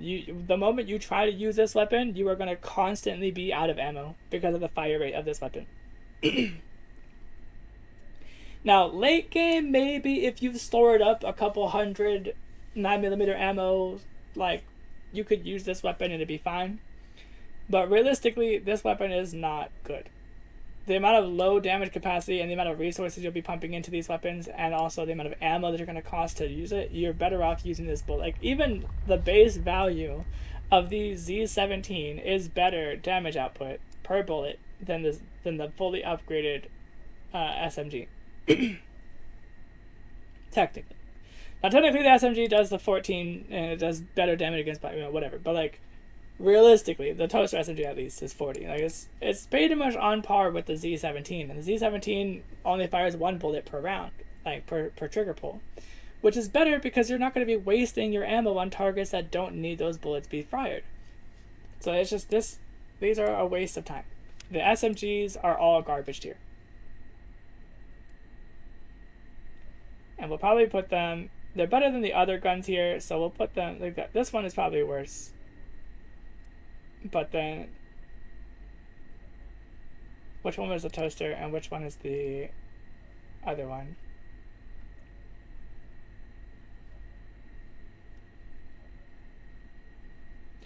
The green one is the toaster. Alright, so the green one is going to go put right here. And the other one here. Okay. Next up, we have the quill rifle. And it does 35 damage per shot, plus 10 acid damage. It applies the acid burn, so it's a 45 damage per shot. But it also has like a really interesting homing effect. I should have a quill rifle actually, but I don't think I have the quills to fire it. But I have one. Oh, it's fully loaded. Okay, perfect. So this is what it looks like when it's fully loaded. You can aim, and when you fire it, it does do like a homing missile, but it's you pretty much still have to aim properly because you will miss if you try to rely on the homing part. So let's take a look at how this one fires and how it looks, how it feels. If I can find an enemy to shoot.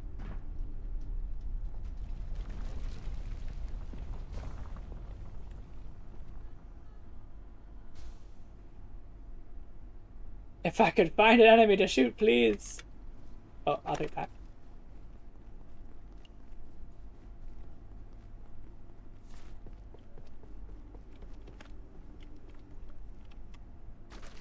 No enemies here either.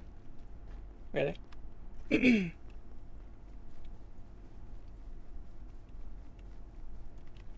How about in here? No? Do I have to go all the way to manufacturing for this? Crazy.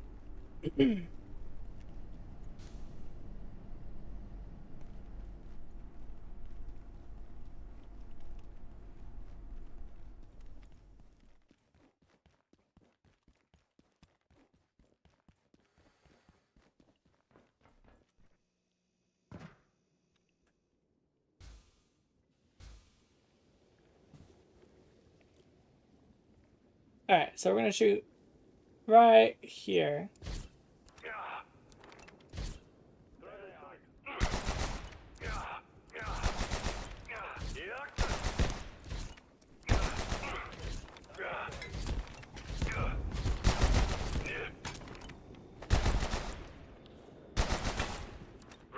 So it reloads pretty quickly.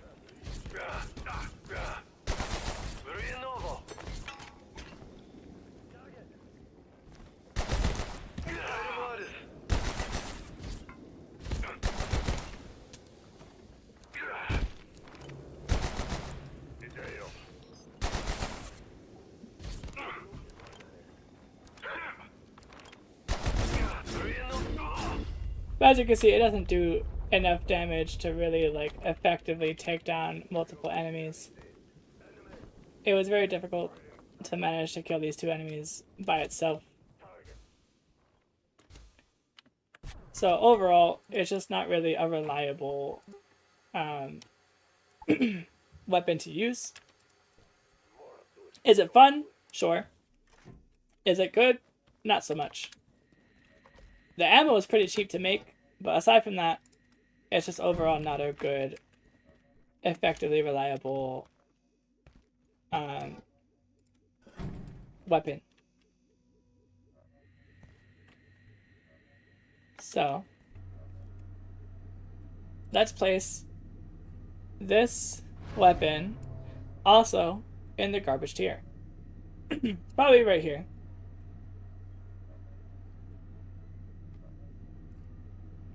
Next up, we have the industrial crossbow.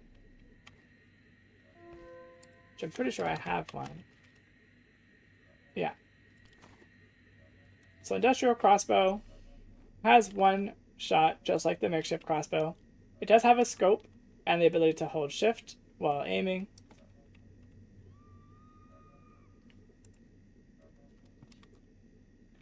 I'm pretty sure you get this crossbow by... Wait, how do you even get this crossbow? I forgot.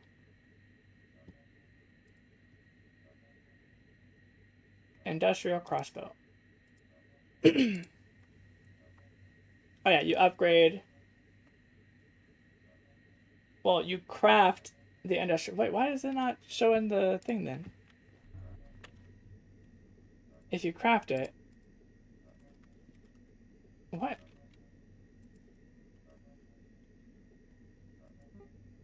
Okay, so you definitely make the makeshift crossbow. Did you upgrade it? What does the wiki say?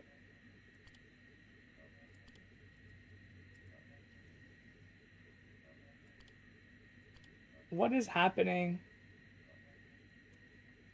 with my freaking database terminal glitching out like that?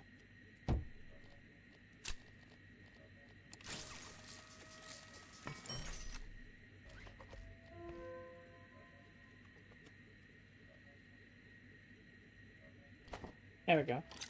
Yeah, you upgrade it. So you upgrade this into the industrial crossbow. It doesn't cost that much resources to upgrade. It's pretty cheap to upgrade it. And the difference that you get from the makeshift crossbow of 26 damage to the industrial crossbow to 32 damage. Probably the most expensive ammo, true.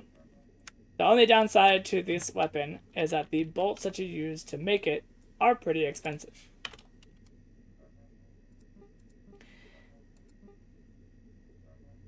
Now, if you had to choose between the bolt options, I would say go for the acid bolts, since they do the most damage. But pens are not a good resource to be spending on ammo. So, industrial crossbow, 32 damage though, per shot. Is it worth upgrading the regular makeshift crossbow? Well, it also has 28 durability, so you only get 6 extra durability.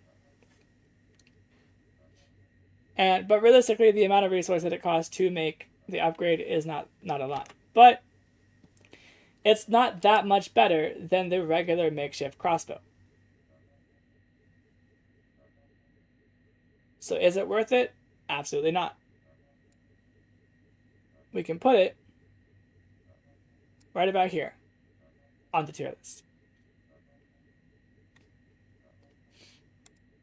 It is pretty garbage because it's very expensive and it doesn't really give you a lot of ammo to work with. You get literally 1 bullet per round. So to use this weapon effectively, you have to take up like 3 or 4 slots on your hotbar to effectively use it. And it's just not worth it at that point. So, we're going to put that away.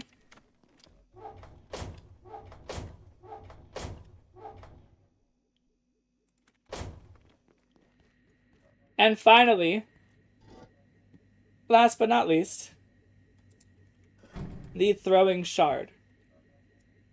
The last weapon on our tier list.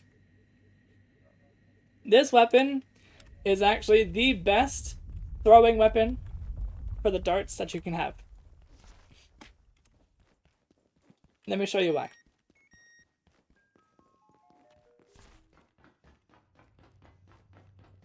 First, before I do,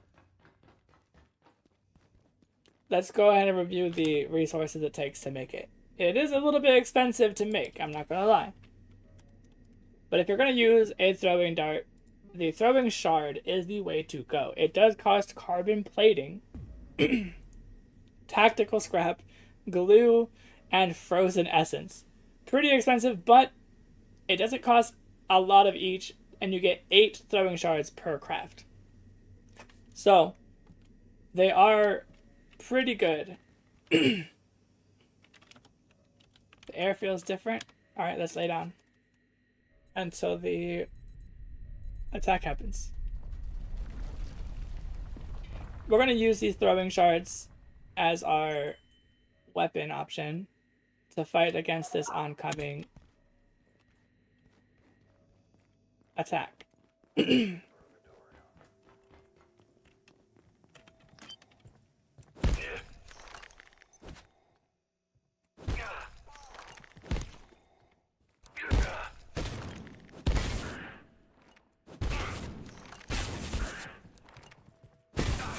As you can see, it is a pretty effective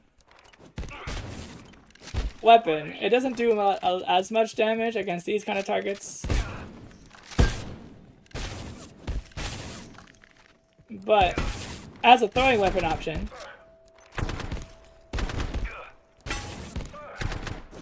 you are able to effectively stun them repeatedly. Well, you're freezing them, not stunning them. Why is he running inside the base?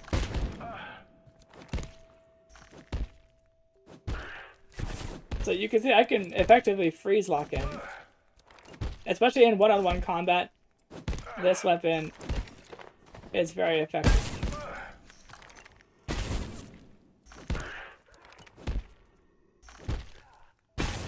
Now, it's not effective damage-wise. That's because I don't think this one actually does a significant amount of damage. So, let's just kill him off.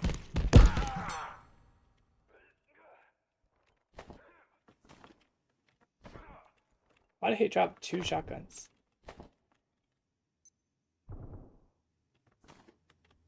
He dropped like 2 of everything. That was weird. Bro, what are you doing in my base?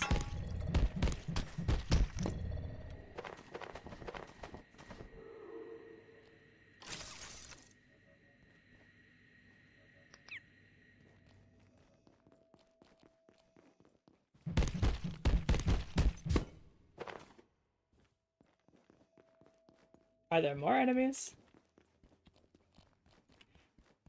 But these throwing shards are they're pretty fun to use, I would say. They're fun to use and they're good as a support because they're like a slushy bomb, but single target and not AoE. Actually, they are kind of a little bit AoE. As I was using them yesterday, I was able to freeze 2 targets with 1 throwing dart. For what do you seek?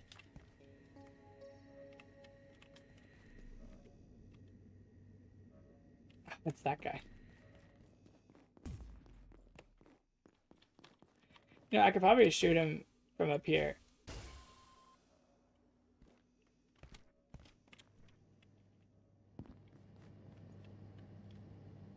What? Where did they go?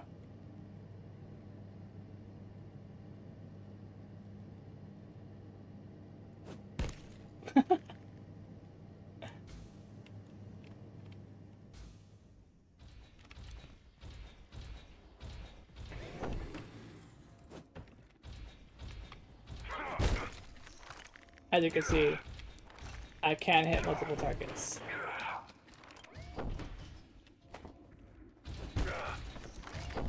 And it does freeze him through the shields.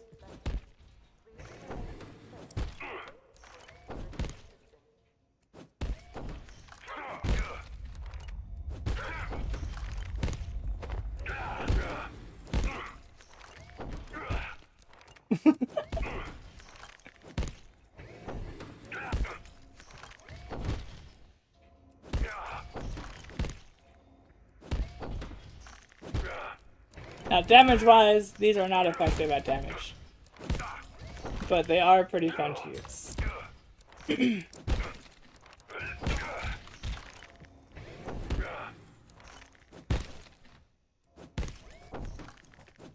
And they are effective as a support tool. Because if you're fighting only one enemy, you can easily stun lock that enemy.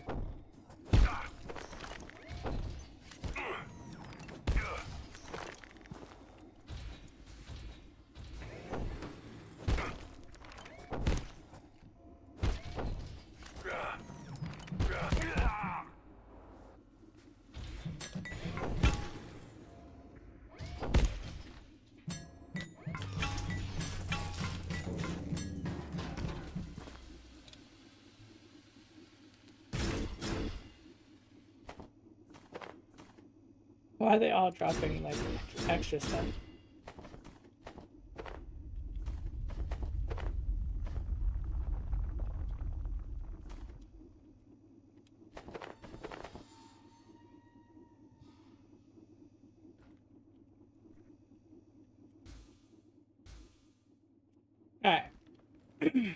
But that's our throwing shards.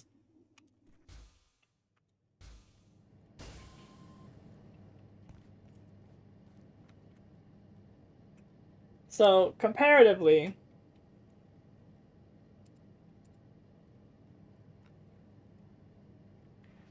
the throwing shard has the highest damage value. It does sharp and cold damage. Now, I think that those enemies are probably resistant to cold, which is probably why it was taking so long to kill them. But these throwing shards will generally do a decent amount of damage. So let's go ahead and drop some of this heavy stuff.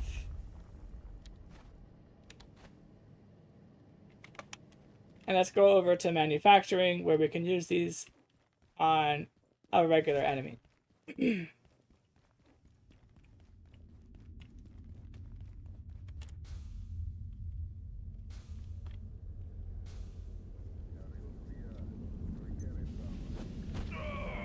See? Much faster death. So I do think that's because those enemies are resistant to the damage type.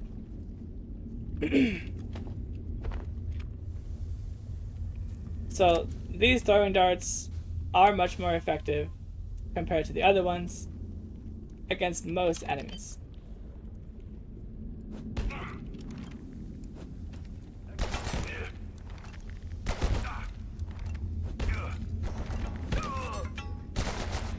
See, much faster than those ice enemies, or the winter enemies.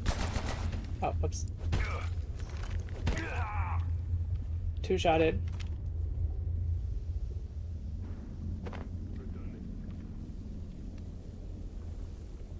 And the best part about these is that you have time to load up, to study your aim in between each throw, because the enemy is frozen.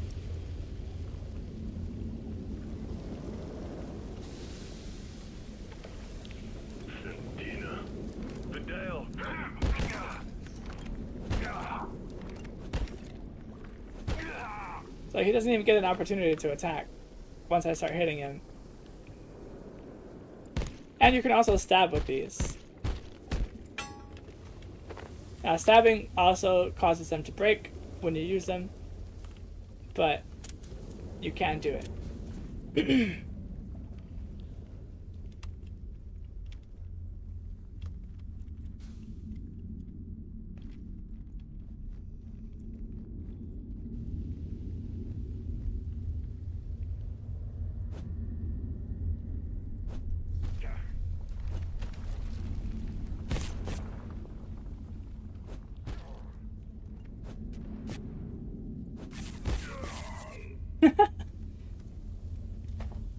Somebody who practices with these can get really good at this and really showcase how effective these weapons can be. But yeah, that's the throwing shards. So with that being said, the throwing shards out of the other options are the best version of the throwing dart. So that's going to put them up into the S tier option. And thus we have our full tier list.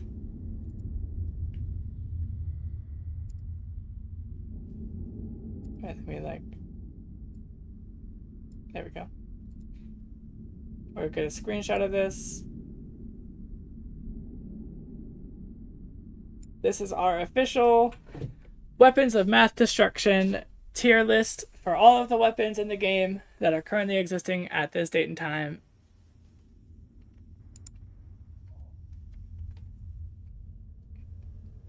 I would like to say thank you for all the people who assisted, all the people who logged in and helped us with gathering resources, progressing the story, and crafting weapons and all that stuff, all the stuff that they did. So thank you to Luca, thank you to Green2010, thank you to Vecvir, thank you to Tatra, to Cat the Creature, to Evil Jester Robot, thank you to Lord Casual, Cavern Dweller, There's more. Thank you to Herb Zerker. This is green. Thank you to Ben Jones, to Captain Warcrime. Let's see. Thanks to the Dross and to Keza. And also big thank you to Ruthie, who was a really big help with the ending part of that, where he was able to use his mods to help me with getting things that I was missing, so I could try them out. And thanks to anyone else who did not have a bed or a box that was labeled here, who also helped out. And I do apologize, but I might have forgotten your username because you're not written down somewhere. But yeah, big thanks to everybody. And also thank you guys to the people who watched the videos and the live streams and who are chatting in the chat and also just hanging out while we're going through this adventure together. I do appreciate all of you. And thanks for everyone who subscribed and who likes the streams. That's also a big help. Let's see, what else? I mean, I guess I should also say thanks to the Abiotic Factor devs for making such a great game. This game is actually really good, and if you haven't tried it yet, I do recommend doing it. It is a good, awesome game. I'm not sponsored, by the way, at all. I wish I was, but I'm not. But I genuinely like this game. I'll show you actually. Let me bring up my Steam.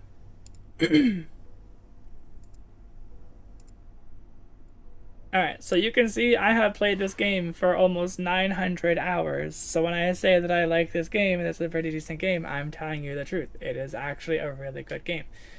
The only other game that I've even passed that on was like Among Us with 1,500 hours, but like Abiotic Factor having 900 hours is actually a really big deal because most of the games you can see I only play for like 100 hours or less, 6.5 hours.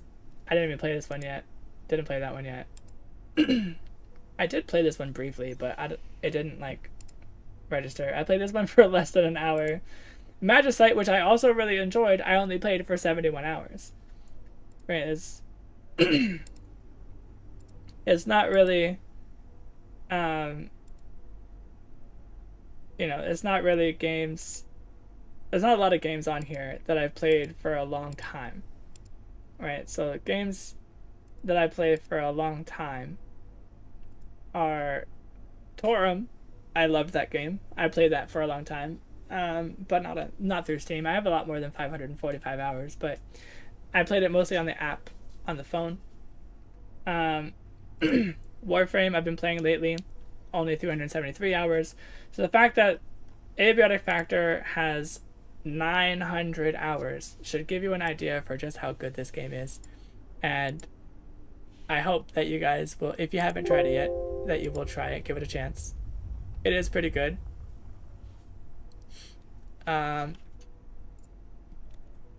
Perfect. Okay, let me actually post this screenshot somewhere.